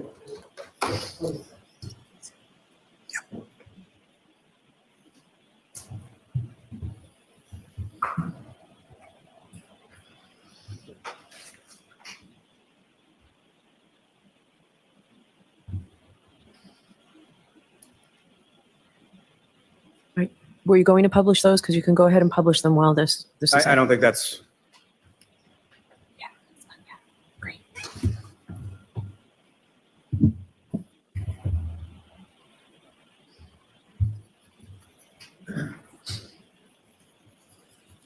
I had just one moment, Your Honor. Sure.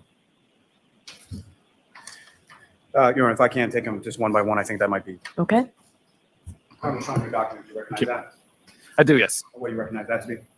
This is a report from my Artex tool showing the history database at 2139.34 on the 27th of January and 2255.09 on the 27th of January. May I approach again, Your Honor? Yes. Almost introducing the next exhibit. All right, so all 4 are in. Okay, so you don't need to. You already locked in? They have nothing more. Okay. Did it 6:23? I have one moment, Your Honor.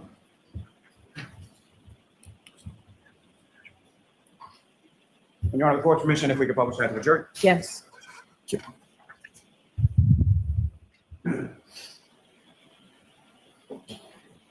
Now, sir, with regard to this, we're looking at record number 4026. Is that correct? Yes, I believe we are. And again, if you could direct the jury's attention to what exactly are we looking at in this exhibit with regard to record 4026? Yeah, so in the right column, we see the source of the information. So history.db is the database, history_visits would be the table, and then the unique identifying number of 31407 and 31408. We see that the start time, or the time that particular website was navigated to, according to history.db, was, as I say, both on the 27th of January, one at 21:39 and 34 seconds local time, and one at 22:55:09 local time. And both of these websites are related to Hockenmock Sports. We have the URL at the top, followed by the title of the page, followed by a visit count that tells us how many times that page has been visited before.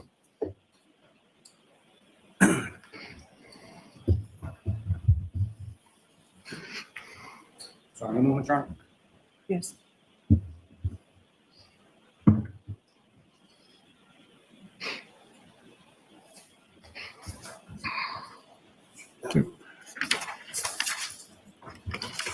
That next document, you recognize that, sir? I do, yes. What do you recognize that to be? This is the same kind of report. This is related to the YouTube record that was part of the browser state database, related to It's Raining Men on YouTube. Is that the record number 4027? Is that correct? It is, yes. Your Honor, may I approach again? Yes. That's the mark. Okay. Exhibit 624. Your Honor, very briefly, may we post that picture as well?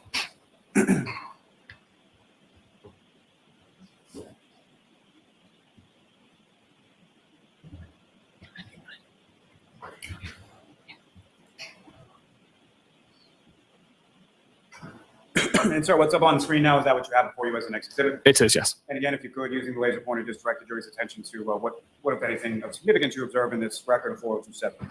Yeah, so again, we have 5 records related to the YouTube video, It's Raining Men, starting at record 31398, 31399, 31400, 31401, and 31402. These were all accessed on the afternoon of the 27th of January 2022. May I approach again, Your Honor? Yes. Another document, you recognize that? I do. What do you recognize that to be? This is the same again, related to record 4029. Shows that a website was visited on the 28th of January 2021. And you want to ask if this be marked? Okay. Excuse me, the next exhibit. 625. you. And Your Honor, with the court's permission, may I publish that? Yes. Sir, what's up on the screen is that what you have before you as the next exhibit in regards to Record 4029? It is, yes. And again, if you could explain to the jury what we're looking at. Yeah, so this URL, cantonma.org, relates to the URL that was provided in record 4029 of the browser state database. It shows that this web page was accessed at 1 p.m. And 17 minutes and 0 seconds, and 1 p.m. 17 minutes and 8 seconds on the 28th of January 2022. May I approach again, Your Yes. Honor? You know the document, sir. Do you recognize that? I do. And what do you recognize that? Again, the same kind of report. Again, this type of record 4030 from browser state, and it shows access to Ozone Basketball. And with regard to that report, as far as the same kind of report, that's from your tool, the ArtX tool, is that correct? Correct. And that ArtX tool, is that a widely available tool used within the field of forensic investigators? Yeah, it's something that I said I've worked on for around 5 years. I've given it away free to the digital forensics community for 5 years. There's approximately 600 users globally, and it's taught as part of the SANS digital forensics training courses. May I approach again just to retrieve, Your Honor? Yes. I want to ask this to Marcus. Yes. Thank you. Maybe close that for the Yes. Regard to this exhibit up on the screen, record 4030. Again, if you could just draw the jury's attention or direct the jury's attention to what, if anything, of significance you observe in this exhibit. Yeah, so again, we have records from the history database related to Ozone Basketball, and it shows that this website was accessed at 11 a.m. and 26 minutes on the 25th of January 2022. May I approach, Your Honor? Yes. It's going to be.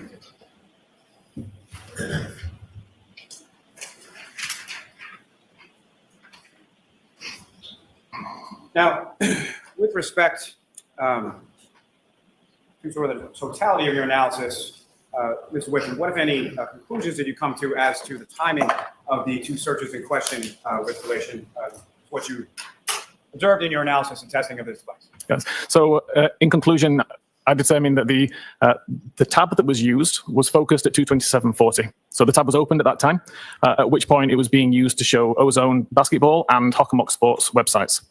The 6:23 timestamp is when the search was first conducted.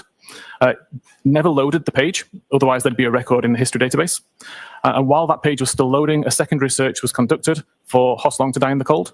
Again, that page never loaded either, although these both did show up in the Knowledge C database to show that the browser was trying to display these pages. Safari was closed prior to the Hoslong to Die in the Cold record being shown on screen at all, but when it was reopened at 10:33 in regards to whatever other Safari activity was to be conducted, it appeared on screen. So we have a 10:33 record where Hoslong to Die in the Cold was shown on screen, even though the page never successfully loaded. And with respect to your analysis and your testing here, what, if any, opinion do you have as to whether or not any of the data marked as deleted was actually user deleted, or a user actually actively went through the process of deleting it? Yeah. So again, we know that we know that nobody deleted the entire history. So that leaves the only option to be selectively deleting records. The fact that there are no missing records in HistoryDB shows that it's impossible that that record could have been deleted by the user. It would have just been orphaned in the database, and I believe would have deleted itself at some stage whenever a particular cleanup function ran. Although, as I said earlier, I haven't been able to replicate that. I was able to continue to read the various versions of the page that contained Hoslong to Die in the Cold browser state record, and found that it existed at the same time as another record that was created at least 2 days later. Therefore, I can determine that that particular record was not deleted until at the earliest, 10 p.m. on the 31st of January, and that it's not possible that the user could have created or caused that deletion to occur. Now, over the course of your analysis and testing, a review of the extraction in this case, did you have occasion to review an affidavit of a Mr. Richard Green? I did, yes. And what, if any, opinions or conclusions do you have as to that affidavit? I had issues with several of the statements being made as part of the affidavit. And what issues were those, sir? Namely, it specified that Cellbrite report identified that the search was conducted at 227.40. And as I've explained, I believe the tab took focus at 227.40, not when the search occurred. The report mentioned that Cellbrite report identified it was deleted by the user. We don't do that. We'll tell you that a record is deleted, but we don't specify how the record was deleted. That's something for the examiner to determine. I forget. Yo, I'm back. It's not up. We haven't missed anything. Got OnlyFan over on Boston 10, and my pal, Anjanette Levy, is still chatting on Law and Crime. So we are in good shape. So we'll keep going with this. And then there was a mention of the purpose of the browser state database. The explanation given was correct for iOS 14 and below, but not for 15 and above, which is relevant in this case. Now, you mentioned this issue as far as coming up, obviously, in this case and some other instances, phone calls or inquiries that you received from Austria and other places. What, if anything, have you or your company, Cellbrite, done with regard to rectifying this issue? Well, I'll allow it. Okay. We recognize that this timestamp could be misleading. Regardless of how we label that timestamp, the very fact that a timestamp is there, we feel would be or potentially misrepresented. So the decision was taken to remove the timestamp altogether from that information. So now we show the web page was visited, but we don't attribute a time to that purely because it could be wildly inaccurate. Your Honor, this may be the appropriate time for the instruction. Okay. All right, so jurors, we're about to see a demonstration by Mr. Whiffen. It's simply a demonstration to help you to understand the evidence that you've heard. It's not evidence from this case, but it helps you understand the evidence in this case. You must decide this case based solely on a fair consideration of the evidence and nothing but the evidence. But this is a demonstration to help you understand that evidence. Your Honor, rights are preserved, correct? Yes. Thank you. And so to that point, Mr. Whiffen, were you able to prepare a demonstration in regard to what you've been discussing through the course of your testimony? I was, yes. And that demonstration doesn't specifically reflect on the searches or the extraction report that you looked at in this case, correct? Correct. But as far as the overall issues that you've been discussing in your testimony, correct? That's correct. With court's permission, may the witness now illustrate that. Yes. Okay. So first of all, on the left there, you can see a screen of an iPhone, and that is a phone I have in front of me live. It's just demonstrating what I can see on the phone. This is my Artex tool. And the feature which I continuously use this tool for, which is not available really in any other vendor tools, is the ability to create a live connection between my computer and the phone. The live connection is what I've just started here, and what's going to happen is all of the files and folders that exist on the phone will be mapped to my computer so that I can navigate it, I can look around, and I can take a look at near enough live records on the device. Prior to the availability of this tool, I would have to test a theory on a phone, do an extraction, and then pass the extraction, which could take anywhere between 20 minutes and several hours. The reason that I'm using this tool today is because I can do those same tests within 10 or 20 seconds, typically. So I just need to wait for this section to do. So it's already mapped out all the files and folders. It's now asking for a few important pieces of information, which it will then populate on the screen. So information such as the device, serial number, etc. What we're interested in, though, is the browser state record. So I can go to the browser state database and take a look at that and open that up. And you can see that at this moment in time, I have no records in the database at all. If I go back into the live view of the phone, you can see I have Safari open from last night. So it's been sat in the background overnight and not doing anything. But at 10 past 8 last night, I performed this search in a brand new window. So started Safari, opened up a new tab, immediately searched for new tab at 2010 on the 16th of June. If I now search for the time right now, 1442, what I can do is go back to my Artex tool and press this reload button. That's going to delete the database from my computer only and copy the most recent copy of the database and WAL file from my phone back to my computer, where it shows me I still have no records. That's expected behavior because at the moment I've not closed the tab. So if this, again, was iOS 14, there would be a record there to say what tab I had open. But iOS 15 doesn't work that way. If I now go back to my...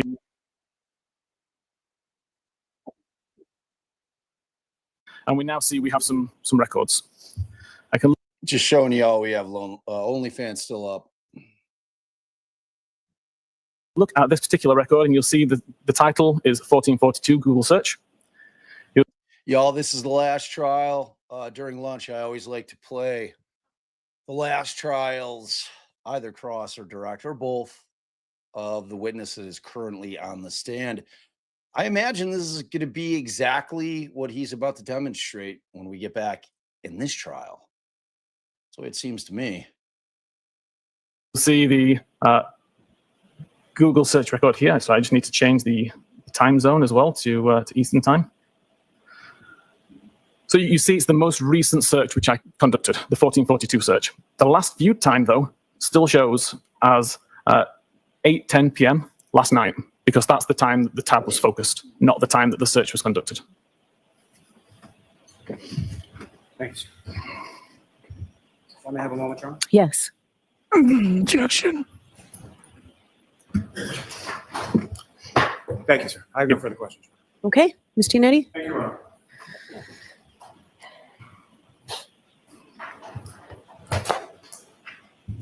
Good afternoon, Mr. Whiffen. Good afternoon.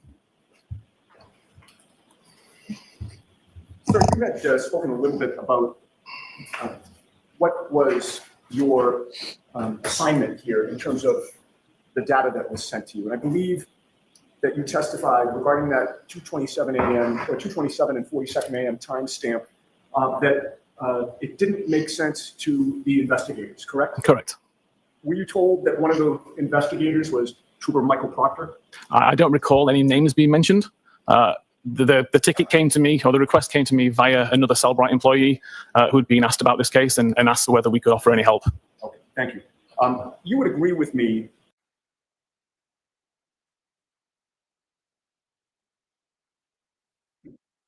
close to an apples-to-apples comparison as you can get? As best possible, yes. And to get truly accurate research results, you want to eliminate as many variables as you can, correct? Correct. You wouldn't, for instance, want to use an Android operating system to try to replicate the activity from Jennifer McCabe's Apple iPhone, correct? Correct. What version of iOS did you use for your testing of Jennifer McCabe's data? So this test has been undertaken on various different versions of iOS, from iOS 12, 13, 14, 15, 16, 17, and most recently on the beta version of 18 last week. This particular demonstration was on 15.8.2. Okay. And you're aware, you said 15.8.2. Correct. I've also tested on 15.7. Oh, fair enough. Yeah, y'all, what we're doing, in case you still have questions, I'm showing Ian Whiffen's testimony from trial 1.0. This is OnlyFan. The trial has not started yet. We're killing some time.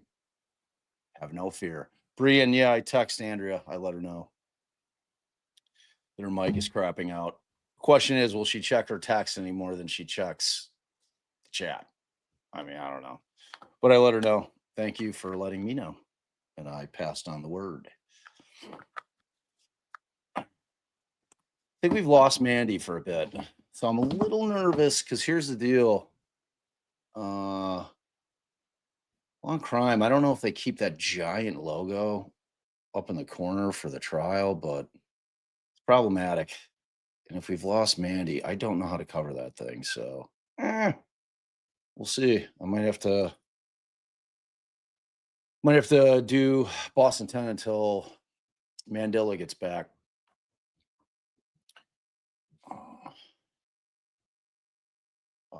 Thanks, Brian. Well, we love Andrea over here, so I always want to help my friends if I can.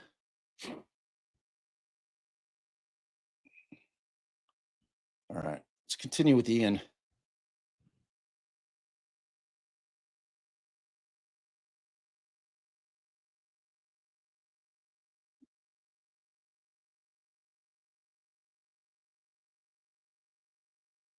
Thank you, Brooklyn.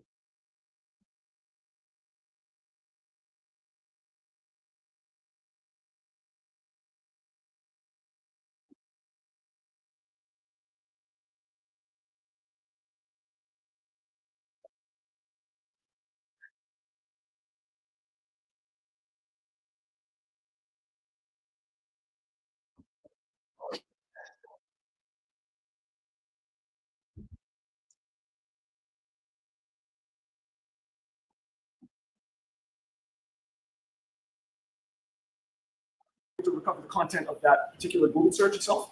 I was able to recover the URL for it, yes. Okay, and what was that Google search? Hostlong to die in the cold. And it's true, however, that the session history could not be recovered, correct? That's correct. Now, given those characteristics that you've just discussed, did your testing result in a WAL file record, a WAL file record, that matched the characteristics of 4028? In other words, deleted with session history not recoverable? The issue with the session history, I was able to recover only the first page of session history. What happens is when there's a large amount of data that's split over multiple pages, if it's a live record, all those pages point to each other so that you can chain it together and get one large amount of information. Once they've been deleted, some of those pages can be overwritten, and therefore the pointers don't make sense anymore. So the amount of information in this session was way larger than one page, and I wasn't able to recover anything further. Okay, and you'd agree that the simulation was done using a different operating system, correct? Correct. Were you able to recreate the other deletions that appeared before and after that record 4028? Which deletion, sorry? Well, you would have testified, and I believe there was an exhibit that was introduced that showed that there were multiple deletions both before and after, correct? Correct. Were you able to recreate those deletions? When I manually deleted records from the history, then the records also were deleted from the browser state. Now, I believe that you testified, and if you didn't, I believe it's in your report, that there are essentially 5 mechanisms for record deletions in the browser state database, correct? Correct. You ruled out 4 of them pretty quickly, correct? Correct. And I believe you testified to that today, correct? Correct. The only remaining option was selective deletion by a user, or there's some internal mechanism for record deletion that is not fully understood, correct? Correct. And you know of, as you testified today, you know of no internal mechanism for record deletion that's not fully understood, correct? I've not been able to replicate that function, no. All right. If there is no unknown internal mechanism for record deletion that's not fully understood, that would leave selective deletion by a user, correct? Not in this case, no. All right. Well, selective deletion, you would agree, means that a user selects what to delete, correct? Correct.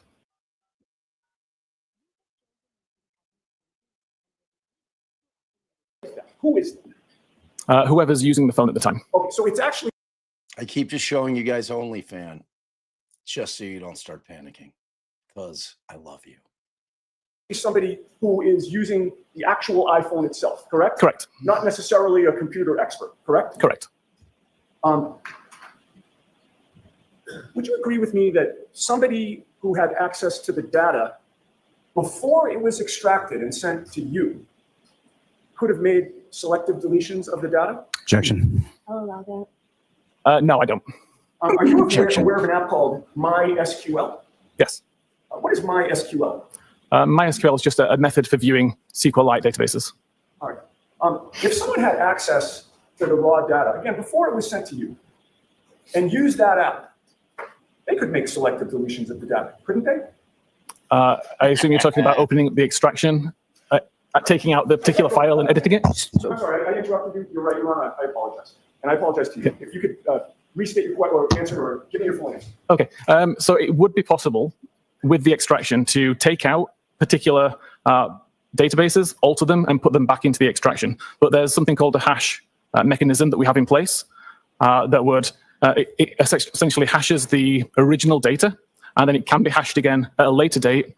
It results in a long string of characters, and if there's any changes to the original data, then we'd see that it's been modified. Would you agree with me that someone with access to that data and an appropriate application or program could also delete and renumber history.db and knowledge.cso so that it would appear as though there was no break in the numbering, so that it would also appear that nothing was deleted? It's potentially possible, but would require a large amount of knowledge and skill to do in a way that can't be detected. Thank you very much, sir. Mr. Lally?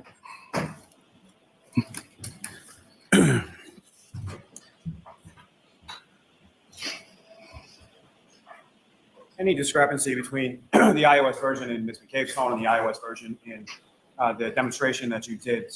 What, if any, impact does that have on what you showed this jury? So in this particular case, every iOS version that I tested, as I mentioned, from 12, 13, 14, 15, 16, 17, 18, the timestamp is always referring to the time that the tab took focus. So even though there are some differences with when the record's created, the meaning behind that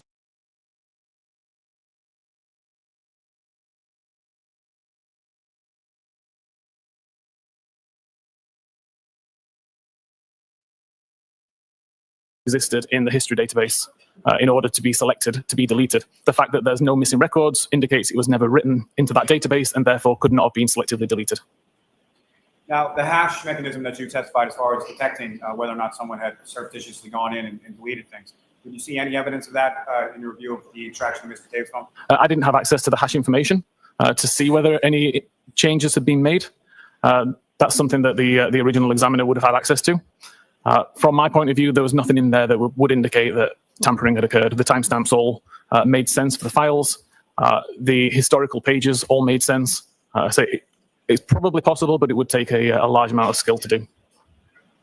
Now, with regard to your analysis and your testing in this case, again, what is your opinion or conclusion as to when these two Google searches were conducted? I'm of no doubt that the only time those two searches were conducted was at 6:23 and 6:24 on the morning of the 29th. Thank you, sir. Nothing further on. Prior to today, have you ever heard of spontaneous deletion? It's not a term I'm familiar with. Thank you. All right, sir, you are all set. Thank you very Thank much. you. Do you need a couple minutes to get your stuff down?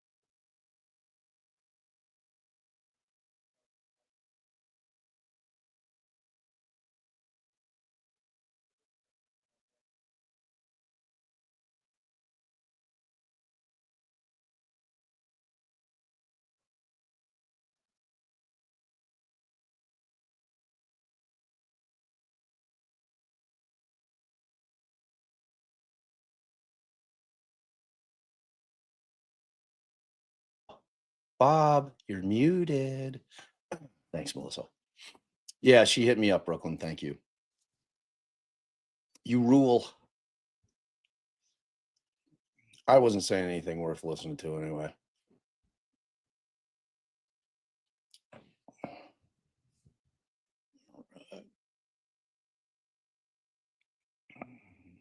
Okay. All right. So in case you're late to the stream, we still have Ian Whiffen on the stand. He is currently under redirect. I imagine there's going to be some recross. And then, boys and girls, Jen McCabe. That's the word on the street. That is the word on the street. We shall see. We shall see. I'm excited about it. Aw, not that Mickey. Thank you, thank you, thank you. Catching up on 2.0 speed. Boy, that must sound ridiculous at 2.0. I think the jury will be impressed with Alessi. Smooth the operator. Agreed. He is a smooth operator. Jamie BB. 5 pounds British. Thank you. I just wanted to see my dog's face on TV. Aw, there it is. Adorable. Super adorbs. Leave that cute little bugger up there for a hot minute. Let the cuteness wash over everyone.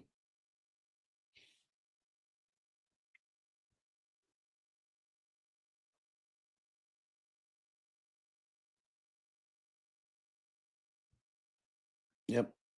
Still, boy, long lunch. Long lunch. Aw, family pet hug. Love that. I took my guy on a glorious little lake walk. He loved it. Made a big poop. I cleaned it up because I'm a good human. But he was in quite delight. Glorious day out. Probably about 64. He's half Siberian, so he sweats. It's hot out. It's a perfect day for him. Loved it. All right. You are Meow. unmuted. Jurors are entering.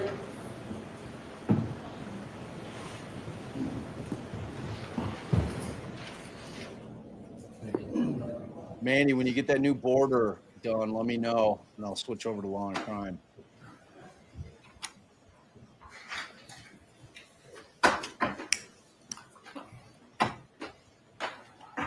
Say what? Charlotte, how dare you, madam? How dare you?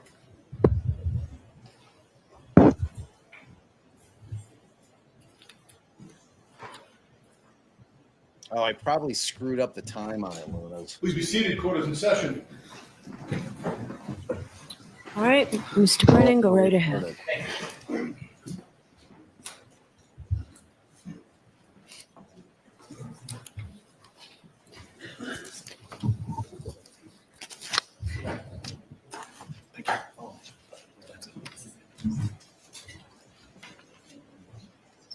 Mr. Whiffen, I'd like to ask you a couple of general questions. Yes. You mentioned with reference to location data that the scope of identifying a location of a phone can change depending on what information the phone is receiving. I'm sorry. Yep, I'll try again. You've shown us a number of graphs and exhibits that show different circles. Some might be smaller, some might be larger than others. Yes. And you shared with us that location information is being received from a number of different sources. Yes. Can you remind us again what can affect that location data as far as receiving some high accuracy, mid, and low level? What could affect the receipt of that information? So primarily, the requesting application defines how accurate it needs the data. iOS location services then determines the best technology to use in order to work out that location. And it can use GPS information for the most accurate. It can use Wi-Fi cell sighting, so it understands the Wi-Fi networks that it can detect close by, and it knows where those networks are. And from that, it can derive where it itself is. Similar idea with both Bluetooth beacons and with cell tower technology. It understands where the cell towers are. It understands where the Bluetooth beacons are. And if it can see those particular cell towers or beacons, it knows roughly where itself must be. You share with us there are some factors that can affect that location data? Yes. In addition to being in a building, like a house or a business, that's one way it can be affected? It is. And there are other ways as well, isn't there? There are. And could you share again the other ways that location information could change? Yeah, the weather can play an effect on it. The geography of the area, whether it's in a rural or urban environment, other kinds of interference. If there are other items close by that are emitting electrical interference, it could affect the location data as well. How about a body being on the phone? Could that affect location data? Objection, Your Honor. Ask it differently. If a human being was covering the phone so it wasn't exposed to the air, could that affect the location data? Objection, Your Honor. I'm going to allow it. I believe it could, yes. You were shown Exhibit 40. It was one select piece of your report. It was a graph. With the court's permission, I'd like to show Exhibit 40. Yes. Exhibit 40 has two circles, one darker, one white. Yes. And do you remember being asked questions about this particular exhibit? I did. And in addition to this exhibit, is there other information in your report that wasn't shown to you that would put this in context? There is. This exhibit is to demonstrate a window of when location data was taken for a particular time. Objection, Your Honor. Watch the form of the question. This photograph, what does it represent? There were two particular time periods of approximately 5 seconds. where multiple records showed identical latitude and longitude. So the same center point of the radius, but the radius themselves differed.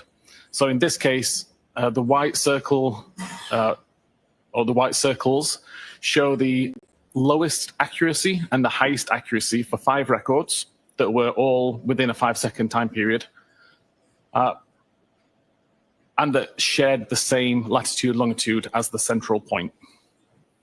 Looking at this snapshot of 5 seconds, is this still consistent with your opinion that to a reasonable degree of scientific certainty, you opine that the cell phone was in the flagpole area the entire evening of January 29th, 2022? Objection, Your Honor. I'm going to allow it.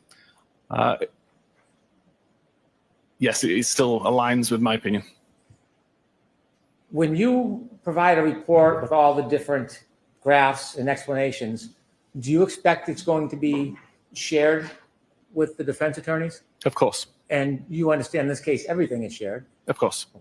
And when you shared your report with this piece of information, did you include a summary chart that wasn't shown to you on examination?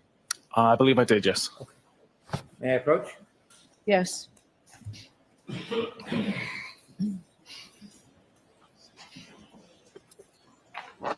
Showing you your Thank you. report. Do you recognize your report? I do. And what page are you on? 22. Do you recognize anything in particular as far as a chart on that page? I do. There's a chart at the top with the location data that was used to create the image shown. Does that chart help explain this photograph? It does. And move that chart into evidence. Any objection, Mr. Alessi? No objection, Your Honor.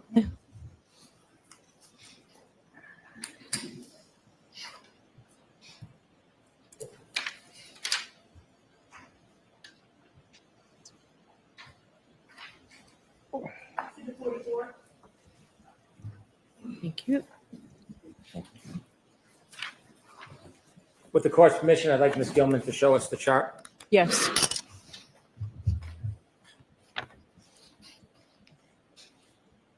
How long of a time period does that photograph encompass? The photograph has got 2 time periods of 5 seconds each, which are approximately 40 minutes apart. And what does this show us? Can you explain the chart that goes along with that photograph that was shown to you? So this chart is,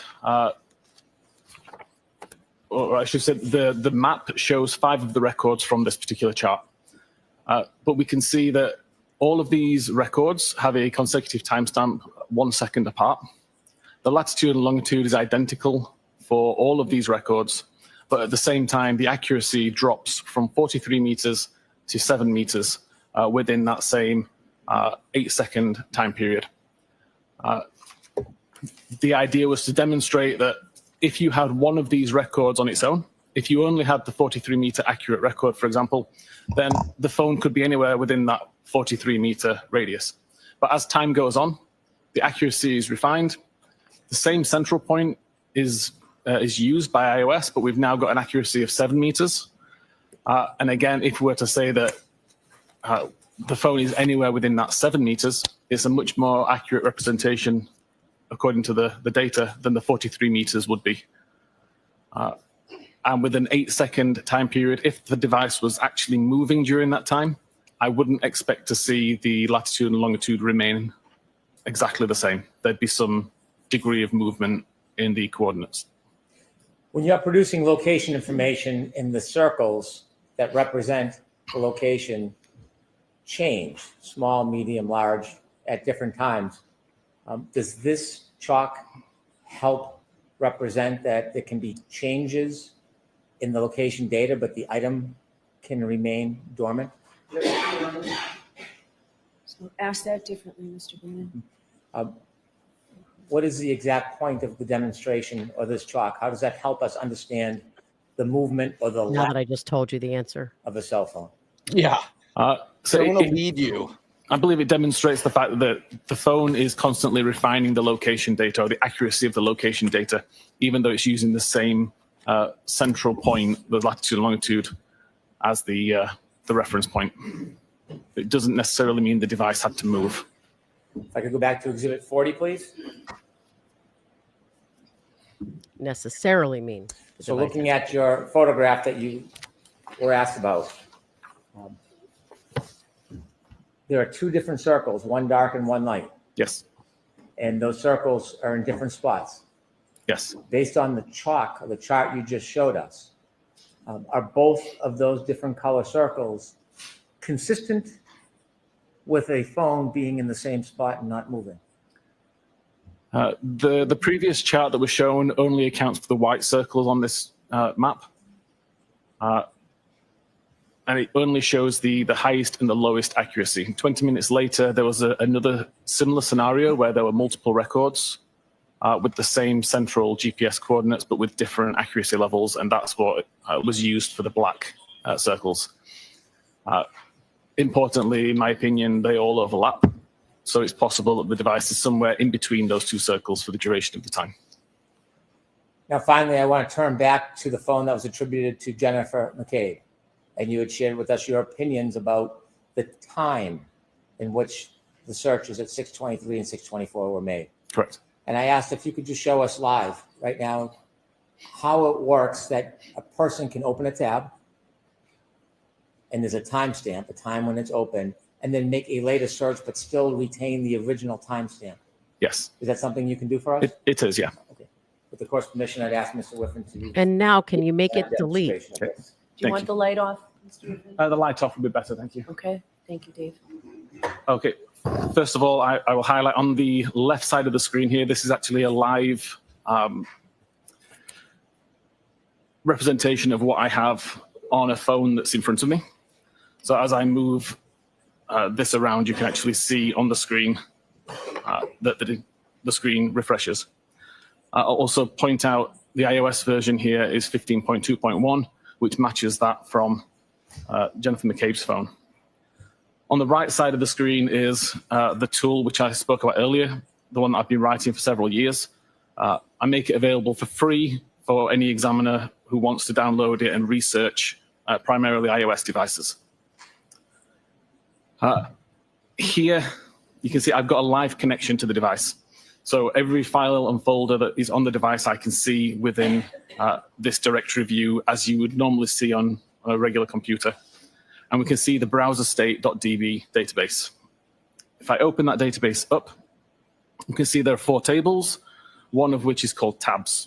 Mr. Whiffen, I hate to interrupt you. Can we make this larger? I know jurors earlier were hoping I that can try to. have a larger view of what's up there. Is that It's going to better. impact your demonstration in any way? It shouldn't. I should be able to work around it. Thank you. Is that better for the jurors? Okay, perfect. Yes. He wants everybody to see his tool. Let me pull forward. Very good, Bob. Very good. He's been working on We for saw what years. you did there. Saw that? So at this moment in time, the tabs table has 2 records. I'm just going to ask you to ignore those for now. They're from a previous demonstration. I can't delete those without taking longer to do this demonstration. If I go back onto the phone itself, just takes a second to refresh and open up Safari. And I can open up a new tab. What I will just do now is search for the time that we're on now, so 14:10, and hit go. So right now that page is loaded. Sure. And I can go back into the database and just hit reload. That will bring the most recent version of the database from the device back onto my computer and show it back in this window in exactly the same way as I was viewing it a second ago. And you can see right now there's still only 2 records. So the fact that I did a new tab and a new search has had no effect. I'll just take the time to do another little search and just do 1411X. Reload the page again. What's frozen? Still nothing's appeared. No, I can even see us. I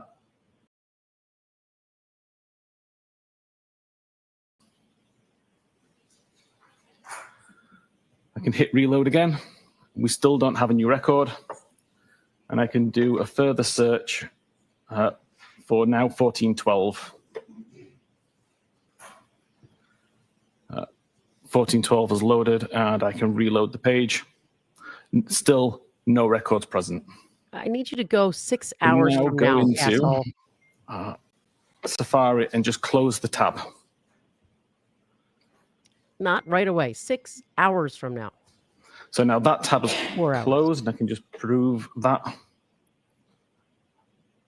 So If I that hit tab is now reload, closed, will it screw with the stream? and I can go back over here No, and everybody reload, says it's fine now. Okay. and you'll see a new record has appeared. I'm just going to change the time zone just so that this shows accurately, and tell my tool to treat the timestamps as Eastern time. So we look at this particular record. You can see the title is 1412. That's the last item that I searched for. You can see the URL is the google.ca /search 1412. Again, that is the content that I searched for. And then we see this field here, the last viewed timestamp. And the time here still says 1410 because that's the time that I first loaded the tab. The fact that I navigated between, the fact that I minimized and reopened Safari bears no relevance to this timestamp. It is purely the timestamp that tab was created or brought back into focus. To an untrained eye, can that development of a timestamp become confusing? Yes, the name last viewed time clearly has implications that would make you believe that it was the time that the page was last viewed. It's a very simple test that I just demonstrated to prove that that's not the case. Is there any other reason that Celebrite removed that process of timestamp? I want him to open up the one clarify he that did issue? before and do a new search. Purely because we determined it was unreliable to use as a time that the page was last viewed. If an examiner simply made a report from Axiom or Celebrite or another software, but didn't have the time or skill to actually go into the data, could they be easily confused by this? Yes, the way that Celebrite provided this information showed as last viewed timestamp. The way that Axiom provides this data is called last interaction time. So there is some leeway there to misunderstand it less from Axiom because it's talking about tab interaction rather than a web page that was last viewed. Thank you. I have no further questions. All right, Well, thank thank you. God. The lights on, please. Mr. Alessi, Briefly, Your Honor, if I may. Yeah. Thank you. Briefly. do you want Mr. Whiffen to take this down? Yes, please, Your Honor. Yeah, I don't need that shit up there. Good afternoon, and hello again, Mr. Whiffen. Good afternoon. Yeah, exactly. Now, Magnet sir. Forensics Axiom still shows a 2:27:40 a.m. timestamp Sorry, we did. on Take that its away. forensic tool, correct? Correct. And Magnet Forensic is a reliable forensic tool company, correct? As reliable as they come, yes. The demonstration that you just performed, when did you create it?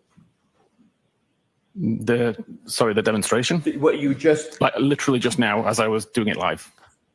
So you Is how just you mean? created the demonstration now live on the stand? That particular demonstration, yes. Yeah. So that demonstration, therefore, was created after Celebrite removed the 2:27:40 timestamp from all of its tool Isn't he programs, using correct? an old tool program No, now? incorrect. You said I tool. mean, that demonstration that I just provided was right now, it was live. Initially, when I did these tests, I did the same kind of experiment, the same type of testing back in late 2023, I believe. And after I did those tests and used that research, that is when Celebrite removed the timestamp. Maybe my question wasn't clear. Let me Yes. see if I could rephrase it. The demonstration that you just gave, when did you prepare it? The demonstration, not just the demonstration that you just showed on the screen. When did you create that demonstration on your computer? Just now. Hey, again, I've been doing this demonstration for 2 years. My question again is the demonstration you just gave. Yes. When was the last time you altered that demonstration? Other than to use different search terms, it's the same demonstration. I'll try to differ. Yes, please. When was the last time you I don't know what he's altered in any way the demonstration you just gave? Right now. So you altered it right now, and that alteration was made after Celebrite had removed the 2:27:40 a.m. timestamp from its programs, correct? Yes. Okay. Thank you. No further questions, Your Honor. What? Mr. Whiffen, you are all set. So Thank you. very much. Can you make it delete? Thank you. Every time you've done it, You've you've seen why had Mr. Whiffen is collecting his items? only See you, minutes. Ian. Take care. It's been real. That was, I don't know why he only did that on his recross. What about all the other stuff he said? I don't think Hank really. I mean, all he did is repeat his direct. I don't think that he rehabilitated him on anything. Do you? No, but there was points that I thought the defense could have focused on some. A little bit of beating a dead horse. Let's prepare ourselves for Jen McCabe. Jen McCabe. Is that who we think is next? That's who we think is next. It's who Aiden says, and he's usually got good intel. So Yep. I'm gonna roll with it. Yep. And happily, Jen McCabe, if it's true, is right there on my bingo card. Closing in on a I don't have a line bingo card.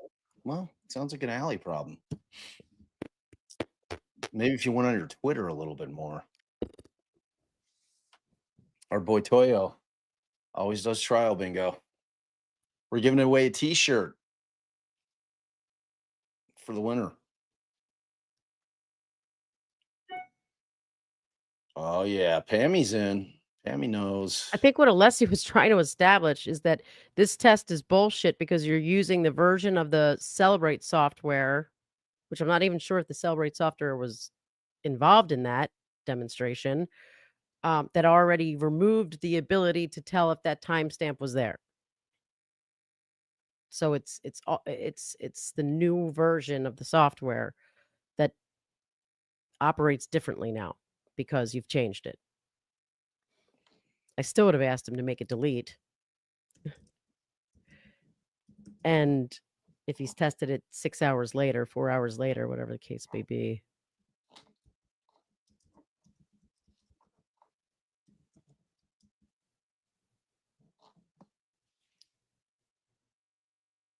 Oh man, look at Mr. Wolf there.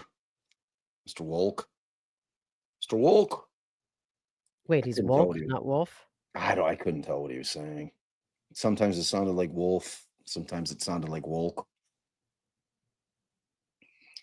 Your bingo And is he's the up. whole trial, not each trial day, right? Correct. Somebody asked that. I got my bingo card is 100% witnesses, so I don't have any evidence. I think Bill Toyo had decided that the evidence was making the bingo too easy, so he stuck. I got screwed. I still don't know. I'm assuming you just need a line. It's not a Who is running this bingo? Toyo, Phil. So what happens when someone gets it? Well, we are giving away a T-shirt to the winner, a Okay. DB T-shirt, and I think Josh is giving away a Courtroom Confidential dumpster fire. It's a dumpster matchbox with a fire in it. It's cute.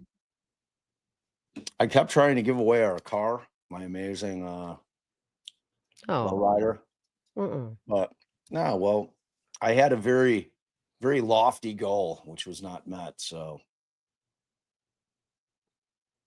Couldn't people just change their bingo cards and start over?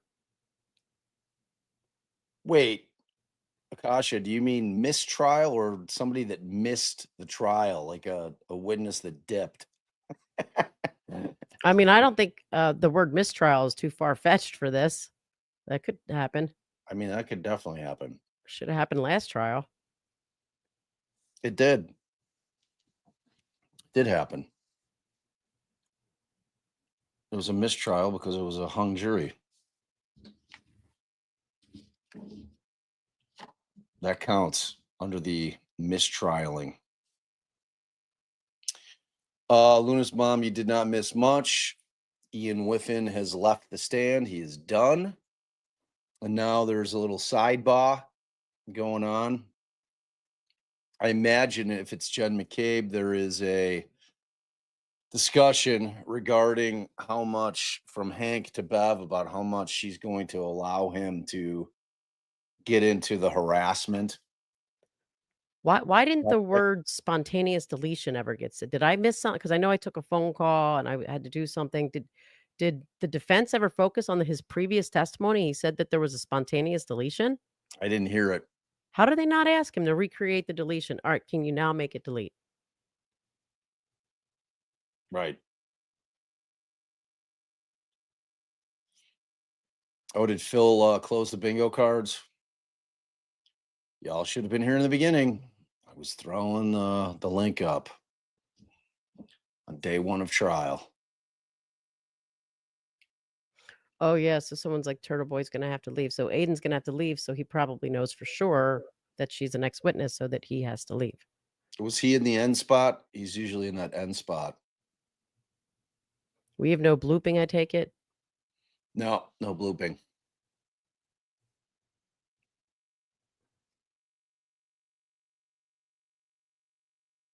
Yeah, he cannot be there for multiple witnesses.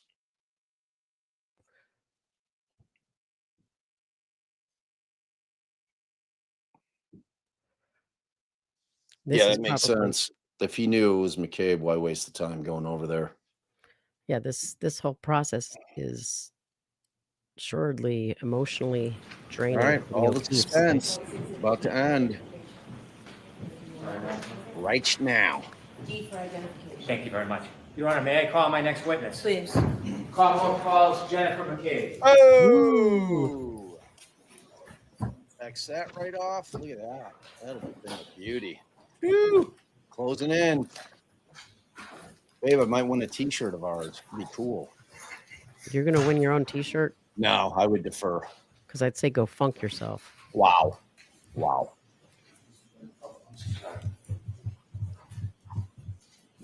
Face out quick and raise your right hand. Let's see if she looks at the jury this time. Try looking not at the jury. Because people hated that.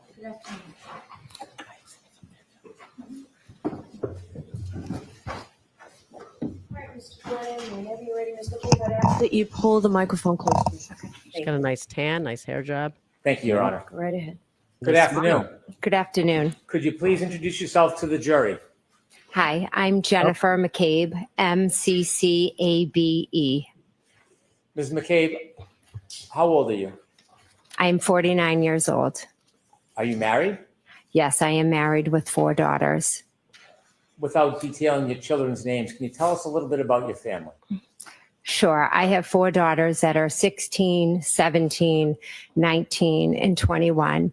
2 are in high school and 2 are in college. Objection relevance. In raising your children, was your family active in local sports? Yes, all 4 of my daughters played multiple sports from when they were young. 2 now are playing in college. My husband and I both coached them. My husband coached them from when they were young up through 8th grade in soccer, and I coached them in basketball. Without telling me your address, what town are you from? I'm from Canton.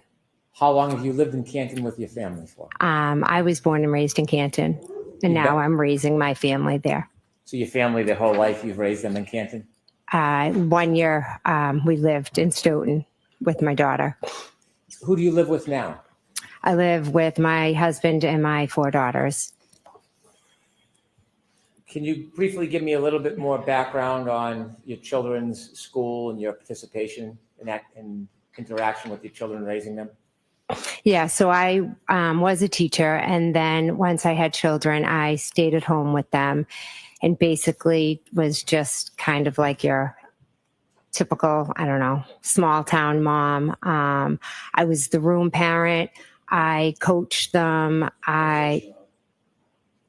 I'll allow it, but why don't we? Yes. I'll allow it. What?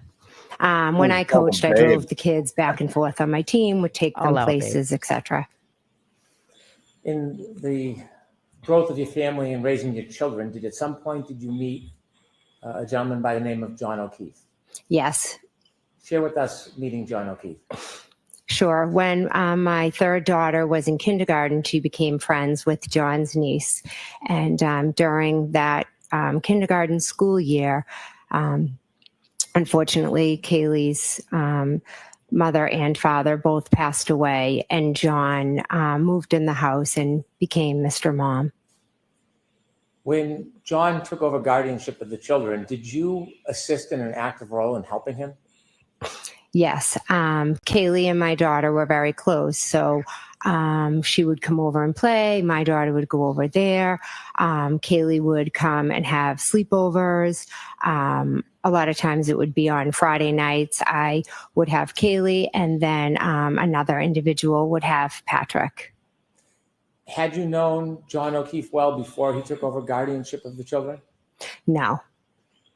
During the time when he was the guardian of the children, did your relationship, not just with his niece and nephew, but with him, grow any closer? Yes, we became very good friends. How close of friends did you become over the years? Well, throughout the years, obviously, when they were younger, we talked more, just about the logistics of CCD, pickup, drop off, basketball, sports. But then he would also call me, about, as the girls got older, the girl drama or, the hormones and things like that. He would also come over, and hang out and have a beer and, just talk about whatever was new in his life or going on, or, just the day in and day out struggles of his, life and raising the kids now and figuring it all out with, work and family and all of that. Leading into January 28th of 2022, so the jury understands, how close is your friendship with John O'Keefe at that time? He was a very good friend of mine that I knew I could call for anything. I want you to take us forward to January 28th, 2022. Do you remember that day? Yes, I do. Do you remember it well? Yes. Take us to the early morning hours, January 28th, 2022. Did you learn there may be weather or a storm coming? Yes. Tell us a little bit about that. We all saw the report that there was going to be a big storm, a nor'easter. So we all knew that basically all the Saturday activities were going to be canceled. That includes sports? Yes. Was and is the sporting events for the children a big part of your life? Yes. Back then I had, two in high school that played 3 sports, and they played club sports as well. And then the 2 middle school played club sports and town sports. So most of our weekends were taken up by kind of running from one sporting event to the next. When you learned about the weather and the change in schedule, did it change your plans for that day? No, not particularly. I had my day was pretty set out. I had my niece, and then I had sporting events. It was kind of my plans for the next day that obviously got changed. Take us through the afternoon of the 28th. What's happening? Well, I had my niece for the week, and she was picked up. My oldest was on the hockey team, and she was having a team dinner at the house. So I picked up pizza, got desserts, set it up for them. And then I left with my daughters and my husband, Matt, and we met some of the parents from the high school basketball team at a local pub to grab a bite and a drink before the basketball game, because my other daughter played on the high school girls basketball team. What time was the basketball game set for? Objection. Who gives a I believe shit? it was 6 or 6:30. Did you and your family go to the game? Yes, we did. After the game, what Time of happened? the year. After the game, I drove my daughter home. My sister, Nicole, sent me a text and said that she was going to be at the waterfall. And it was my nephew's birthday. He was going to meet up. And did I want to come by for a drink? What is your nephew's name? Brian Jr. It was his birthday that night? Yes, it was. When you received a call to meet with friends and family at the waterfall, do you remember what time that plan was made? I don't. My sister sent me a text at some point letting me know she was going to be there. So I don't know what time. After the game and after some time, did you go to the waterfall to meet your friends and family? Yes, I did. Describe very briefly, what's the waterfall? It's just a local town bar. Remember about what time you got to the waterfall? About 9:00. When you got there, was there anybody there that you knew? Yes. Okay, now take us inside the waterfall. When you get there, who do you see? I walk in and I see Julie and Chris Albert, my niece Caitlin, my sister Nicole, and my niece's boyfriend Tristan. You said you saw Julie and Nicole Albert in the waterfall? Yes. Were you related to either of them? Nicole is my sister. So Brian Sr. would be your brother-in-law? Yes. Also, you mentioned there was a niece? Yes, Caitlin. Is that Brian and Nicole's daughter? Yes. You mentioned the name Tristan. What's his relationship to your niece, to Brian Albert's niece? He's now her fiance. And was there anybody else I missed? That's all who was there. I'm not sure if Nick Kolakidis was already in there when I got there or if he arrived right after. And then his wife joined us. So when you're in the bar and you see your friends, what do you do next? I immediately just, join them and sit down. Were you eating, drinking? I know I ordered a beer. They had appetizers on the table. I'm not sure whether I had any or not. Were you drinking alcohol that night? Yes. As you're spending time with your family, did the night grow? Yes. Did you stay at the table where everybody was eating, or did you move inside the bar? We were pretty much right around the table. Okay. Did anybody you knew join you or join the group at some point? Yes. A little while later, Brian Albert and Brian Higgins joined us at the waterfall. So when you first got there, was Brian Albert already there? No, he wasn't. Is that your brother-in-law, Brian Albert? Yes. And you said Mr. Higgins. Did you know Mr. Higgins? I had met him a few times when he was out with Brian. You had met him a few times before that night? Yes. Were you friendly with him? He was a friend of Brian's. Was he your friend? No, he's Brian's friend. You knew who he was? Yes. So when Mr. Albert and Mr. Higgins joined the group later, did they come directly to you, or did they stay somewhere else inside the bar? No, they came over to our table, I believe. How long were you in the waterfall for that night? Approximately 9 to little around midnight-ish. About 3 hours? Yes. Do you have an estimate how many drinks you had, alcoholic drinks you might have had? I don't. I don't know. Maybe 2, 3. Sure. Throughout the night, were you feeling any effects of the alcohol? Not that I recall, no. Yeah, sure. When the group was together, you mentioned a number of people have joined. Were you joined by other people later? Yes. Who were you joined by later? John O'Keefe and Karen Reed. And you talked about your relationship with John O'Keefe? Yes, earlier, yes. Did you make plans with him, or did he just show up? I believe he had started the conversation about the night with Chris Albert. Chris Albert is a different Albert than Brian Albert? Yes. What's the relationship between them? Brian Albert and Chris Albert are brothers. Was Chris Albert there when Mr. Higgins and Brian Albert arrived? Yes. Actually, Chris, did I miss him? Because Chris was there with Julie. Did I? I'm not sure if I said that when I was naming everyone at the table. I apologize. You may have. Okay. So when you first got there, he was at the table with your sister? Yes, he was. When moments before John O'Keefe arrived with the defendant, what was the mood in the group? Cheerful.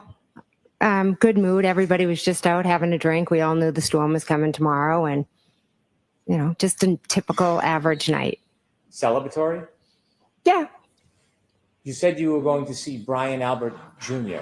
for his birthday. Was Brian Albert Jr. at the waterfall when you got there? No, he was not.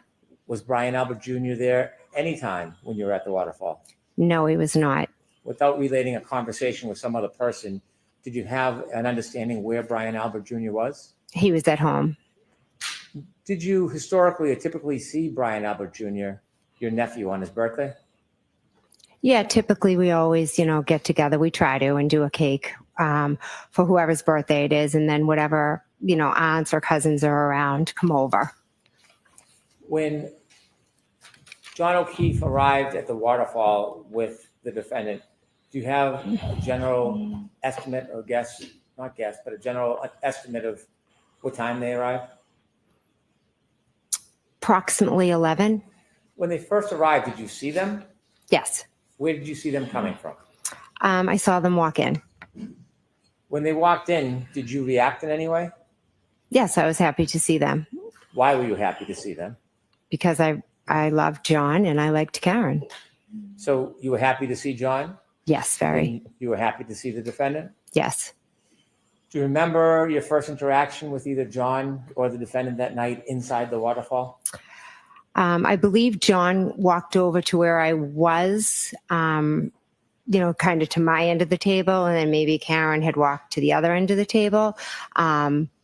But I would assume I probably hugged both of them when I saw them. I'm going to ask you not to assume. If you don't know, that's Okay. okay. You said that you had known the defendant as well. Yes. Do you remember how long she had been dating John O'Keefe up until that point? I know I met her in July of 2020. Had you had a chance to spend time or interact with her over that time before that night at the waterfall? Yes, I had. And share with us some of the moments or some of the reasons that you would interact. The first time I met Karen, John had reached out. We would do pool days with him and his niece and his nephew. So he had told me he was dating a new girl and he wanted to bring her over. He said that she had multiple sclerosis. I also have multiple sclerosis. So he thought that that would be something we could, we would talk and bond over. I said, yeah, great, bring her over. So her and John and Kaylee and Patrick came over. We had a pool day. I liked Miss Reed immediately. I thought we hit it off. It was really great, talking to someone my age that also had MS, because I didn't really know a lot of people who have it. So it was really nice to have somebody to relate to. Then moving forward, we would see them, if it was my daughter's birthday party, when it was time for pickup, they would come in, have a couple drinks. Same thing for like a Halloween party, after basketball games. So you spent time both with John and Miss Reed? Yes. Did you spend time with the defendant separately without John around? No. Did you become friendly with her? Yes. And were you friendly that night? Yes. After John and the defendant enter the bar and you greet, did you interact or spend time with Miss Reed at the waterfall? Yes, I did. And speaking of the defendant, do you recognize her here in the courtroom? Yes, I do. Could you kindly point to her and describe an article of clothing she's wearing? She's sitting right over there with a black shirt or blue. Is she between Attorney Jackson and Attorney Yannetti? Yes, she is. When you were at the waterfall that night, do you remember who you were speaking to or where you were spending your time? As to earlier in the night or after? I'm sorry, after Mr. O'Keefe and the defendant arrived. Yes, Miss Reed came over and spoke to me because I had seen her the Saturday before, and she had told me how she had started a new medication and it was giving her some awful side effects. And I said, I'm shocked they put you on that, etc. Let me not ask you about conversations you had, but about the moment that you were in. Did you spend time with Miss Reed that night? Yes, I did. Inevitably, did you drink more alcohol as the night went on? I believe I had, like I said earlier, a couple of drinks, 2, 3, not sure. Did you ever have a shot of alcohol? I do not believe I had the shot, no. Did you see the party, the group of friends and family doing a shot? I was in the bathroom and walked out, and they were doing or had just done a shot. With the court's permission, I'd like to display parts of Exhibit 22, which has already been introduced into evidence, which is video surveillance footage from the waterfall. Okay. I'd like to start at 10:54:20, please.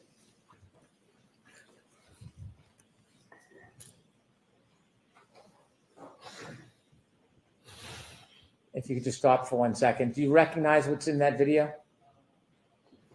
Yes. And what is that? That is the waterfall. Video looks like shit. Kindly proceed.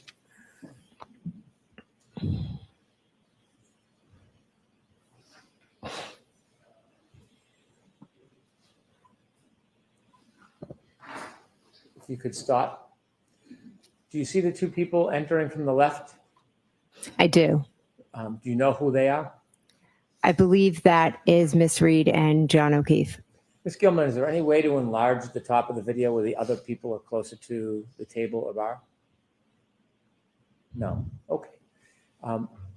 Looking at this video, can you tell or identify anybody under that timestamp? And if you can't, that's okay. But if you can you tell us who you see? I think the guy right there, well, where she just is Brian Higgins. Okay. If you could go up a little bit, Ms. Gilman.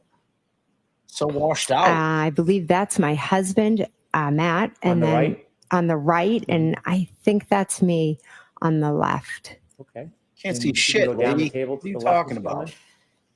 You recognize who that might be from the clothing?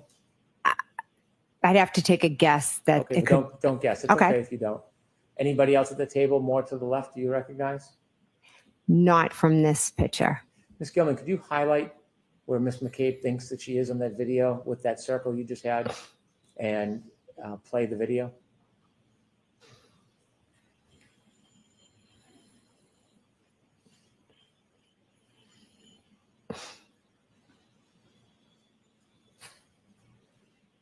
If you could stop. Is that you clapping, Ms. McCabe? Yes, it is. Why are you clapping? Because I was happy to see them. Both of them. Yes. Okay. Could you continue, please? And who's that person walking right to left hugging people? That is John O'Keefe. Can you continue, please, Ms. Gilman?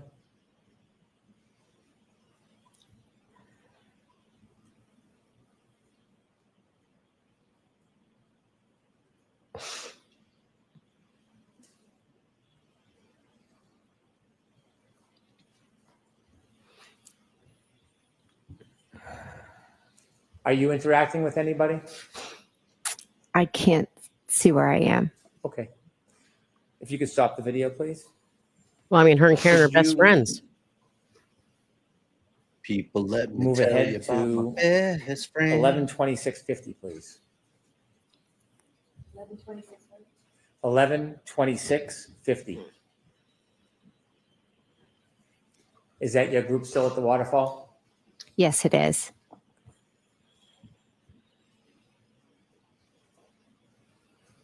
If you You're could not stop at there, 50 Ms. yet. Gilman. If we could hone in or circle where you were previously, where we saw Ms. McCabe. I know it's a bit blurry. If you can, and if you can, please let me know. Can you see whether you're in that area? Hell no. I believe I am, yes. Could you put the circle down just a little bit, Ms. Can you Gilman? see it? No. Can't see shit. Okay. If you could play I see from nothing. 11:26:50 to 11:27, please. She's not even at 11. We're a little bit ahead right now.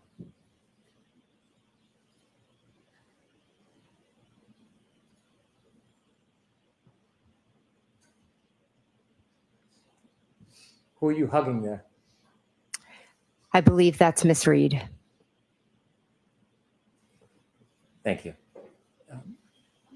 One more, Ms. Gilman. I'm going to ask you to move forward to 11:46.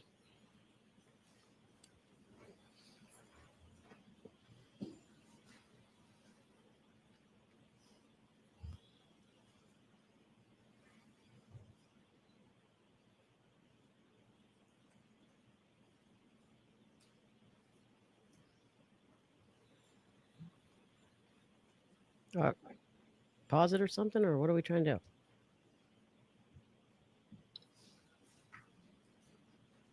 do? The band's packing up.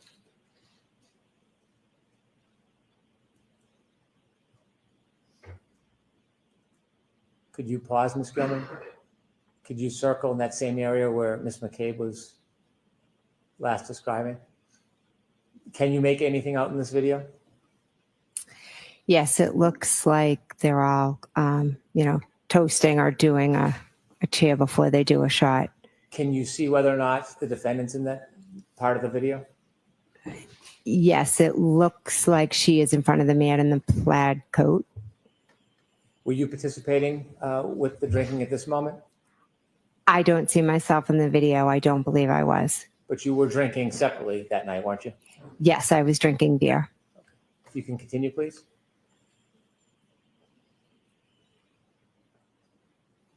Wasn't that her up there in the corner?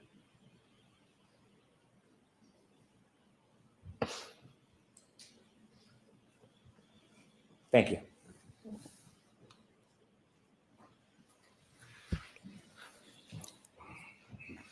Sober soccer mom. Shortly after the shot, was there conversation about leaving the waterfall as a group?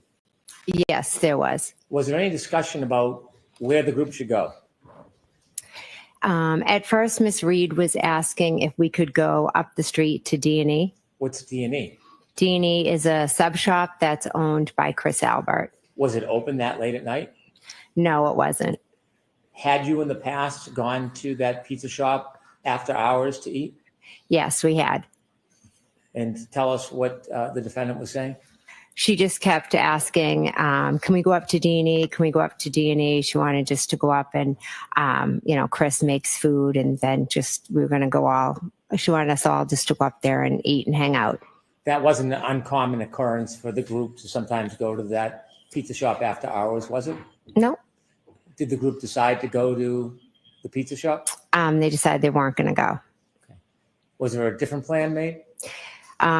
Before Brian Albert left, he said to the group, hey, we're going to go back home and have a beer with Brian Jr. If anyone wants to come by. When you received the invitation to the group to go back to Brian Albert's house, did you decide whether you were going to go home or go back to your sister's house? Yes, I decided I was going to go to my sister's house. Without saying what was said, was there any discussion in the group among the participants about going back to your sister and Brian Albert's house? Everybody seemed to want to go back. Did anybody object to going back? No. Had you been to your sister's house before? Yes. Many times? Yes. Do you know the address of where your sister lived? Yes. And so after that conversation, did you stay at the waterfall for a little bit or did you leave immediately? Probably left after maybe 5-10 minutes. Without saying what was said, before you left, did you have a chance to speak to John O'Keefe? I did, yes.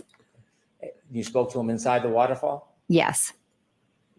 Did you have a chance to speak to the defendant? Yes.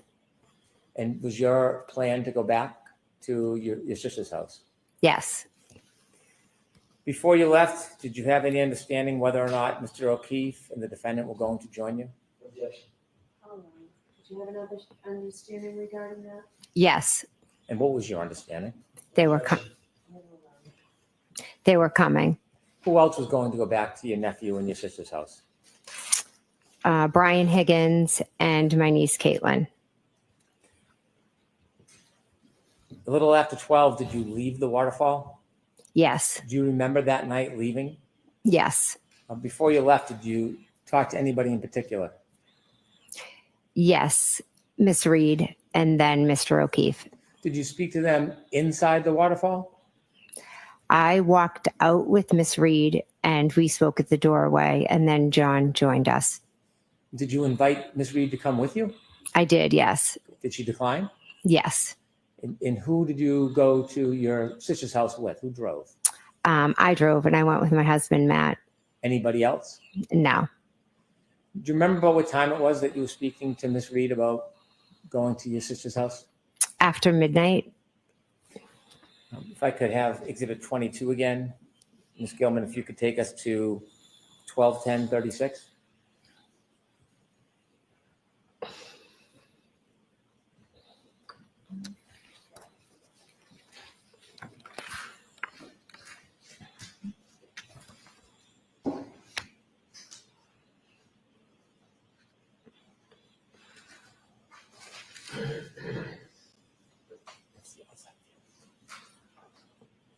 Okay. If you could stop it there, please.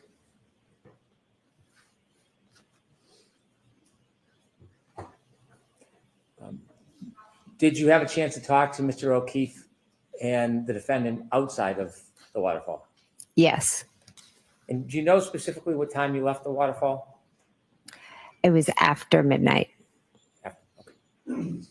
When you left the waterfall with your husband, you said you were driving.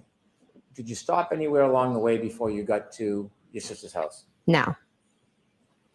Tell us what you see when you get to your sister's house. What are the weather conditions like as you're driving there? It's starting to snow to the point where it's starting to like accumulate. It's on your car. It's just, getting on the street. Is it light? Is it heavy? It's light at this point. How long does it take to get from the waterfall to your sister's house? 5 to 8 minutes, depending on lights and weather, etc. When you first get to your sister's house, while you're still in the car, describe what you see. My wipers are on. I'm just looking out the window and it's snowing. It's dark. Anybody in the driveway? Any cars in the driveway that you see? Oh, when I pull up to my sister's? Yes. As I pull down the street, I take a left into the driveway and there is a Jeep that's parked on the street. And there's maybe a couple of cars in my sister's driveway. What do you do when you arrive at your sister's house? I go in the house. Now, there are a couple doors at your sister's house? Yes. Is there a front door? Yes. Is there a side door? Yes. Which one's closer to the driveway? The side door. Which door do you go in when you get to your sister's house? The front door. Was anybody with you when you went in? My husband, Matt. You walked in together? Yes. Tell us the first person you remember meeting. When I went in the house? Yes. Probably my niece was at the table, and then I saw my nephew, Brian. Was there anybody else you saw at the table? Julie Nagel and Sarah Levinson. So when you walk in the front door of the house, is it what table? Is this a living room table, a kitchen table? Oh, you walk in and then you go to the right and it's into the kitchen and there's a table there. Is the kitchen separate from the living room or is it open? It's open, but they're separate. Can you see the kitchen table when you walk in the door if you turn and look right? Yes. And when you go into the kitchen, you said there was a woman by the name of Julie Nagel? Yes. And then another woman, Sarah? Yes. You know her last name? Levinson. Okay. Julie Nagel, did you know her when you walked in the house that night? I had met her a few times. Had you spent time with her? Were you friends with her? No, I just had met her a few times, and she had watched my dog for me when my nephew couldn't. When you would go away, would your nephew be responsible to watch your dog? Yes. Did you understand that Julie Nagel had watched your dog a couple of times? Yes. Had you ever socialized with her before that night? No, I may have seen her at a graduation party, but never beyond that. Were you friends with her at that point? No. Friendly enough that she watched your dogs? Yes, through my nephew. He just said my friend's going to do it, and I trusted his judgment. And there was another woman by the name of Sarah. Did you know her before you saw her that night? I knew of her. If I were to see her, I'd say hi, but that's the extent of it. How did you know of her? Just from being in the town, going to different sporting activities and just being around. You said your nephew Brian was there as well in the kitchen? Yes. This was his birthday? Yes. How old was he? I think he was turning 23. Was there anybody else in the house when you and your husband first got there? Yes, my sister and Brian Albert and Brian Higgins. So Mr. Higgins, Brian Albert, and your sister were there before you? Yes. Where was everybody when you first came in? My niece, Caitlin, Sarah Levinson, Julie Nagel, and Brian Jr. were all at the kitchen table. My sister was over, I think, cleaning the counters, and Brian were off in that TV room that you can see from the kitchen because there's a wide opening. If you walk in the front door, would I look left or right to see the TV room? You look right to the kitchen, and then through the kitchen's the TV room, but you could look and, when you walk in, you can see because it's open. Is the TV room in any way have a relationship with that side door? Yes, it does. If you were to walk in the side door, would you be walking into the TV room? Yes. Okay. When you saw your nephew, Brian Jr., and his friends Are his friends about the same age as him? Yes. Were they drinking? Yes. Was there music? Yes. And when you went in, did you spend time with the group? Yes. I sat right down and started talking to them. And when you were speaking to them, did you have any drinks that night? I believe they brought me over a White Claw, but I didn't have more than a sip of it. I really wasn't. It was at that point where I just didn't want another drink. As you were in the kitchen, were you expecting anybody else? We had mentioned it to Karen and John, and I had actually just spoken to John, so I was expecting them. So when you saw John O'Keefe in the waterfall, that wasn't the last time you spoke to him? No. You had spoken to him, was it on the ride to your nieces? To your sisters? Yes. Did you call him or did he call you? He texted me and I believe asked something like, where to? And since I was driving, I called him. When you called him, what did you tell him? What did you guys say?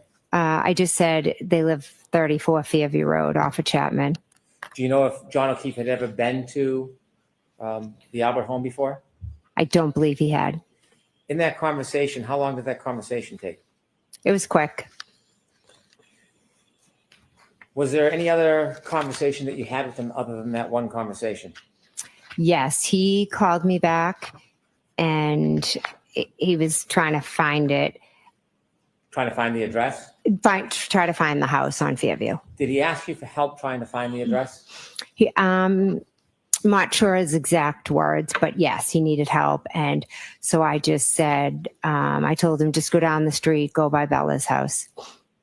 It's at the bottom of the street. So you used Bella's house as a point of designation to try to guide him to get to your sister's house? Yes. Tell us who Bella was to John.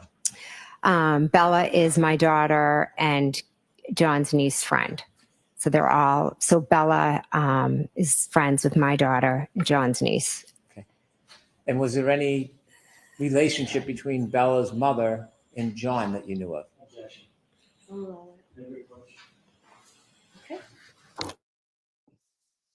Sidebar. Sidebar. You know what that means? You know what that means? Can only mean one thing.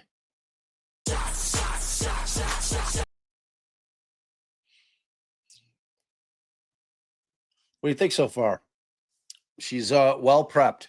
Well prepped. I've been muted. Have we ever did the poll to find out how many people saw the first trial? I'd like to know what percentage of people here did not watch the first trial. Okay, I'll do it now. We've never done it before? I don't think so. Hmm. Polling time. It's time for a poll.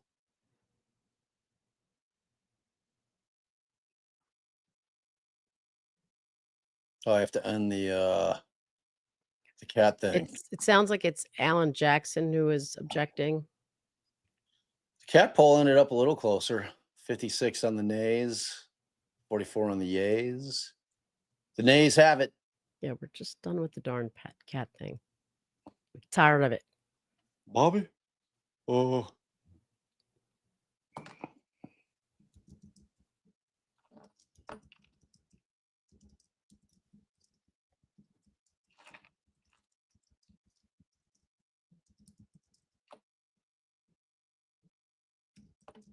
So they're objecting about what is the relationship between John O'Keefe and Bella's mother.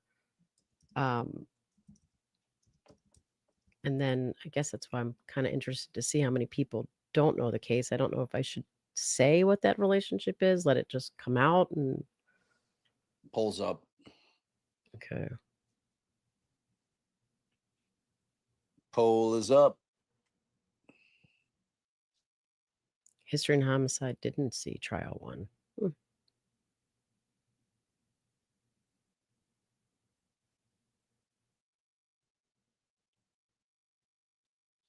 I've got 3 options. Yes, no, and bits and pieces.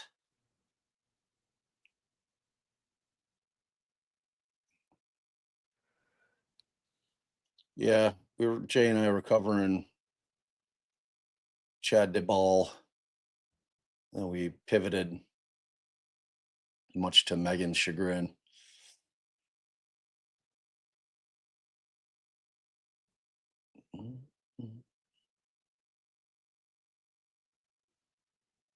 So who we're looking at here are the O'Keefe's parents, and then that's his brother at the end, right? Yeah. And the brother's wife, or who are the other two? I think one of them, according to Aiden, might be one of Jen McCabe's sisters.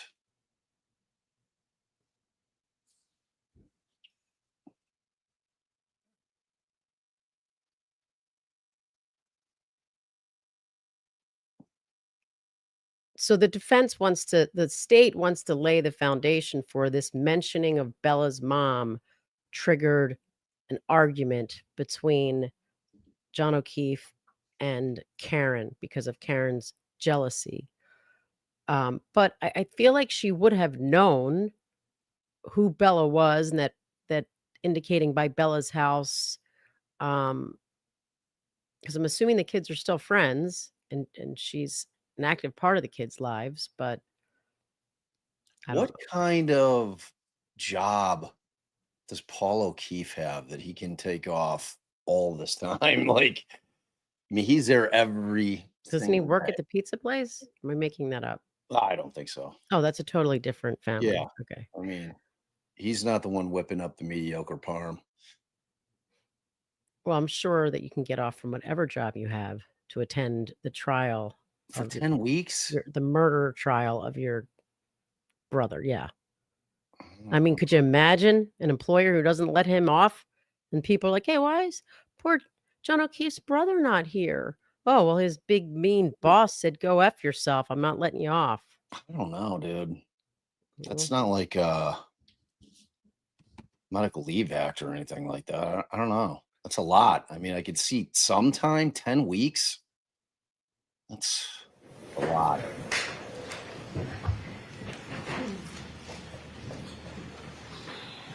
I think she's going to let him ask, but we'll see.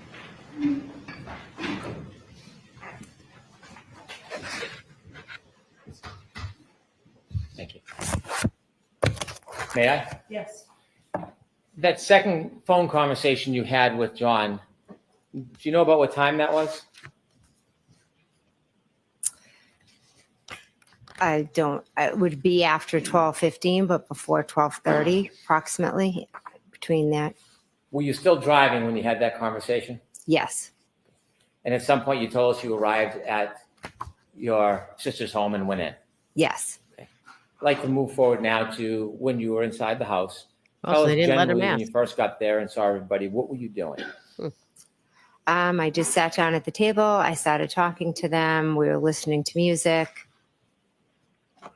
Typical night. Okay. Anything stand out as far as music or interaction with the group? No, we were just laughing, telling stories. At one point, I'm not sure if it was at some point, my other nephew had been over my house and had shown me this video on his phone, and it was a family inside joke. The video, it was a music video from a long time ago. And so I was telling my other niece and nephew, oh my gosh, you have to see this video. It's hysterical. And then we started playing it and watching it. What was the video? It's Raining Men. Hallelujah. Did that get a lot of playtime during that get together? Well, I have one sister who sometimes has a little too much to drink, takes out an umbrella, and will dance. So it's a family joke. While you were at your sister's house, what area of the house were you spending time in? And I was in the kitchen. What was the mood of everybody in the house as far as you remember? Everybody was in a great mood. Was there any fighting? No. Any arguing? No. Any violence? No. Was it a celebratory mood? Yes. As you were in the house, were you waiting for anybody else that you expected to come? She already said this. Yes, I was expecting John and Karen to come. At some point when you're in the kitchen, or let me ask you a little background. As you're in the kitchen of that house, can you see outside from the kitchen area?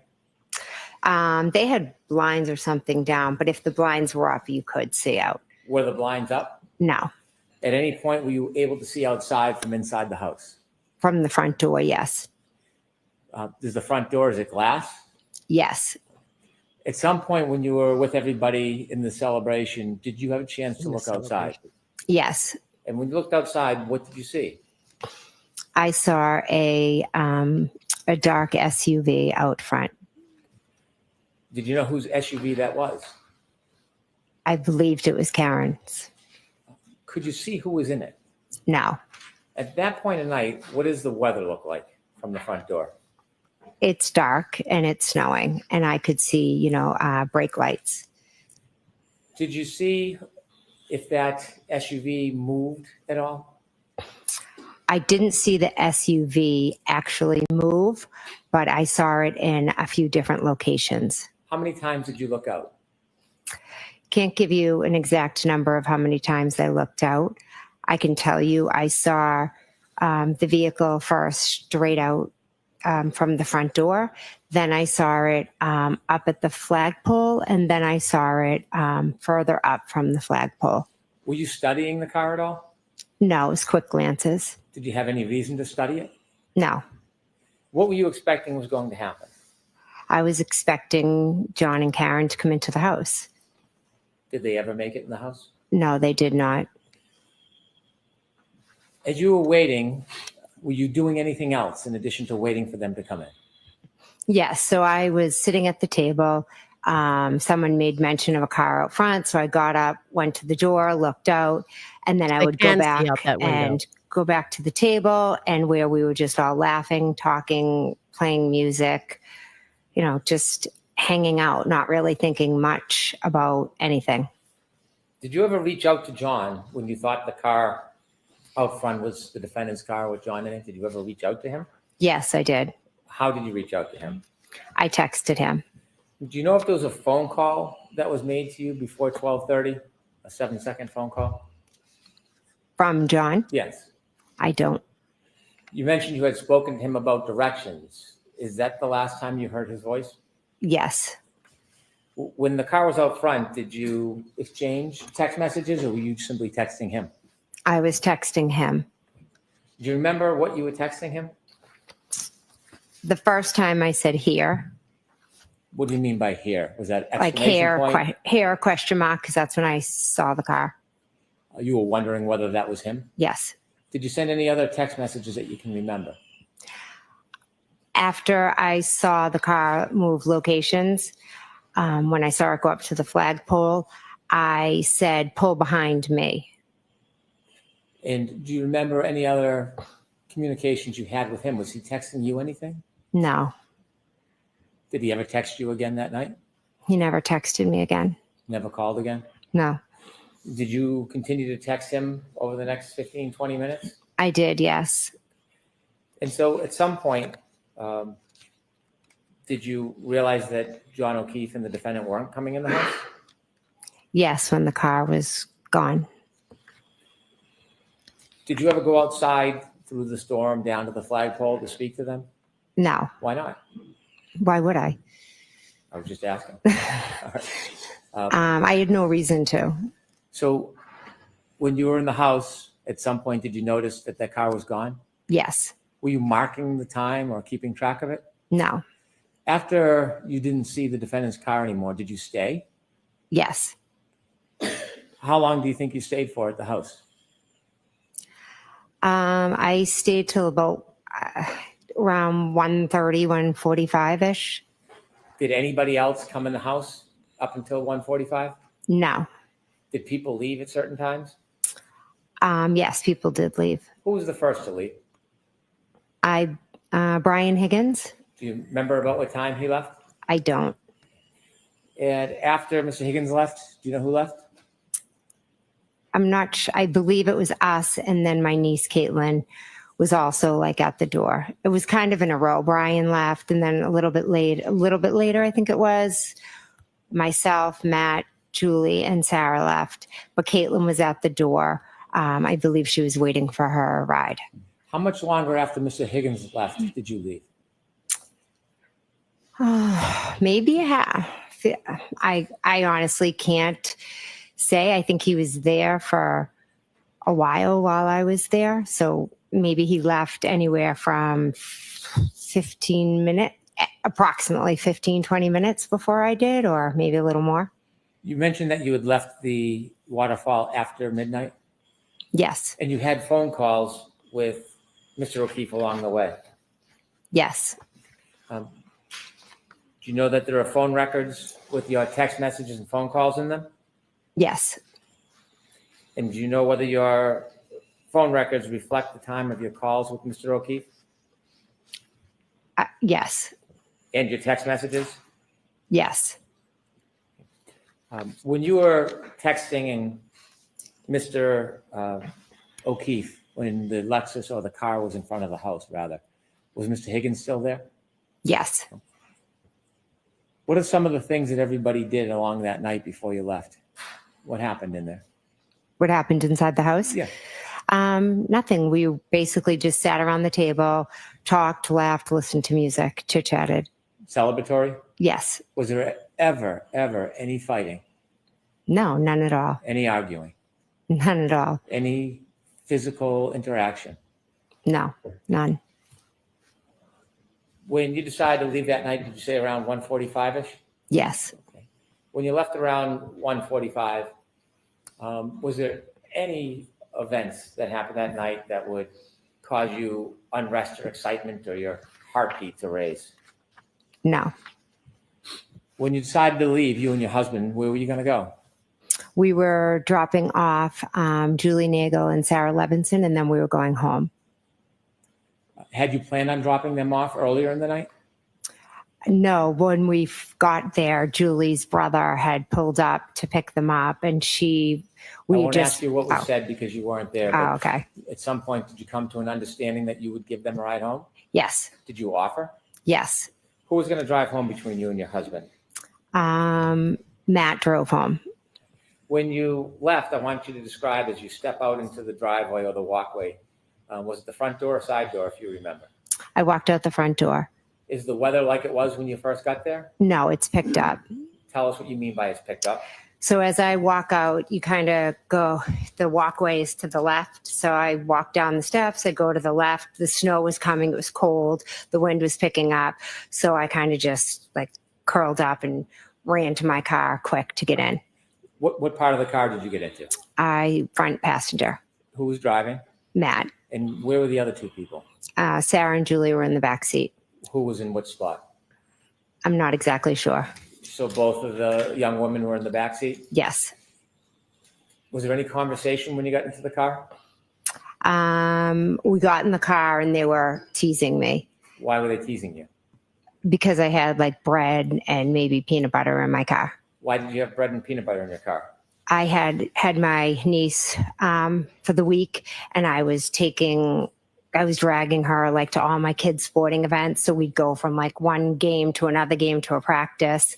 So sometimes instead of always giving her McDonald's or Dunkin' Donuts, I'd try to throw her a peanut butter sandwich. And they were making fun of you? Yeah.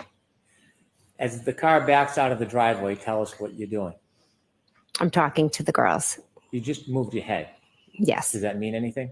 Yes. Tell us. They were both sitting behind me. So I was like turning and, chatting and talking. After your husband pulls out of the driveway, do you start to drive home? Yes. If the house is on my right and you're driving, are you in the passenger seat closest to the house or furthest away? Passenger seat closest. So you're driving, if you look at a picture of the house, you would be driving from right to left? Yes. So as you start to drive, or your husband starts to drive the car, what direction are you looking in, if you remember? The back seat. Did you drive by the front of the house, do you know? We pulled out of the driveway and went up Chapman. Okay. And your husband and you passed by the front of the house? Yes. Did you pass by the flagpole? Yes. Were you looking at the flagpole? No. And how dark was it at that point? It was dark. Snow? Yes. As you're passing the flagpole, do you hear or see anything remarkable? No, I'm not really paying attention. I'm just chatting to the girls, and Matt's just focusing on driving. When you're talking to the girls and they're making fun of you, what's the mood in the car? We're all laughing and joking. Where do you go next? We drive Julie Nagel home. After you drop off Miss Nagel, where do you go? We drop off Sarah Levinson. Is the weather constant? Yes. After you drop off the young woman in separate spots, where do you go? We went home. Can you tell us when you get home what happens next? We go in the house. I go up to bed.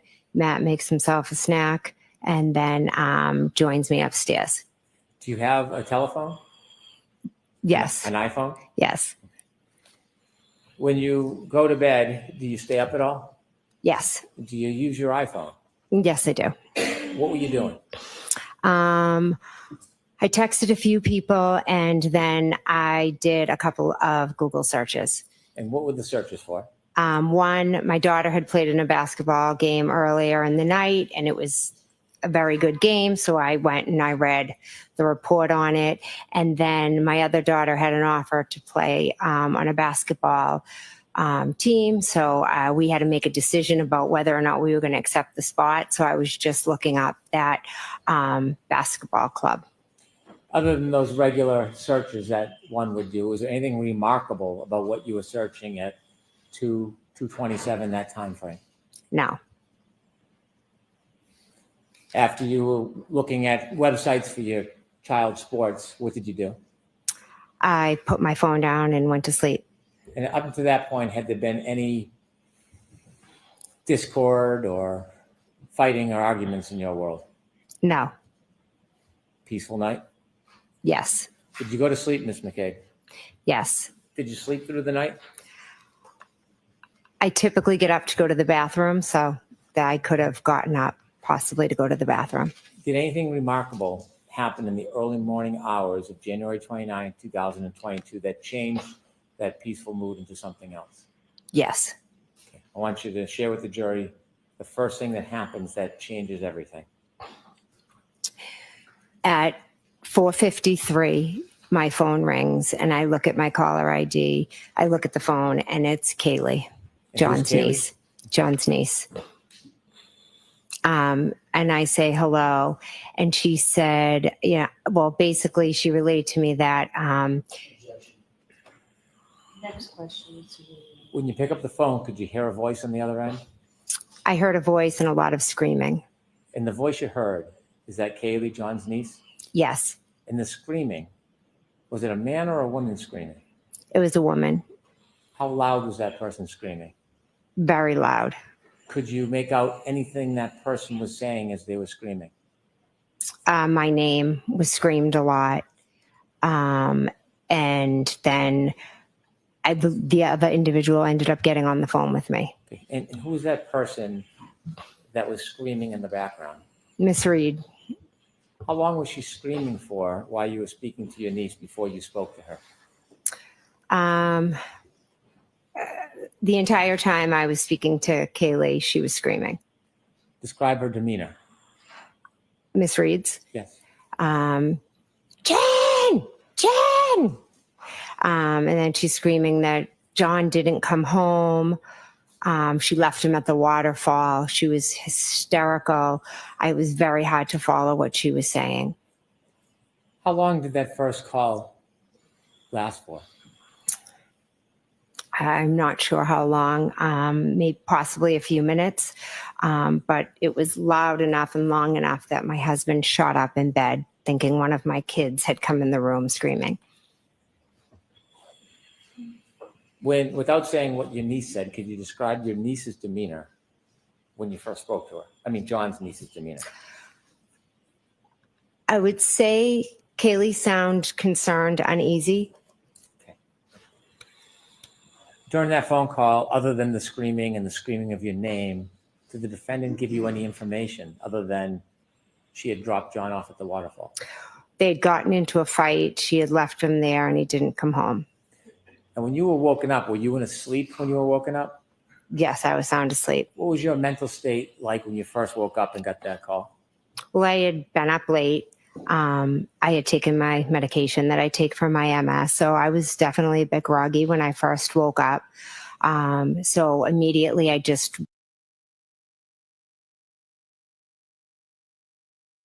Allie, you're muted. Fuck.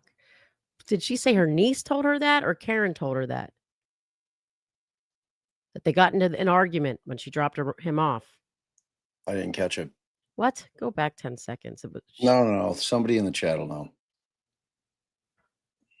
wanted to help her. She was hysterical. Kaylee was upset. So I went into that kind of mom mode of what can I do? How can I help? So I immediately was like thinking, okay, well, if you left him at the waterfall, let me think who was still there, or, you know, how can I help you? How can we find John? Did you have a plan when you ended that first call? I did. I knew Chris Albert had still been at the waterfall when I left. So I thought if Karen and John had gotten into a I'll fight, go back and maybe figure it Chris out. had walked out of the bar Fighting me. and Chris lived local to the bar, thought maybe they walked back to Chris's together. So what did you do? So I called Chris Albert's wife, Julie. Did you speak to her? No, she never answered. After you had a moment to make a phone call and think about things, did your head become any more clearer? It did. And I was, reminded by my husband that we had seen Karen and John's car outside of Fairview.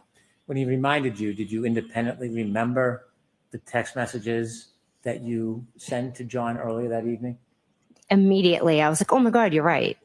Did you remember that you had seen what you believed to be the defendant's car in front of the house and near the flagpole? Objection. Watch the form. Okay. What did you remember? What came to mind after you spoke to your husband about your memory from earlier that evening?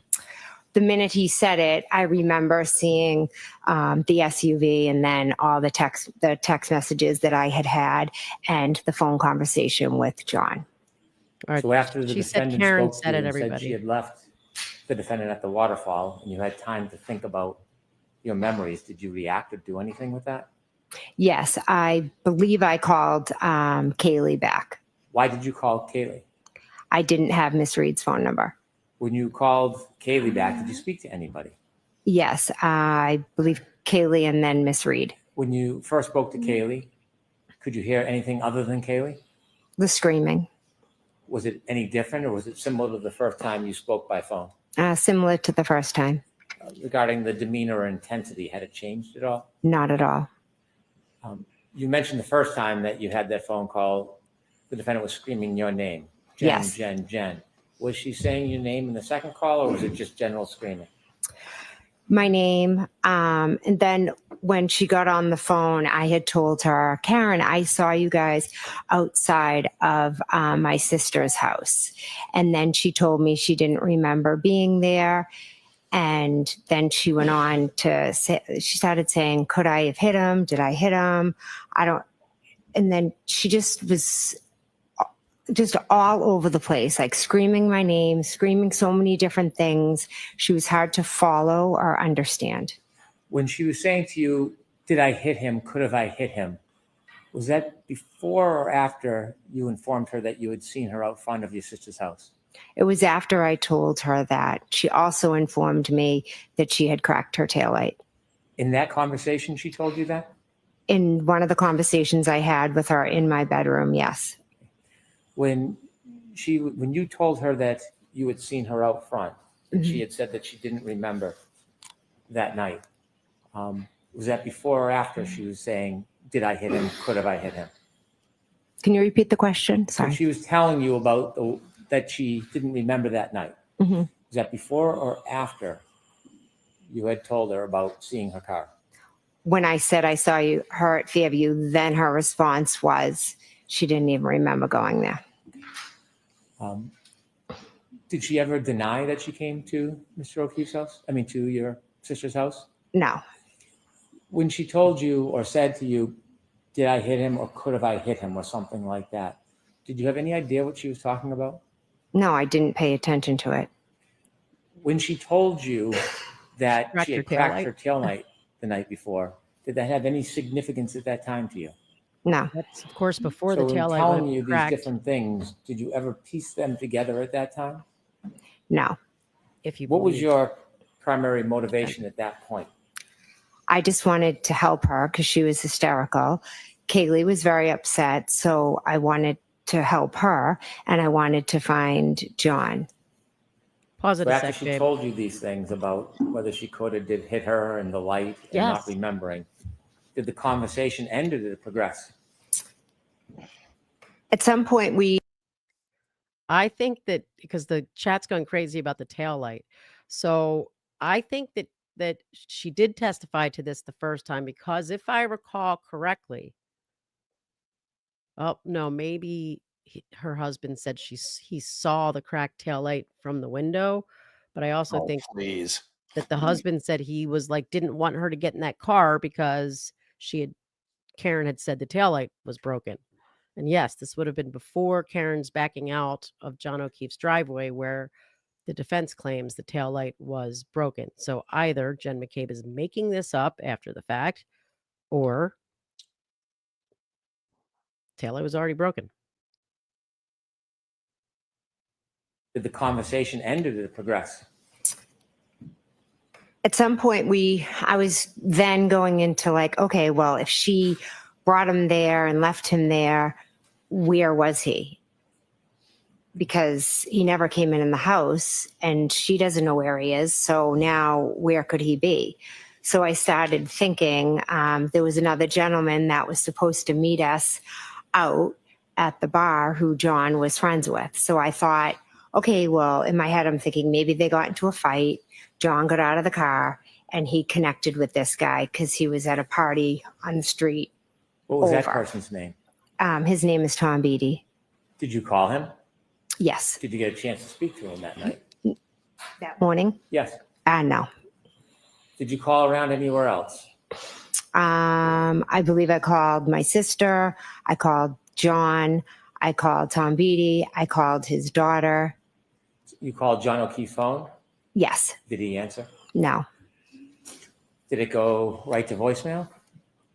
I don't remember. Did you text anybody? I honestly don't remember if I texted. I primarily think I was just trying to call as many people as I could and try to figure out what happened. So you had two conversations at this point with the defendant while you were still home. Yes. So what Jennifer McCabe said when she was asked about the taillight, Brennan said, was that in this conversation? And she said it was in one of the conversations from my room.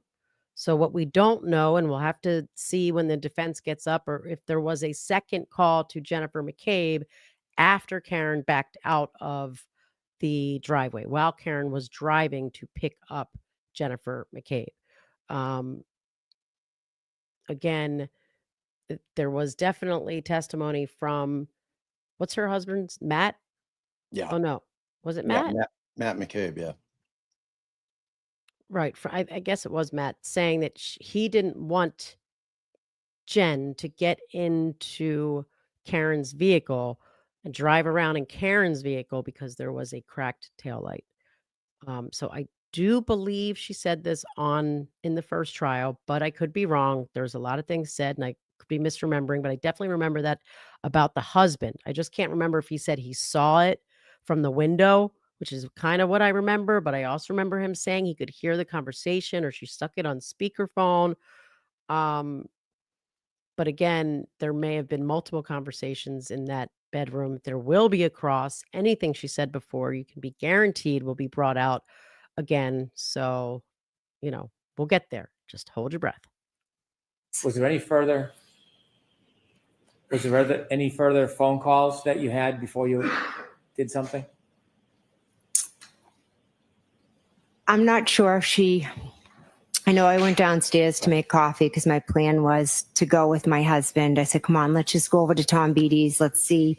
Maybe John's there. He passed it on the couch.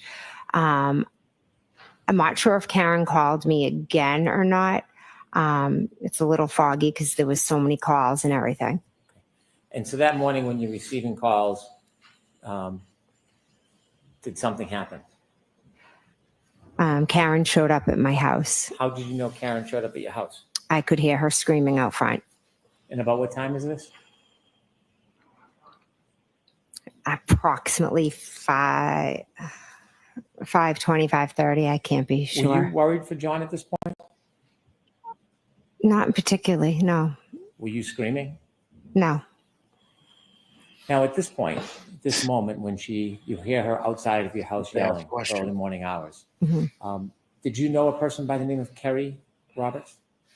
I knew of her. I'd met her once. Were you friends with her at that time? No, Had you socialized with her at that time? no, Had you ever seen her before with John? once. Tell me about that. Years earlier, as I said earlier, I used to take Kaylee on Friday nights, and Kerry was the one who would take Patrick on Friday night. So we would each have the kids. And to thank us, one day John told us how he got a discount at Reebok and to get our kids' shoe sizes, and he was going to buy us all sneakers, just as a way to say thank you for helping. So we all went to the store together, and then John took Kerry and myself to the hillside for lunch. How many years before this moment was that? Oh, gosh. Well, I think that's when my daughter was in kindergarten or first grade, and at this point she was in 8th grade. So like 7 years. Had you ever spent any other time with Kerry Roberts before this morning? No, Were you friends at that point? no. How would you consider your relationship with Miss Roberts on that morning when Miss Reed arrived to your home? I had met her once, and that was the extent of it. I wouldn't say I knew her at all beyond that one time I went out with her. I want you to take us back now to when you first hear the defendant in your driveway yelling. When you hear that, do you hear any words, or is it general yelling? So I hear yelling. So I was downstairs making coffee. I go to my front door and I open it, and she's screaming, Jen, Jen. She's screaming that 3 times. And then she was saying, we have to go to Fairview. A lot of the, could I have hit him? Did I hit him? She was on repeat. What did you do? My husband came running down the hall and was like, tell her to shut up. She's going to wake up the neighbors. And then I said, I'm just going to go with her. I'm going to go look for John. And then he yelled down saying something like, you can't be driving around in this weather, with a broken taillight. When you saw the defendant at your front door, had the weather changed overnight? Yes. Was it different? Yes. Now the snow had intensified. It was almost like it was dark outside, but it was like whiteout conditions. How dark? Dark. It was dark. It was like 5:30 in the morning. What was the visibility like? Not good. After you meet the defendant at your door, do you let her in, or does she stay outside? I'm not sure if I just grabbed my coffee and ran out, Where did you or go? whether she came in. So we went down my walkway. She was just kind of running all around. The driver's door was open. So I told her I was going to drive because I thought she was too hysterical to drive. In the meantime, all of a sudden there was a car at the end of my street and there was a plow behind it. The car that came to the end of your street, do you know where it went? I meant the end of my driveway. I'm sorry. When you say at the end of your driveway, did it pull into your driveway? No, it just kind of stopped right at the base of my driveway. Okay. How far behind your car was that car? Not far, not too far. Okay. Did you know who was in that car? No. Did you learn who was in that car? Yes. How did you learn who was in the car? Because I said, who is that? Did you ask the defendant, or did you walk I up? asked the defendant, and she told me it was Kerry Roberts. Did you meet Kerry Roberts face to face in your driveway that morning? Yes, I wouldn't say we met. It was more of the plow was coming, so she was having to move down the street, and then either Karen called her or she called Karen, but they were on the phone, Karen's phone over the car, so they started talking. Did you get into the defendant's car? Yes, we did. I got in the car with Miss Reed. When you got in the car, you were in the driver's seat. Was Miss Reed in the passenger front? Yes. You said there was an open call. Is this something you could hear on a speaker? Yes. At that point, had you had a chance to go and look at the taillight of that car? No. Did you have any interest in the taillight at that point? No. There was an open call between who? Karen and Kerry Roberts. Can you describe what you heard in that call? Karen was saying that she wanted to go to Fairview, and Kerry Roberts was instructing her that no, we weren't going to be going to Fairview, and she kept saying, we got to go to your sister's house. And Kerry Roberts said, no, we're not going to be driving around in this weather in 2 cars. Let's go back to John's. Let's go to Meadows. Let's go see if he's there. That was kind of the conversation. And then Karen was doing a lot of screaming, and Kerry was kind of yelling back at her to shut up. Who was taking charge of the situation that morning? Kerry Roberts. Were you in charge of it? No. Did you weigh in or make any decisions on where you were going to go next, or were you just a listener? I just listened. Kerry said that Kerry's kind of a take charge person. She said, we're going to Meadows. So I said, okay, I drove to Meadows. Now, at this point, you didn't know Kerry Roberts other No. than that meeting? Yes, correct. And you agreed to follow her? Yes. So tell us what happens. Take us through the drive. She might have followed me. I'm not sure, but we drove back to Meadows, pulled into the driveway. So you knew where Meadows was? You had been there many times for the kids? Yes. You think Miss Roberts may have followed you? Yes. What was the weather conditions as you were driving? They were awful. It was, I was driving very slow, cautiously. It was dark. It was hard to see. It was that type where the snow is like coming at your window. How long of a ride was it from your home to John's home? Approximately 5-6 minutes. Was there any other phone calls while you were in the car with Miss Roberts, or did the phone calls end? I believe that was it. Can you describe the defendant's demeanor on the trip from your house to John's house? She was just screaming, yelling things. It was almost like everything she said 3 times. And she just went from one thing to the next. She was quite hysterical. Do you remember what she was yelling about? About going to Fairview, asking, could she have hit him? Did I hit him? How many times did she raise the question, did I hit him? Could have I hit him? A good amount. Did you ever speak to her about that? No. She's At some doing point, a did lot you less finally get parent to John's home? interpretations this time. Yes, When you got to John's home, who pulled in the driveway first? I did. Where did you pull in respect to the driveway? I just pulled straight in next to the garage. Did you see where Miss Roberts went? I believe she pulled in behind me. After you pulled into Meadows, John's home, and you stopped, what happened next? We go into John's house. When you went to John's house, did you all go in the same way? Yes, we went through the garage. And before going into John's home, did you do anything? Before entering into the house, Yes.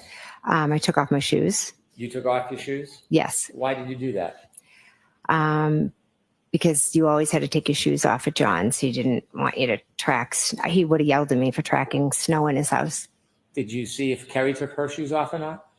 I believe she did. Did you see whether the defendant took her shoes off or not? She just walked right in How would you remember that?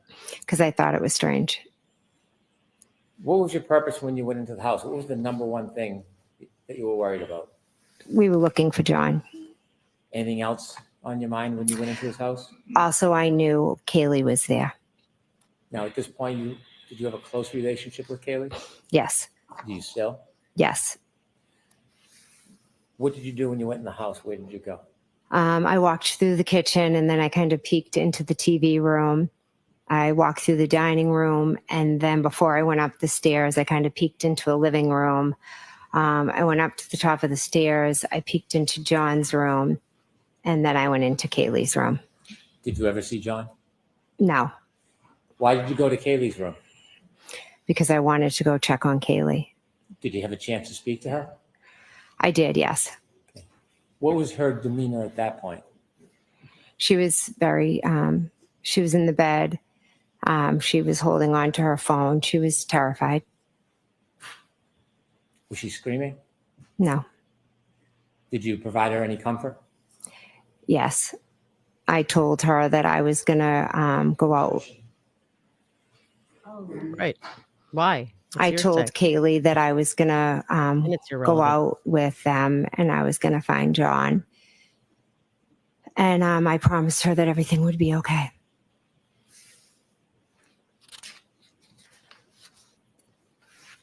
At some point, you left Kaylee? Yes. Where did you go? I went back downstairs and then we went out to look for John. Before you left John's house that morning, did the defendant show you anything? Yes. When we were out in the driveway, I had thought it was when we went in, but I think it might have been when we came out. But regardless, at one point when we were in the driveway at Meadows, Karen showed myself and Kerry Roberts the cracked taillight. Did you or Miss Roberts get close to the taillight at that point? Yes, we walked over and the taillight was missing pieces. Did Miss Roberts have any comment about it? Yes, Miss Rob. Oh my God. What She was cannot Miss testify to her- Roberts' demeanor at that point? She was frustrated with Karen, had said that. Nope. Stop. Right. What? You know, had said that Karen basically was telling her to shut up. You were so drunk. You could have hit anything last night. And then Kerry, I remember just thinking, all right, let's go. And I remember Kerry thinking, oh, Well, someone's let me going not to ask get. you what Kerry. Oh, sorry. She remembers what Kerry was Think thinking. what somebody thought. Was thinking. Okay. I want to know what you heard and what you saw. Mm-hmm. Okay. Yeah. Mind reader. At some point when you were looking at And the she didn't taillight think, with she missing didn't say it. pieces with the defendant and Miss I Roberts, remember Kerry you see thinking. Miss Roberts point anything out? Yes. Share that with us. She pointed a piece that was sticking out and was concerned that someone was going to catch their coat or something on it. I think Kerry said she And during thought that time when the defendant is showing you the taillight with missing pieces, was she saying anything about it? No, I don't. Not that I can recall right now. You mentioned at some point she was saying, did I or could I have hit him after you left John's house? Objection Was that in the leading. car or before you got in the car? I know for a fact it was definitely in the car, was one of the times. Yes. Now, Miss Roberts' car is parked behind the defendant's car in John's driveway. Yes. Was there a decision made to take one or two cars? One car. What was the plan? The plan was to get into Carrie's car and to go and look for John. I wanted to go thinking, let's go to Tom Beatty's, but Miss Reed was pretty adamant that we go to Fairview first.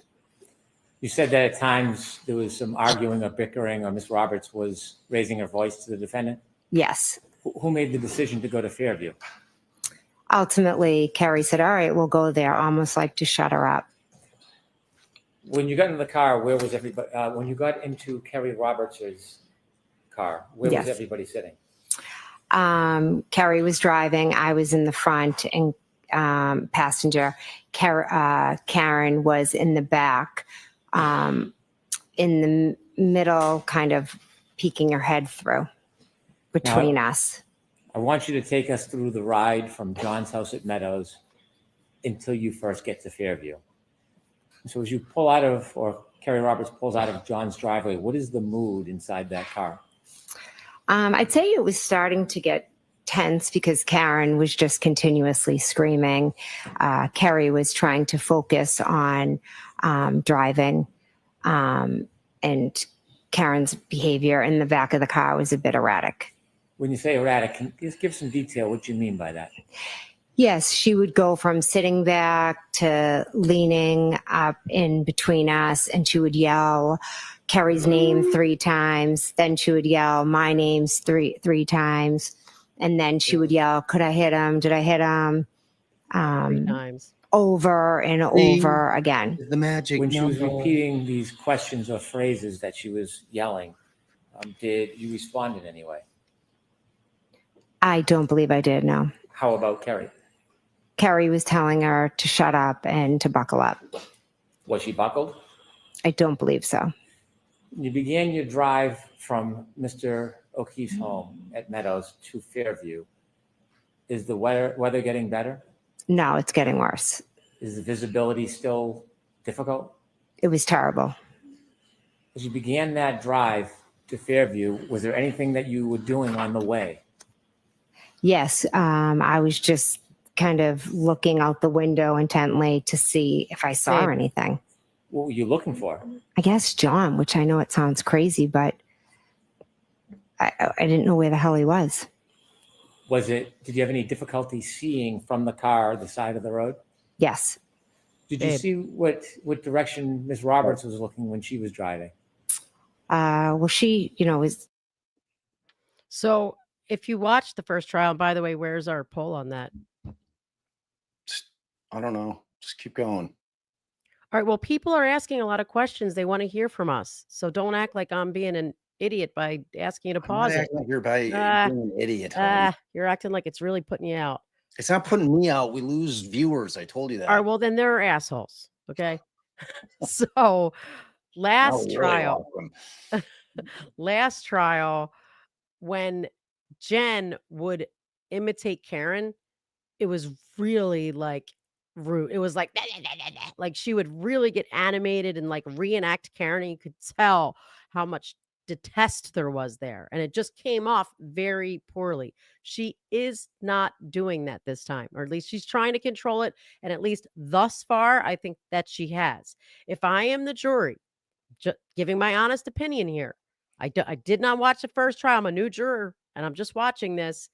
The way that Brennan kind of lined it up, he brings in these softer moments, mixes them in. She's not coming off as offensive and just like ugh as she did last time. I'm believing her. I mean, she's pretty shitty with the way. I mean, the But way she's that I putting look that at on. it, She's putting that on. What's the other friend's Carrie name? Roberts. Carrie. But Carrie tells her to shut up. she's not putting the, John. She's not putting that on Carrie Roberts. But Looks she's like not a doing fucking that bitch this to me. time. That's just how she looks. I mean, like if I had a friend whose significant other just died, I wouldn't be on the stand acting like this. And that's all I'm going to say about it. I think she looks like a cold-hearted piece of shit, but maybe that's just me. It was hard because she needed to focus on driving because the conditions were that bad. Did you have a chance to see the defendant on that drive at all? Yes. Was she looking out the windows with you? No, she was popping back and forth and screaming. Was it constant screaming or did it change at all? She would scream and then kind of sit back and she'd almost be like quiet for a minute. It was like, okay, good. And then she'd start again. In those quiet times, do you know what, if anything, she was doing? I didn't know what she was doing that morning, no. How long did it take to get to Fairview? I don't know. I'm going to assume maybe 10 minutes, like with the weather, maybe 10 minutes. I'm not, give or take approximately. As you're approaching 34 Fairview Road, before you get there, is Fairview going to be on your left side, driver's side, or on the right side? As we're pulling up, it's on the driver's side. Carrie's going to take a left down Fairview off of Chapman. I want you to take us back to that morning, about 20 or 30 yards before you get to Fairview. Mm-hmm. You're in the car with Miss Roberts and the defendant? Yes. What's happening in the car? Karen's is screaming. And at that point, she had asked if John could be cheating on her and if John could be with Bella's mom. And then what happens?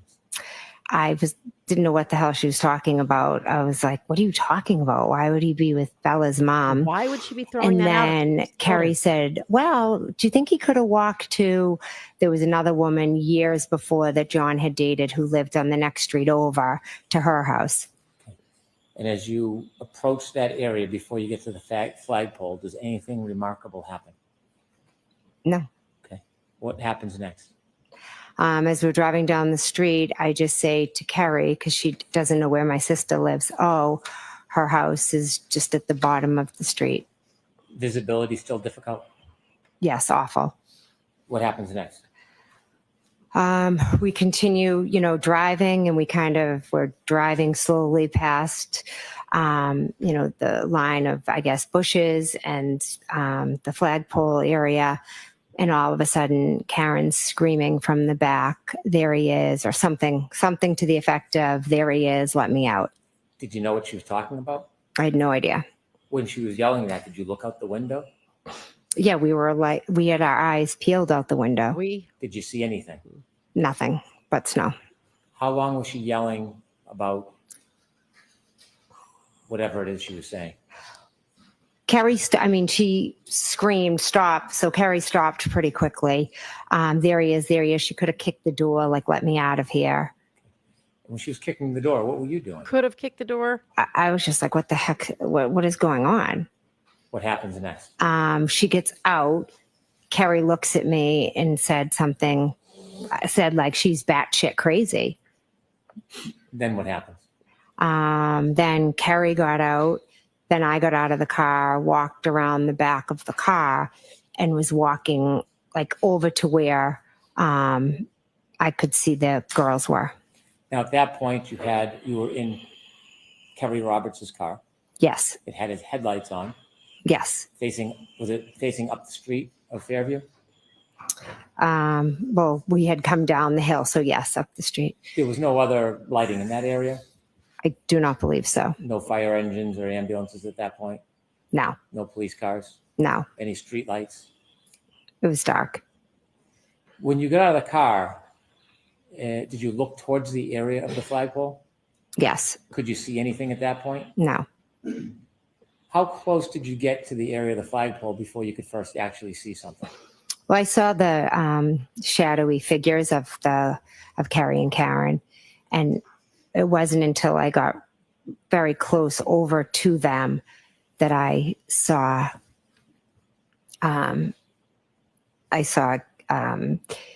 Carrie removing the snow from John's face.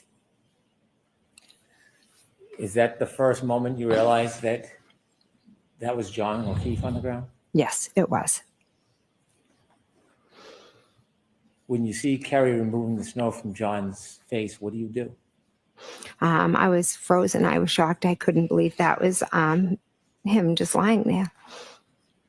Tell us what you're seeing. What do I see? I see Carrie just wiping the snow off.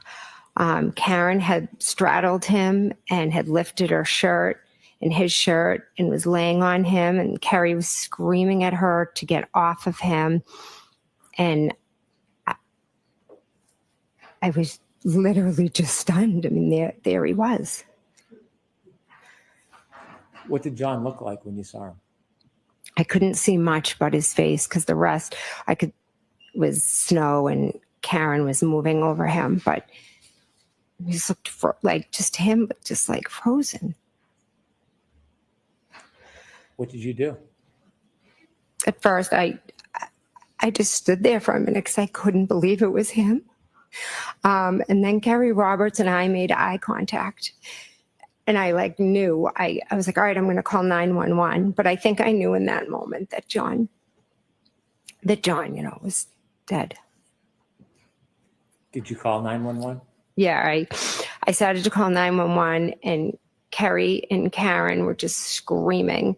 And so I walked back towards Carrie's car, and then Carrie was also yelling at me to go to the back of the car to look for blankets and towels. So as I was calling 911, I was at the back of the car looking for the towels and the blankets to bring over to Carrie. And while I was doing that, I believe 911 answered. Did you speak to 911? I did, yes. Did you get the towels and blankets that Carrie had requested? I did, yes. After your phone call with 911, when you had the towels and blankets, tell us what happens next.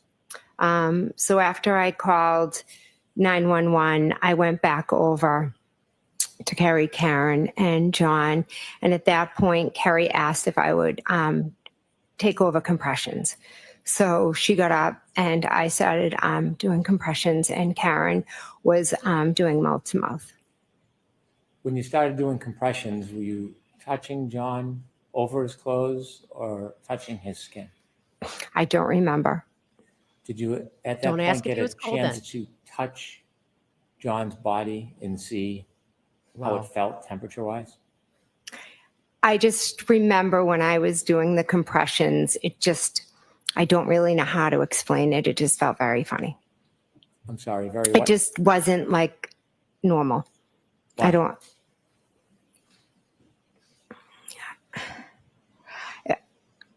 I can't think of how to describe the way it felt when I was trying to press down, but it was like resistance.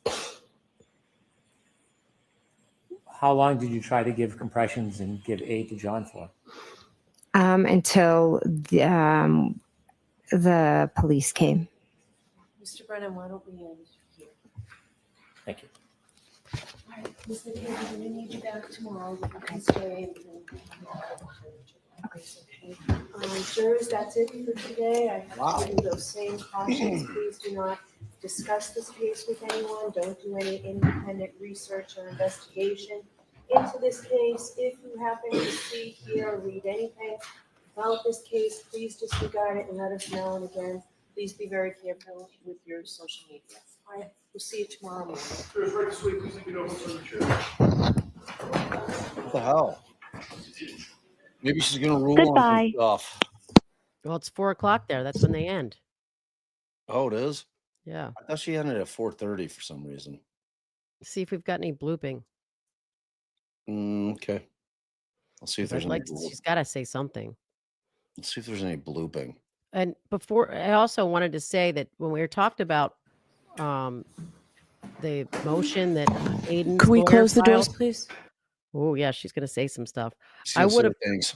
I would have thought that the defense would have asked that Jennifer McCabe's testimony be delayed until they have a chance to get that discovery if they were planning on chiming in on that at all. And they didn't. So, Yeah. I know there were a few questions in the chat about whether or not they'll be able to use McCabe's testimony from trial one, and that is absolutely they will. oh yeah, You know, I mean, you can tell her prep work with Brennan because now we have a few changes in the story. In particular, the one that really sticks out to me is when they saw the cracked taillight. So, and she made sure to mention the fact that, I thought initially it was on the way in, but I think it was on the way out. right, which will be revisited faux show. Oh, 100%. All right, let's see what the judge needed to close that door for. Yeah. Woo woo. May be seated. So I know it's shifting gears, but I want to address, I said I'd hear you today on the argument on the Arkham motion, or can you argue that? I'm sorry, Your Honor, I was looking at my notebook. What issue would you like to address? Your motion yesterday. We had the motion, and I told you that I would hear you on argument, and it's very brief. 10 minutes, please. Your Honor, before we begin, my client needed to use the restroom. Oh, I didn't notice she wasn't here. Yes, Okay, if you could just have 5 minutes, she'll be right back. sure. All right, Thank 5 minutes. All right, please. All right, well, we've got some blooping. What do we got? We got some blooping. All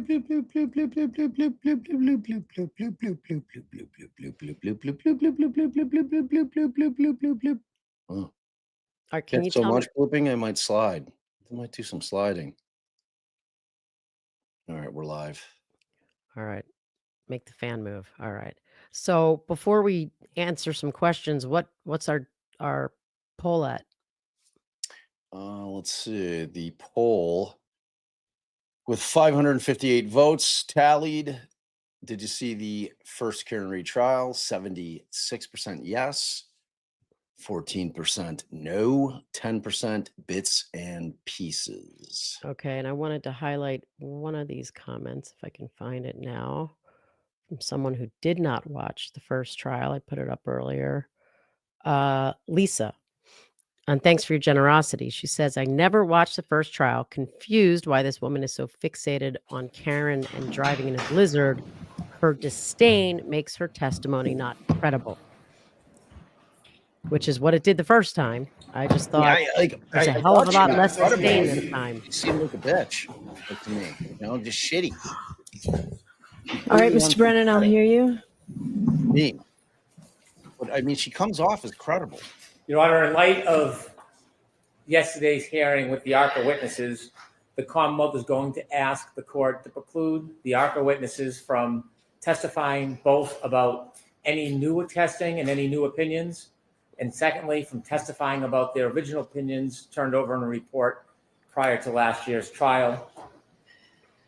To be brief, what we learned or confirmed is that we do not have all of the discovery of communications. There was a court order for the ARCA witnesses to provide Your Honor with all of their information, phone records, text messages, communications about this case. Instead of providing their information to the court, they instead chose to send it to the defense, and then it was summarized and provided by the defense to the court and to the Commonwealth. It appears to me that is not in compliance with the court's order. What we learned during the hearing yesterday is that Dr. Wolf admittedly destroyed over 100 text messages. Now, he mentioned that he changed phone carriers, but then later admitted that he actually intentionally, for no apparent reason, destroyed the text messages in this case. And so what is left for Your Honor to look at is a summary of phone records from the defense and ARCA's information that is passed through the defense to the court. You do not have the text messages. You do not have the content of the text messages. Does too. There is no summary of the conversations, dozens and dozens of calls between the defense and the experts. It is difficult to believe that all of those text messages and all of those phone conversations dealt with simply logistics. In fact, we later learned during the questioning of Dr. Renschler, there is much more involved than simply logistics. But to get back to Dr. Wolf, he did not disclose to the court that he was communicating and having conversations on Signal. How odd. An expert using Signal. Never used it before. Dr. Renschler said would not use Signal, never use Signal. But Signal, as we know, is an application that does not create a record of communications. Dr. Wolf maintained on his direct that everything he did was logistics, even when we showed him the direct examinations with comments that asked for input from the defense to questions in a way that would be advantageous to the defense and to thwart the Commonwealth. Dr. Wolf actually still continued to testify that that was simply procedure in logistics, never admitting the fact that there was, in fact, conversations or information exchange about bettering the presentation for the defense. Inevitably, I asked him about the sequestration order and how evasive he was there, who was quite candid. An hour or 45 minutes with Dr. Wolf, difficult getting a straight answer. Dr. Renschler told us more in 5 minutes than Dr. Wolf told us his entire examination. And what we unfortunately learned is that during the trial, when this court had a sequestration order, information was being passed to the experts about witness testimony in this case, unknown to the Commonwealth, unknown to the court, information, particular information, not general information, witness testimony, issues in the case. We have no idea who is deciding or identifying the issues and who the advantage is given to in describing those issues. But that is witnesses being prepped through an intermediary. So we know the Department of Justice, at least, is violating the order, helping the witnesses along, and then they testify unbeknownst to the Commonwealth that they have this information, but obviously is reflected in the testimony. In addition, I provided some clips to Your Honor for review. Yes, do you want me to mark these as an exhibit? I do. Okay, so this was an exhibit from yesterday.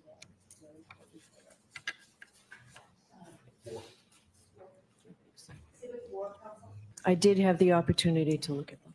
I suggest that the relationship was not resigned to mere logistics.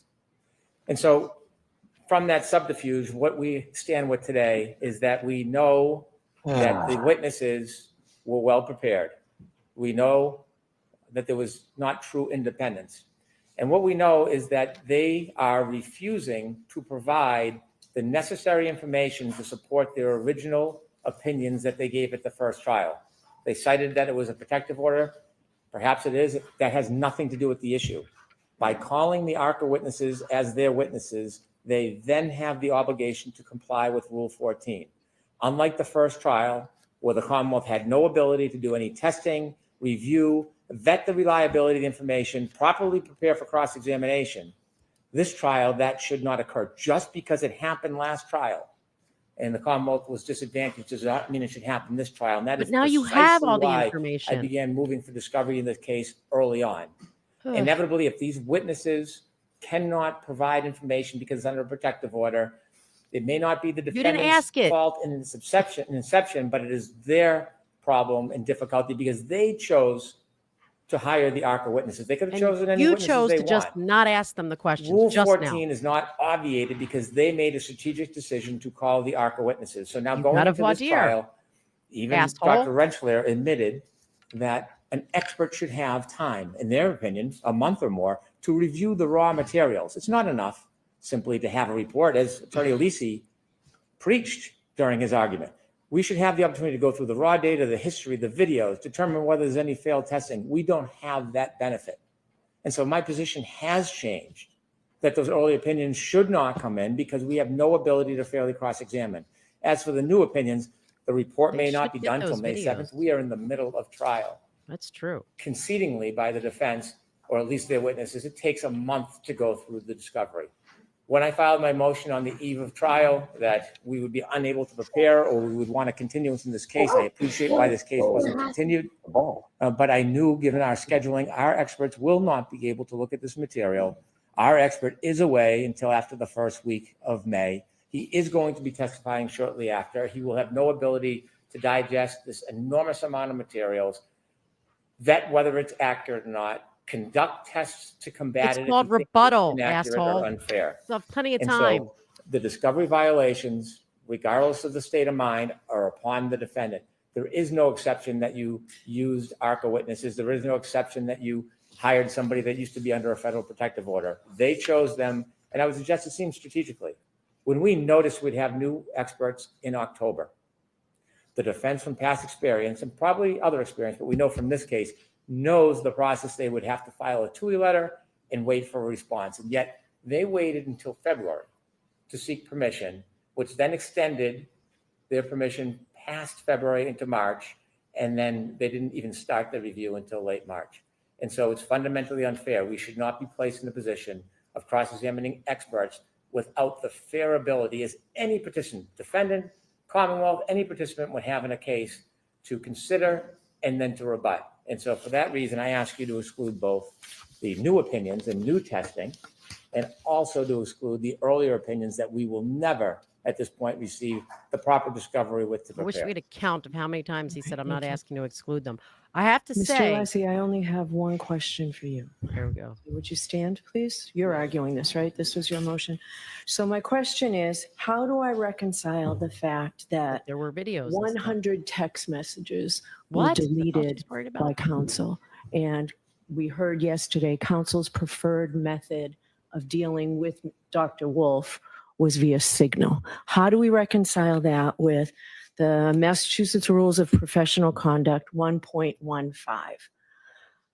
I don't see how you reconcile that, where all correspondence related to the matter, whether in physical or electronic form, must be saved for 10 years minimum. How do you reconcile that? How do I reconcile that? I'm gonna, should I go to the podium? Right two there, different and I things. expect a short answer. The short answer, Your Honor, is the rule that you're citing has absolutely You're right. no applicability to this proceeding. For the, can I finish my answer, Your Honor? Right ahead. Has no applicability. That rule is intended to be between an attorney and the client. The court has no jurisdiction to enforce that rule. I agree. I agree. That's a different body, but I'm asking you how I reconcile that when I'm trying to figure this out. Mr. Lessie, you know what? You're going to win this, so why don't you just let me make my ruling? Okay. So I understand there have been repeated violations of the reciprocal discovery orders and my orders, repeated and deliberate. And Mr. Brennan, I understand completely the Commonwealth's argument, completely the ambush that has been set upon here. However, a defendant's right to a fair trial is paramount to everything. So I'm going to allow the ARCA witnesses to testify. I am going to allow what I expect to be a very robust cross-examination. That's what you said yesterday, babe. And I'm going to allow them to testify to everything that they said up until yesterday. So you'll get the report May 7th. And I know that's late. And if you need anything as a result of that being late, I'll hear you on whatever motion you have. But that's where we stand. And I expect counsel to comply with all rulings and rules of the court and all rules of professional conduct, and no more nonsense. Let's just try this case. All right, that's it. I'll see you tomorrow. All rise in the court, please. And I'll expect the Commonwealth to never, ever again put an inverted video into my courtroom. I mean, like, I know there's been plenty of other stuff, but I just picked the most egregious, outrageous, obvious. I mean, she's just, oh, might we get a hot mic moment? So she's Wait, allowing the additional testing. Hot mic moment. I don't hear a hot mic. Damn it, I heard something. Oh, there it is. I gotta put the other headphones on, I think. Yeah. So there you go. I nailed it. All the way to the robust cross-examination, the long leash on the cross. So, but like we were talking about yesterday, he's going to have to be careful. I mean, because there is a line that if he crosses it, she's going to have to bring in the fact that they were hired by the DOJ. I mean, you know, don't be worried about Hank and his bullshit. Like him saying, you know, that he never wanted to prohibit ARCA from testifying was the biggest load of shit. Like he's two-faced. That was always his intent. Always. And he knows he's a defense lawyer. They were always coming in. Karen Reed's right to a fair trial trumps everything. So, and she's not going to get overturned on appeal. And that would do it. Did he really think that she was going to ace their experts in the middle of trial? It wasn't happening. So, all right. A pretty exciting day, don't you think, Bay? Yeah, I was still trying to hear that hot mic moment, but wow. Wow. Someone was yelling. Look, punch me in the nose. Oh, sorry, Scouty. Let me give it kisses. So, you know, Mom. Oh, I'm sorry, baby. Mom. Yes. Her dad's muting her. Sorry, you're out. You're out. Leave. You know, Tracy says, and thanks for your generosity, Hank really doesn't want the crash daddies stomping all over his crappy case. That's for sure. And Emma was correct. If ARCA had been excluded, it would have been a massive appellate issue. Thanks for your generosity. Tracy wants to. Scarlett clicked on that while her dad wasn't looking. She likes the pro scouts. Thank you, Tracy. Close. Thanks for your generosity. With this logic, Jen McCabe shouldn't be allowed to testify since she has had contact with Roberts the other morning. I mean, she did say that they didn't really say much. But babe, you owe the people some time with a puppet. Oh, he's still. Yeah, I'll remedy that tomorrow. I think I want to do it during trial. So tomorrow, thanks for your generosity. Family hug, Jen. Definitely make an appearance. So, I mean, he might do the whole trial. I mean, tomorrow. Let's see. We'll see. We'll see if I can talk him into it. But he doesn't know anything about the trial. It might not be helpful. We'll see. We'll see how it plays out. Lord, I'm gonna do this with a puppet. Wait, I might have court tomorrow. Let's see. So, all right. I think we've thanked everybody through as we were going. And We I were supposed to think be at that, Jazz Fest, so did you do close, babe? I did. Yeah. Okay. Yeah, Emma, that would have been massive. Did that too. Okay. All right, good. So I think we're all caught up. I didn't thank. So, Did you thank Luna's mom? Thank absolutely. everybody from before the. Okay. Absolutely. Absolutely. I definitely did. We adore you guys, mods. Thank you so much. Tracy and Mandy, thank you so much. We appreciate you more than you'll ever know. We love you. We love you. Tracy, you're supposed to be creating a mods. Thank you, Venmo. Jesta. That's right. I put you on blast on the chat. So get that done. We want to give some love to the mods for all their hard work. You guys have earned it 1,000 times over. So let's get that cracking. And then you guys are just amazing. And Majestic came in late. I just did that. Alexander, thank you. Oh, sorry. All right. So tomorrow, same bat time, same bat channel, 7:45 a.m. Maybe I'll go 7:50. She doesn't start until, I don't know, like 8:10 our time usually. But we will definitely be here with bated breath all night. We shall wait for the cross of Jen McCabe. Well, I mean, she's still going to be finishing. She's still going to be getting direct, yeah. Yeah. Yep. All right, you guys. We love you so much, because without y'all, I'm just an old man. Talking a lot of shit.